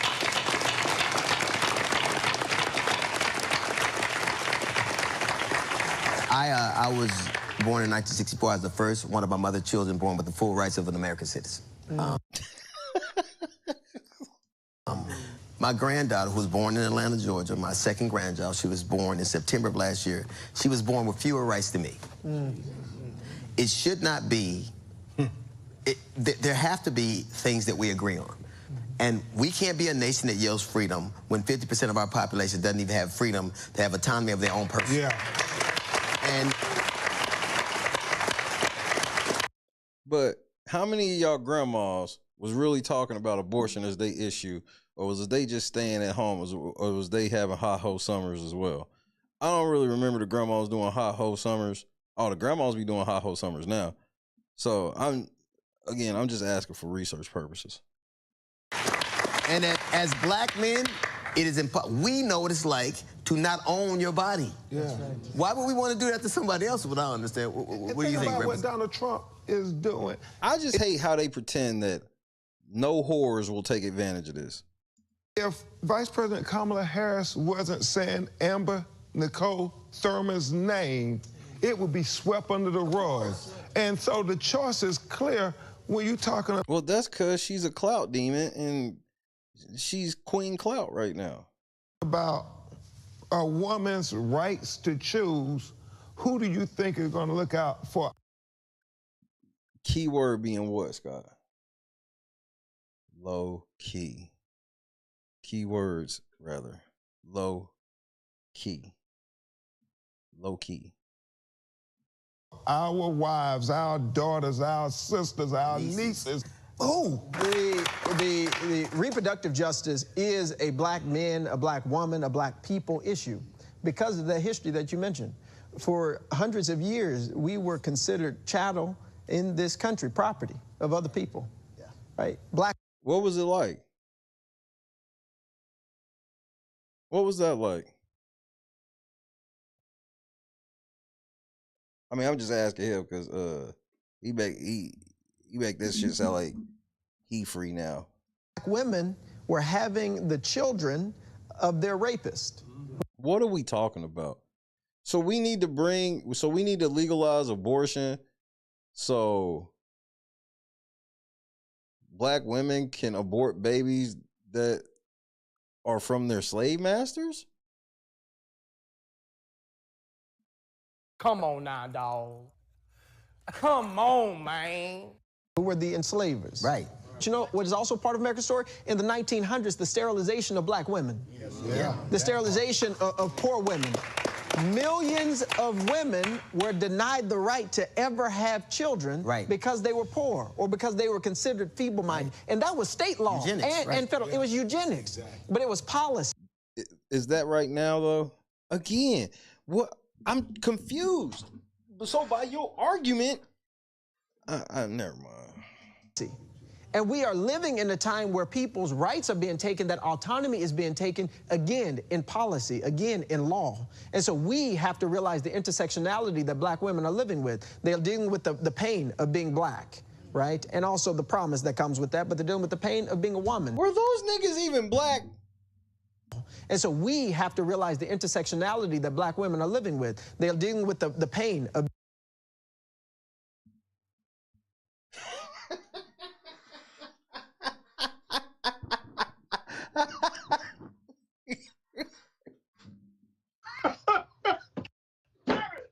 You can't make this shit up.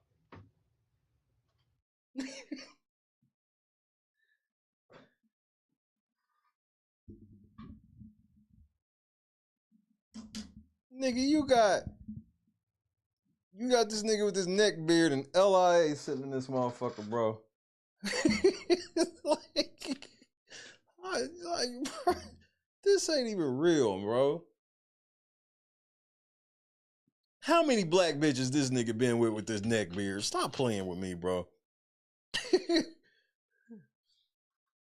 That's what I'm saying. This is supposed to be the men's. This is why I was so pissed off by it. I was like, so we can't even talk about men's issue at the men's summit. Y'all niggas is such zesty beta simps. Shout out to Mish. Y'all are such zesty beta simps that y'all niggas can't even talk. Y'all too afraid to talk about men's issues when bitches ain't even around. Y'all are the worst. And the women are supposed to look to y'all for protection. You weak ass niggas. I have a right to film, DL.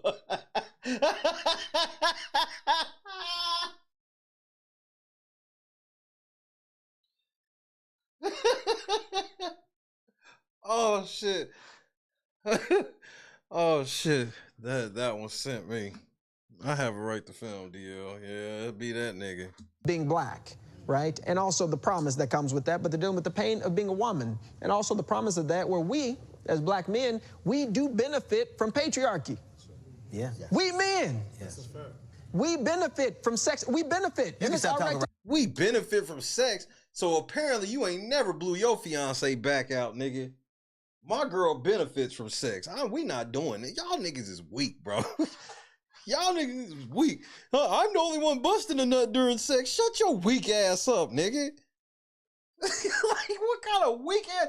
You just talk. So you told the girl out rip that don't look to bust a nut for me, because I'm gonna be the only one benefiting from sex. That's why I'm voting for women's rights. I'm voting for women's rights because I'm the only one gonna be benefiting from sex. So what the fuck kind of weak ass shit is this? This nigga's supposed to be engaged. Promise of that, where we, as black men, we do benefit from patriarchy. Yeah. We men. Yes. We benefit from sex. We benefit. So do we benefit from the patriarchy or do we benefit from sex? Because those are two different things. What part of the so how come we got all this patriarchal control except when it comes to the court system? Then the patriarchy ain't so fucking strong around that bitch. If you don't believe me, nigga, you can get lost on YouTube for hours watching niggas get dunked on and motherfucking. That's why anytime a girl get dunked on in like child support court or something, it go viral because it's not that many of them.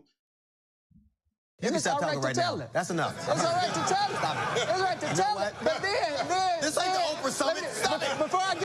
Thank you. This ain't the Oprah Summit. Stop it. Listen, before I get to the mountaintop, because I'll do it here. Look, what comes with it is our power, and using our power to uplift the voices of those who have been made powerless. Absolutely. Michael.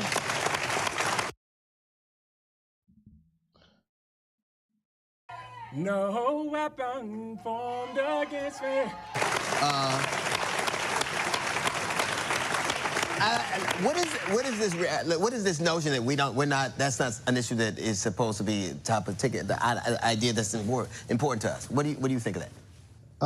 How many of us have daughters and sisters? Are we done raising our hand? Okay. You see all the bald dudes in here? They got daughters. Wait, I mean... Yeah, exactly. I don't subscribe to the narrative that we are not in support of women's reproductive rights. I just won't subscribe to that. I think it's another narrative that they're trying to put on us to divide us. And I believe that historically, the civil rights movement was accomplished by... Tell the truth. We as men don't care. Like, bro, women, the majority of women don't care. See, that's the thing that sucks. They say it's about women's rights and shit like that. Well, what if you are a stay-at-home mom who never has to worry about the need for an abortion ever in your situation because you love your husband, y'all been happily married for years, and you stay out of trouble and don't have to worry about these things. Well, what does that mom want? What does that lady want? Oh, we don't know, because the only thing we're allowed to talk about with women are anything like with gay issues. That's considered a woman's issue, and abortion. Like really nothing else. Because girls are simple. Just they need abortions. No girls want anything else outside of that. Girls the average girl, her number one thing she's voting on is reproductive rights. Make it make sense. Black men and black women coming together. Sure. And I believe that right now, black women... Oh, it's definitely the furrowed legs for me. It ain't even worth telling him to unfurl his legs. I ain't even gonna do it. Black women and black men are coming together when it comes to reproductive rights. Black men will always stand up for their daughters and their sisters and their mamas. That is a known fact. Right, yeah. That is a known fact. Yeah. So... Hold on. I need to figure something out about you right quick, Mr. Michael Ely.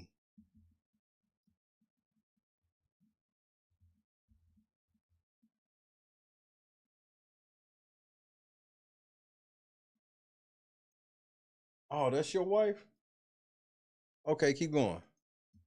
If you are one of those individuals who's thinking selfishly about this particular election, and you thinking, well, I'm not really feeling this because, there's nothing in it for you. Exactly. Think about your sister. Think about your daughter. Think about your niece. Sometimes it is about us, but oftentimes it's about our community. Right. And all of the women in our community... No, I'm going to step up as a father and go, I'm going to think about my daughter, and we're going to think about more important shit, because that's not important. We deserve better. Yeah.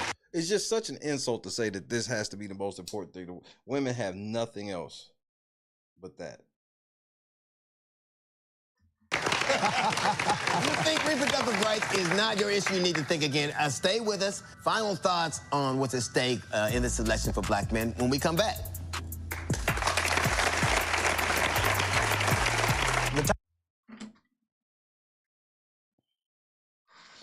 This is why I don't get into politics. Y'all niggas are insane. I just sat here and watched a men's summit where they're not even talking about men's issue. They're talking about protecting black women. Fuck them white hoes. Fuck them Afghan hoes too, ain't that right? Michael Ely.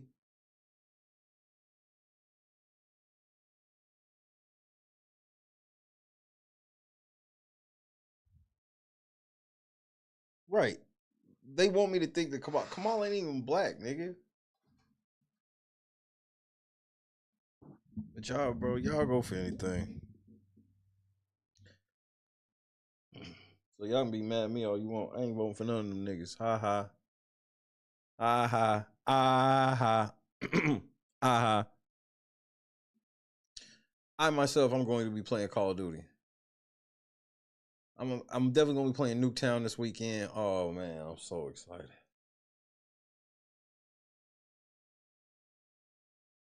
I told my family I was checking out.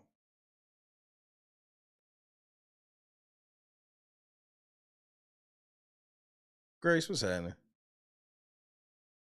Every time, Janice. And nobody acknowledges that shit. They can only acknowledge the lies of the other side. They can never acknowledge the lies of their own party. Either side. It's just fucking crazy.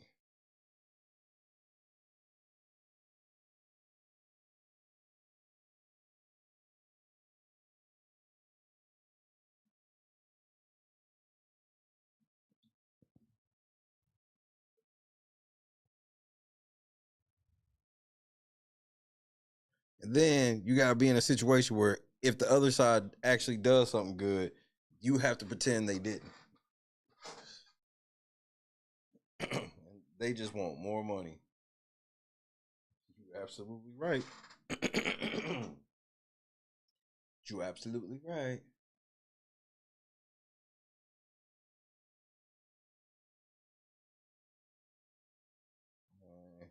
I know a lot of people disappointed me.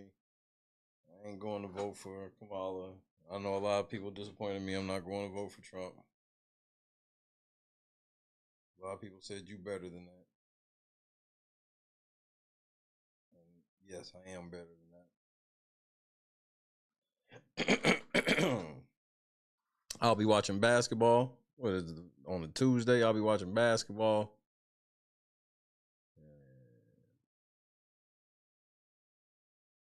Playing baseball. I'll either be playing baseball or I'll be playing Call of Duty.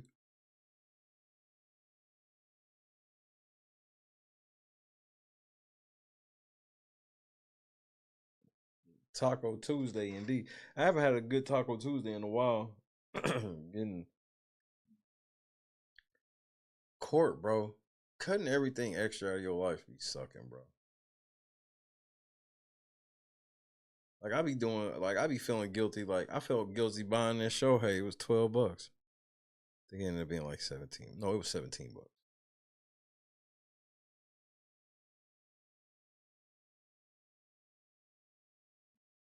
I ain't gonna lie, bro. The one thing that, hey, I ain't gonna lie. The one thing that the Democrats, them losing would be funnier to me just for one reason. Nigga, all of them videos of people crying and shit when they lose is going to be funny. Like, you'll have Republicans doing goofy shit like they'll take some shit out back and shoot it or some shit like that. You may see a couple white boys rage out and punch a TV. But when them Democrats lose, the way that they fuck them snowflakes melt, nigga. Nigga, if you want a good laugh, go watch when Hillary Clinton lost, nigga. I think it's some type of compilation like Hillary supporters after, after she lost, nigga,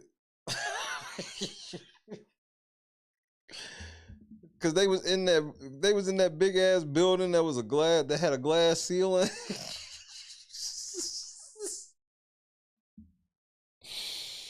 She was in that motherfucking glass ceiling room, nigga got their ass kicked.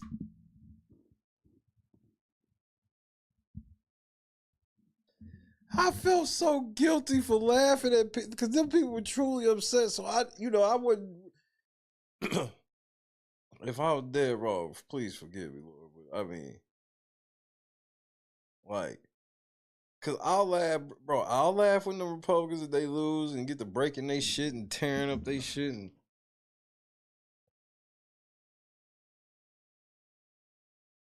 But it's something about when them motherfucking snowflakes get to melting, bro. They were sitting there looking at the screen and the folks was coming in.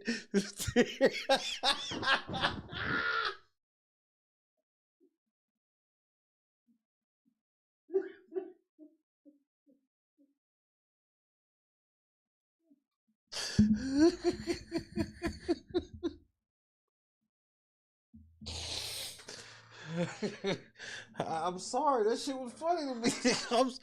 I'm so sorry, that shit was so hilarious to me.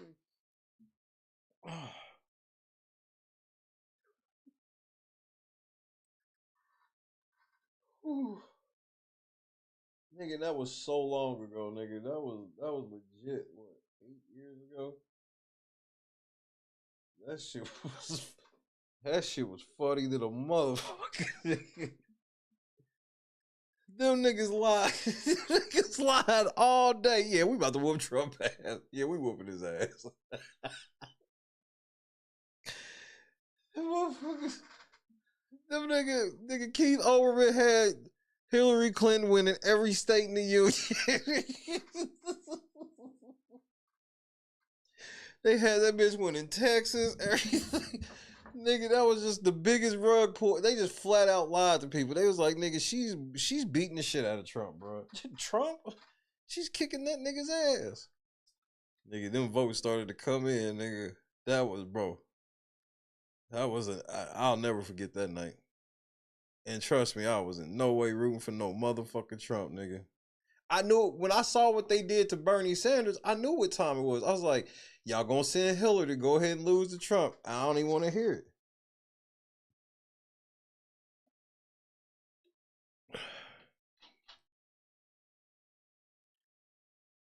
Them niggas was like, nigga, they had Hillary Clinton beat. Nigga, Fox put up that poll, was like, yeah, Hillary Clinton, I think she had like a slight, like 2% lead. Them niggas was like, fake news. Them niggas mad in the motherfucker.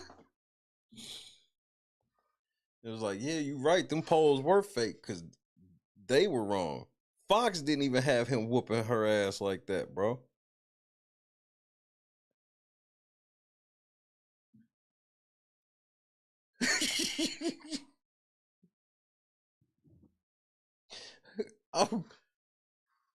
I'm laughing because I just thought of the weird. You want to know when I thought that she lost that campaign? I don't know if anybody remember this. Remember when she was just like walking outside and she started to tip over and and all security was trying to some motherfucking Secret Service trying to surround that bitch. I can't be the only one that remember that, bro. No, it was.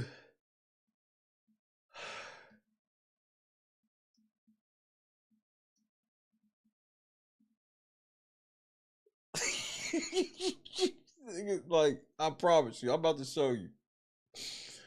When I saw this shit, I was like, she just lost. I was like, I asked Christy. I'm about to show you. Ask Christy if you think I'm motherfucker lying. I was like, oh man, Hillary about to lose like a motherfucker. Nigga. I was like, what the fuck? They was trying to rush her out, nigga. They tried to rush her off the motherfuckers out the shit, nigga. I was like, man, what the fuck? I was like, man, she lost. It was like a Biden falling off the bike moment almost.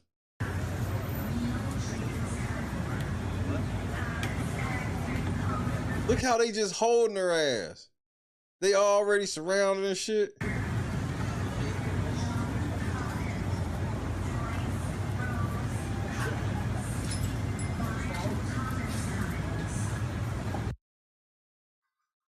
They almost dropped fucking Hillary Clinton face first, nigga.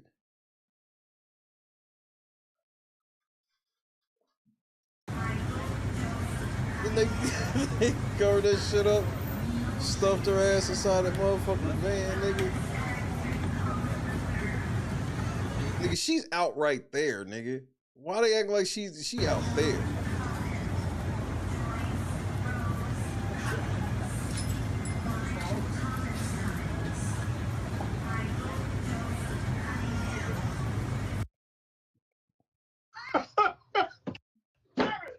You can't make this shit up.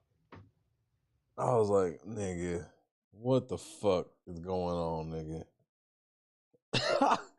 I was like, what on earth is happening right now?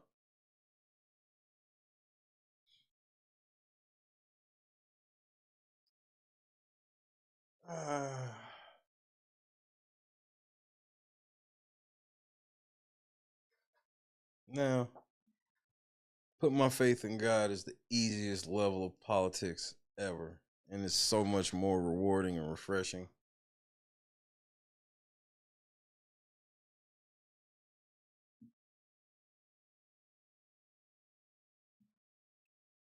Nigga, I was saying that shit forever. I would always say that. Chrissy, I would say that shit to Chris. I would say that shit to my brother. Like, bro, I'm feeling low energy like Jeb. Nigga, I don't know why that shit was so fucking funny to me. With Jeb Bush let Trump punk his ass by calling that nigga low energy. That was one of the worst diss that carried ever. He told a nigga he was low energy for whatever reason. That shit hit hard in the motherfucker.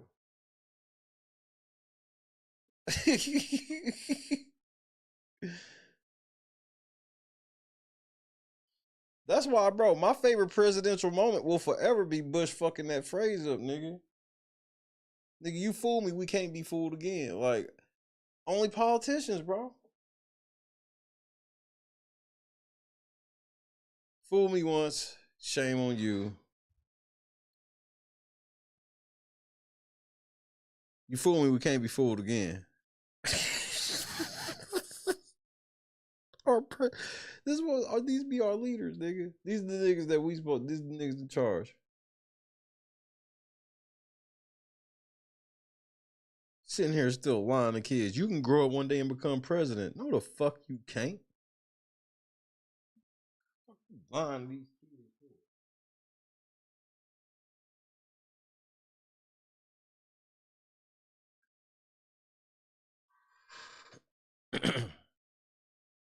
This nigga was quoting the Who high as fuck.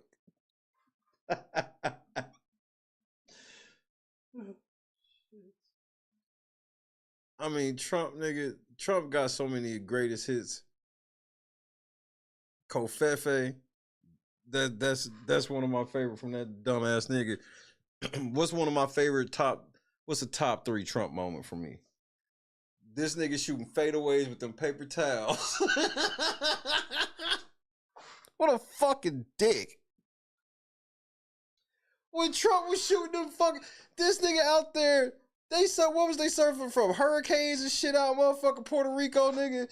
And this nigga's out there, grab her by the pussies. That's probably number 1, obviously. When that nigga was in Puerto Rico shooting them fadeaways to them motherfucking, them motherfuckers was in real trouble down there, nigga. And that nigga just full game show host at all time, this nigga. That was one of the most insensitive things I think I'd ever seen. Not just the president, anybody do. Anybody. Motherfuckers down here need help and you bring paper towels and shit, you sitting here. Had people motherfucking.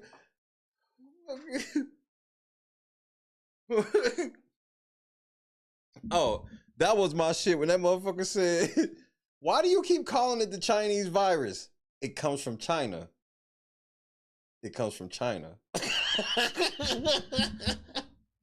She asked that nigga that shit like he wasn't gonna stand on that shit. That nigga stood 10 toes down, nigga. Why do you keep calling it the Chinese virus? Bitch, it comes from China. These be our presidents, bro. Trump sitting around, yeah, all I do is eat Big Macs and drink Diet Coke. I'm like, that's why you built like that. China. It comes from China.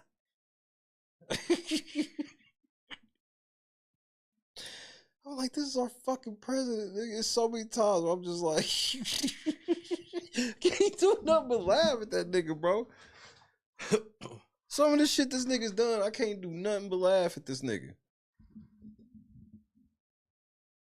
Yes, he's definitely the first ghetto ass president we had. I mean, they literally was like, this nigga be wanting Big Macs and shit 3 a.m. Like, what the fuck, nigga? The epitome of white trash, nigga. Like, bro, you get mad, nigga. If niggas is in there, I say some of them niggas is get up in there eating Jordan's fish and chicken. If the black president's in there getting Jordan fish and chicken and got the whole motherfucker White House smelling like perch, nigga, then we'll say something, nigga. But this nigga, that's some Jerry Springer rich. Nigga, I'm gonna get rich or I'm gonna be eating Big Macs every day. No, we supposed to get rich so we don't have to eat this shit no more. Not eat it every day.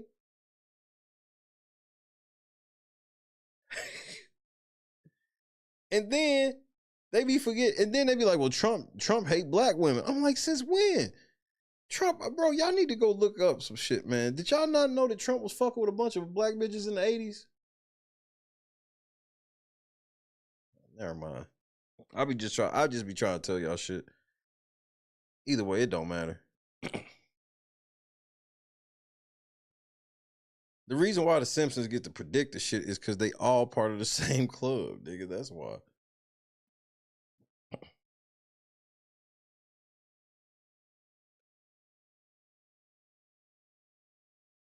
But again, this is the where we at now. I'm gonna give y'all a perfect example. So I want to tell you about something called Topps now. Do you know Topps, the sports card company? TOPPS. Mostly notable for making baseball cards. Press 1 for yes, 2 for no. So I'm gonna just show you the type of era we in now.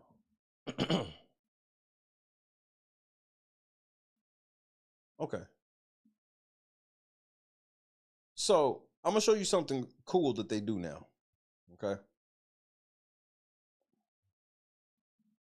This is the next level of getting sports cards. I just learned about this maybe like a week ago since I've been following baseball. The World Series, being precise. Okay. So after each game, the next day, you can purchase these cards that they have made exclusively to buy. And they're only open for a certain amount of time. And then once they're gone, they're gone. Okay. Cool ass idea, right? So Freddie Freeman, he wins MVP. And then you automatically get to see, you know, this card come out and you get a chance to get a special card and all this shit, right? Cool, right?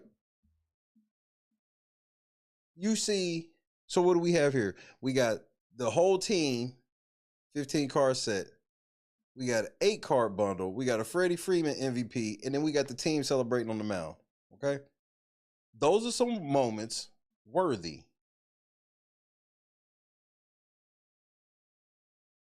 These are moments that are worthy, okay? Of next day moment cards. Okay?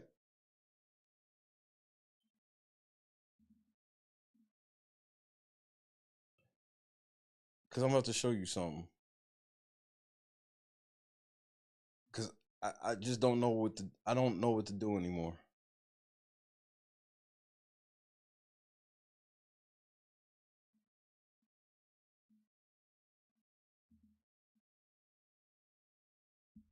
So how do we go from Freddie Freeman and all of them, you know, some real accomplishments, the Super World Series, to this? Tactical nuke incoming!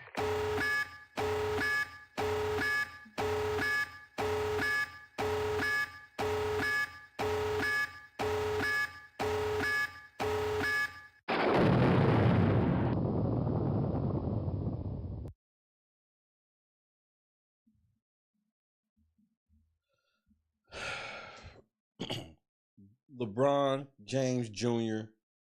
gets his first points. The nigga's barely in the NBA, nigga. This is the era we in. Everything's rigged now. Everything's fucking rigged now.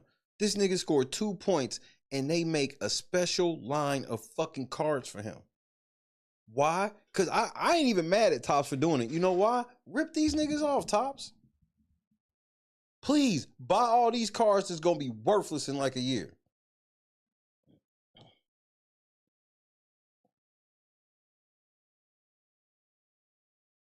Come on. Talk plain, Scott.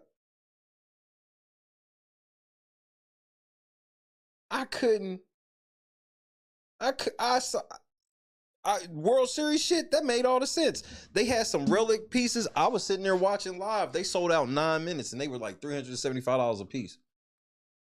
That was like, they only made 49 of these cards with like, one was a Shohei Ohtani with like confetti that came from the field. They made like 49 of those and that was $375 a piece. Okay, cool. All shit. I saw this shit. I was like, ain't no way I pay $11.99 for a chance to get a Brownie autograph. Bro, it's worthless. How the fuck is his value gonna be tied to a whole nother nigga? Yeah, unless I get a mistake card, I ain't trying to hear that shit. I couldn't believe this. I was with the whole Topps thing. So like when the Yankees went fucking crazy on us the other night and had 11 runs, the next day you get on Topps for 24 hours. They had all these exclusive Yankee cards you can get. All this exclusive shit dropping, and just so you know, I have not seen a single basketball card drop. The only other sport I saw drop was Jaden Daniels. They did a card for his Hail Mary. So understand, they do nothing but the big plays and shit, and then somehow, here come Bron.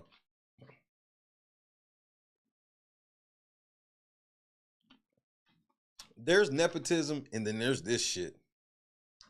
This is something totally different. This is a step beyond nepotism, my nigga.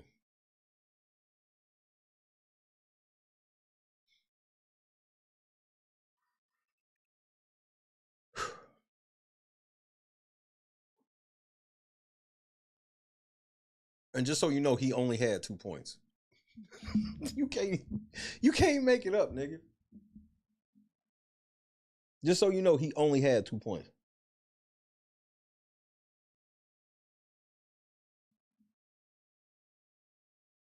And they was down by like 30. They was getting their ass pummeled. Because he was supposed to come in early so it could be like a thing with him and his pops again. But the Cavs, they felt disrespected by this shit. They came out and fucked the Lakers up. They was up like 20-something the whole game. So when he got in and did this shit, LeBron wasn't even on the court. The game was already over. But hey, go off. I've actually seen rookies be killing already. They ain't got no card. This nigga who barely in the NBA. Unreal. Yeah, man, I'm so sorry to the Lakers. Coming from a Boston Celtics fan, I'm so sorry for the Lakers. This ain't it. This ain't it.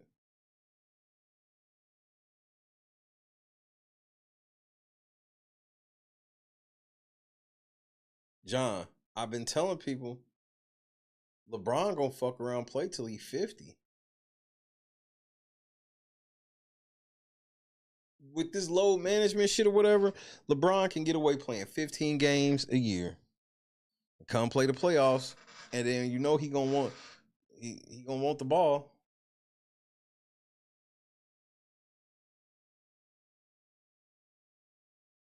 This nigga Bronny hit 1 NBA shot, bro, out of 2 games he played.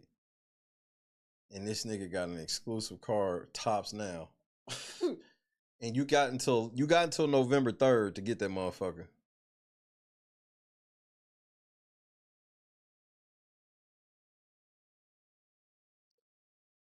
All right.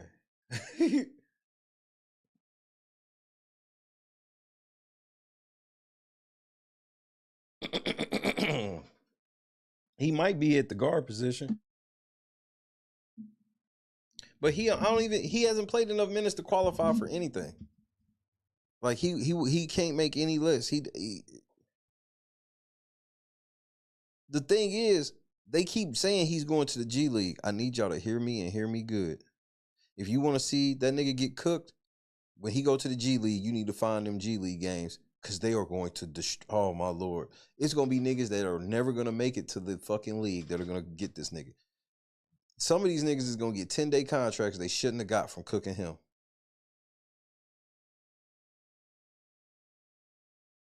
Nah, hopefully in 10 years, it'll be the equivalent of a 30 for 30 from somebody else that's going to tell the truth. I'd love to do a sport documentary or two.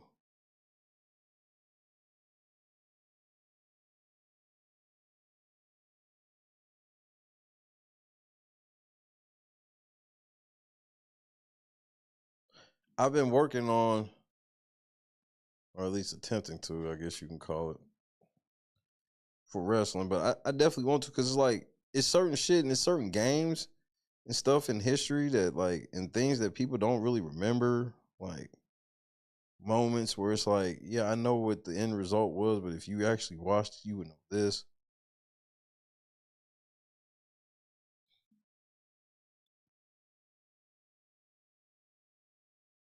People forget, like, okay, so everybody remembers the decision with LeBron, but people don't really remember the last game he played for Cleveland. When that nigga played against us, the Celtics in the playoffs, in that elimination game, and that nigga LeBron tanked, I'd never seen a superstar do that before. And I don't even think, I mean, if they investigated him to see if he was tanking for betting on basketball, I'd have been all right with it. But definitely, like, that nigga was not trying to win that game. I watched LeBron lose a motherfucking deciding playoff game on purpose and then left. And I told Christy right when that happened, LeBron walked off. Go back and watch. LeBron walked off the court smiling, high-fiving fans in Boston, smiling on his way to the locker room. I told my wife right then he's going to Miami. I told my wife in February he was going to Miami, and everybody thought it was crazy because I had looked up the salary shit and saw that they had enough money to pull that shit. And they sure did. LeBron threw that fucking game, bro. As a Celtics fan, I was happy we won, but that shit was some of the foulest shit, and nobody ever remembers that shit. So that's like the type of sports documentaries I would like to do. Is have it centered around something that people know, but more in depth, maybe something that happened before it or even after it.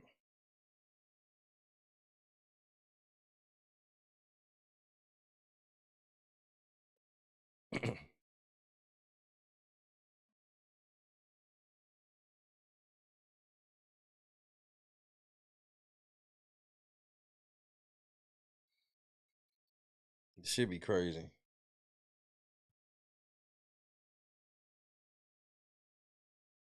I want to find, I'm still trying to, my holy grail, I guess you could say, basketball game I want to find is, I want to find the game when Vernon Maxwell ran up in the stands and beat that nigga ass.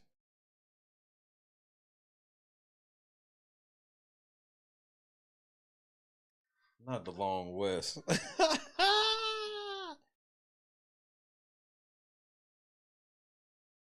No, I blame LeBron mama for being a whore.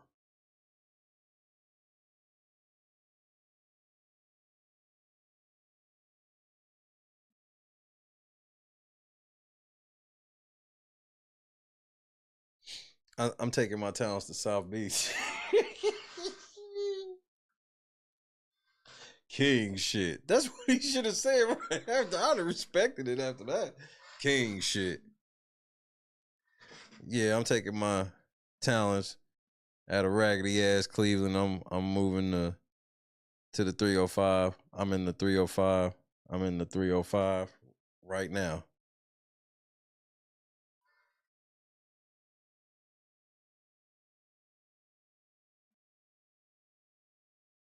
His mama was trifling. Don't give her no excuse. Well, I guess I'm gonna get ready to get my black ass the fuck out of here. I need to be getting ready for Nuketown 24/7. I might be if I figure out how to live stream on YouTube on one of my other channels, I'll make game over there. I want to. I want to see how bad I'm gonna get my ass kicked from scratch. I want to play my very first match recorded. So I'm either, but it won't be on the main channel. I won't. That's retarded. Can I say that about myself? I can't call myself the R word. Either way, I ain't gonna do it on the main channel. And if I ain't on YouTube, I'm gonna be on Twitch. But I think I'm open to having a little bit of fun. I've been kind of scroogey, bro. I've been kind of scroogey. That's all. That's just the only way I put it. Carefree, Big, Jonathan, Kendra, hey Dub. Kendra, be on the lookout. Lennox, Christy, Scott, Johnson, Trending. I will definitely, now I will share the page wherever I'm at. I will share it on the community wall on the main channel or whatever for sure. I may even do a little short throwaway video, tell everybody whatever, but I think I want to have some fun. Like I haven't played a Nuketown 24/7 as it happened in probably like 5 years or so. So I just want to have a little fun. I don't have much fun anymore. I be staying too serious, and I gotta ease up a bit. But then again, I'm probably lying. Janice, trending, Joy, YouTube, everything about shit with the channel is just stressful, nigga. But God is great. He makes no mistakes. He makes none. I wonder what you had to give the devil for this, though. I don't think I'm trying to pay that. I'm gonna have to a little bit, Kendra. I gotta open up a little bit. I gotta let people see, and I want the pressure of seeing if I can be halfway what I used to be with people watching. Because had this been like 5-6 years ago, I'd have knew well before. I'd have told Chrissy, look, it comes out, blah blah blah blah. I'm gonna be up all night. Oh, if I gotta do Big Brother right after Big Brother. So, but now I'm family man. I was family man then, but like, you know, I'm still the big kid I am, but it's like, man, I got so much serious shit going on, bro. But I gotta remember that Rome don't be built in a day. I gotta have more faith and not stress at certain moments and press extra hard in certain moments. And just kind of whoop side. You feel me?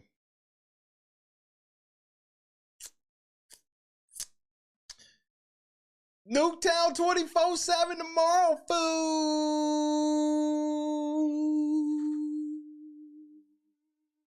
I was too. I had so much fun watching The Mask. It was amazing. Oh, I didn't even show y'all what I did. Hold on, I gotta come back on the screen. I promised y'all I would show y'all, and I fucking forgot, and I have to show y'all, or it ain't gonna matter after right now. So hold on.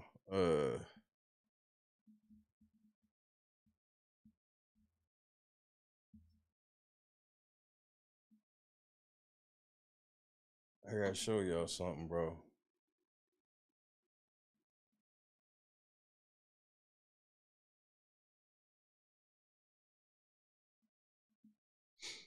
Because since I'm getting all the way back, I got to show y'all, nigga, like.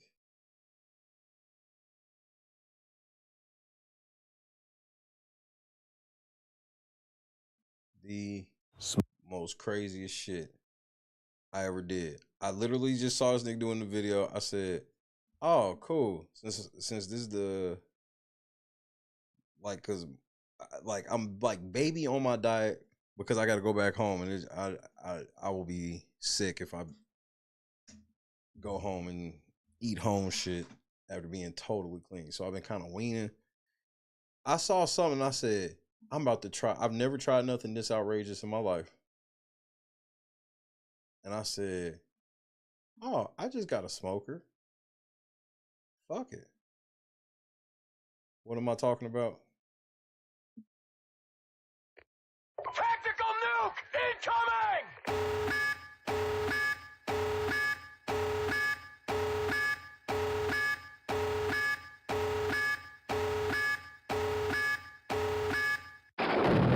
Smoke them if you got them. Smoke them if you got them? But wait, that's honey buns. Let's wrap them in bacon, smoke them, and rate them. Let's do what? Little morning after, because it's bacon. Little honey rib rub. Put that. He just wrapped honey buns with bacon and seasoned it with rib rub. I'm on the smoker. Let's check on them. Holy shit. What? Just went in the big bacon wrap bucket tray. It's time to get them. Let me tell you. They got a little crunch. Oh, my Lord. All right, let me show you this first. Look. Mine. Mr. White Man, who gave you this idea? Bonkers. All that sugar caramelizes. Oh. Bacon wrapped smoked honey bun. I mean, sweet smoke pit Jesus. Just look at it. Dude, that's so good. Hot. Very hot. Yeah, so I said, fuck it. I went ahead and made them hoes myself. And them motherfuckers need to be illegal in 11 of these states. These motherfuckers should be outright illegal. If somebody decided to make these at a fucking carnival, they would get rich.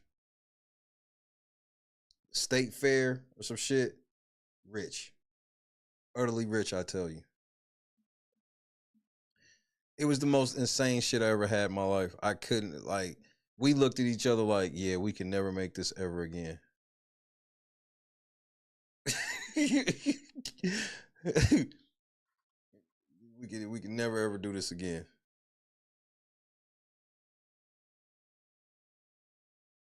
So it was a fun Halloween night before, whatever, watching The Mask, and we had chili and smoked honey buns. Yeah, total. I think Christy and like I ate one, and I think they shared half of one. Insane. Fucking insane. I'm supposed to be cutting back. I can't indulge in that. I'll start next week. Hey, give me about 5 on my plate, but not the ones your kids touch, Lord have mercy. Bro, I don't think you're going to be able to do 5, nigga. And they so good, you're not even going to give a fuck if they gave you the ones that the kid touched. I ain't even going to lie to you. Kendra, it was so fucking good. So motherfucking good. I ain't going to lie. I'm telling you, he can get them dirty ones them kids touch. You'll be all right. Normalizes. Bacon wrapped smoked honey bun. I mean, sweet smoke pit, Jesus, just look at it. Dude, that's so good. It's hot. Very hot. I'm supposed to be cutting back. I can't indulge in that. I'll start next week. Hey, give me about 5 on my plate, but not the ones your kids touch, Lord have mercy. Stay safe. Do not take your black ass back outside, nigga. Devil out there. Yo, what's going on, boys? How are you? Scott Johnson, do it. Just let them motherfuckers smoke, bro. Just let them smoke. Yeah. What's up? Yeah. You guys ready for this? Take this. Oh, all right, sick. Why don't you guys come inside? Don't ski. These are the guys. I'm Octavius Gray. And I'm Steve. Steve LeVois. It's okay, I have bacon here, right?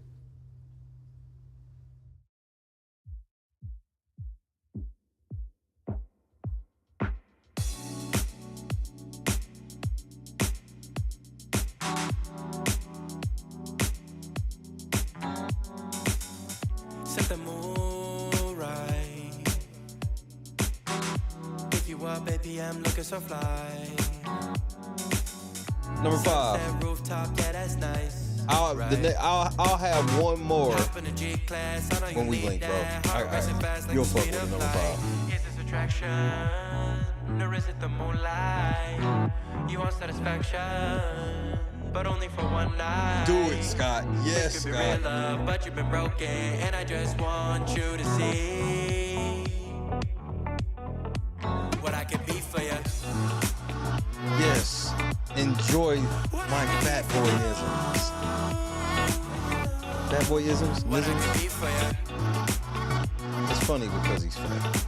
What I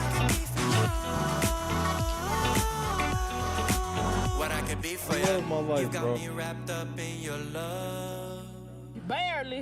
No, I really Finding you is like a treasure. Making my heart feel this way, yeah, yeah. And I'll treat you so damn special. What you did, who you were with, I don't care about those days. When I'm with you, I won't complain. Share your success and heartbreaks. Yeah, you know I stay by your side. Never leave you dissatisfied. But I need you to let me know. But see, Kendra, this is why I don't eat fast food. This is why I eat at home 99% of the time. So when I pull this shit out, I don't feel as bad. But only for one night. This could be real love, but you've been broken, and I just want It's the same calories as a motherfucking Big Mac meal. Less sodium.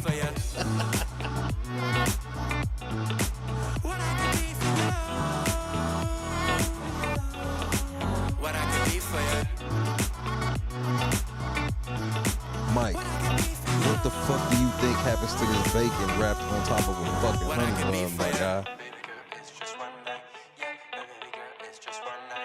Exactly, Mike. That's the best kind. And you can eat more of it with less caloric and salt intake. It's crazy. Damn diabetes for sure. So I have to stay away. I can't believe I used to almost weigh fucking 400 pounds, bro. That shit's insane. I was fat as fuck. But I got on that treadmill and crushed it. God is great. I love y'all to death. Moderation is key. How the fuck do you moderately do a smoked honey bun wrapped in bacon?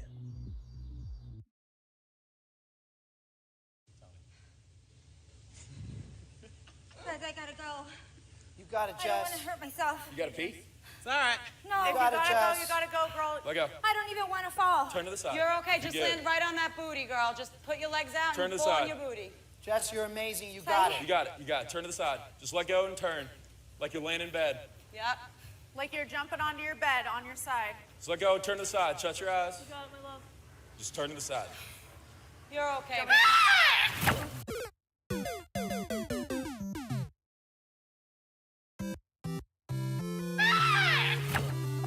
Heifer. Look, I've never even heard of him. I'm petty.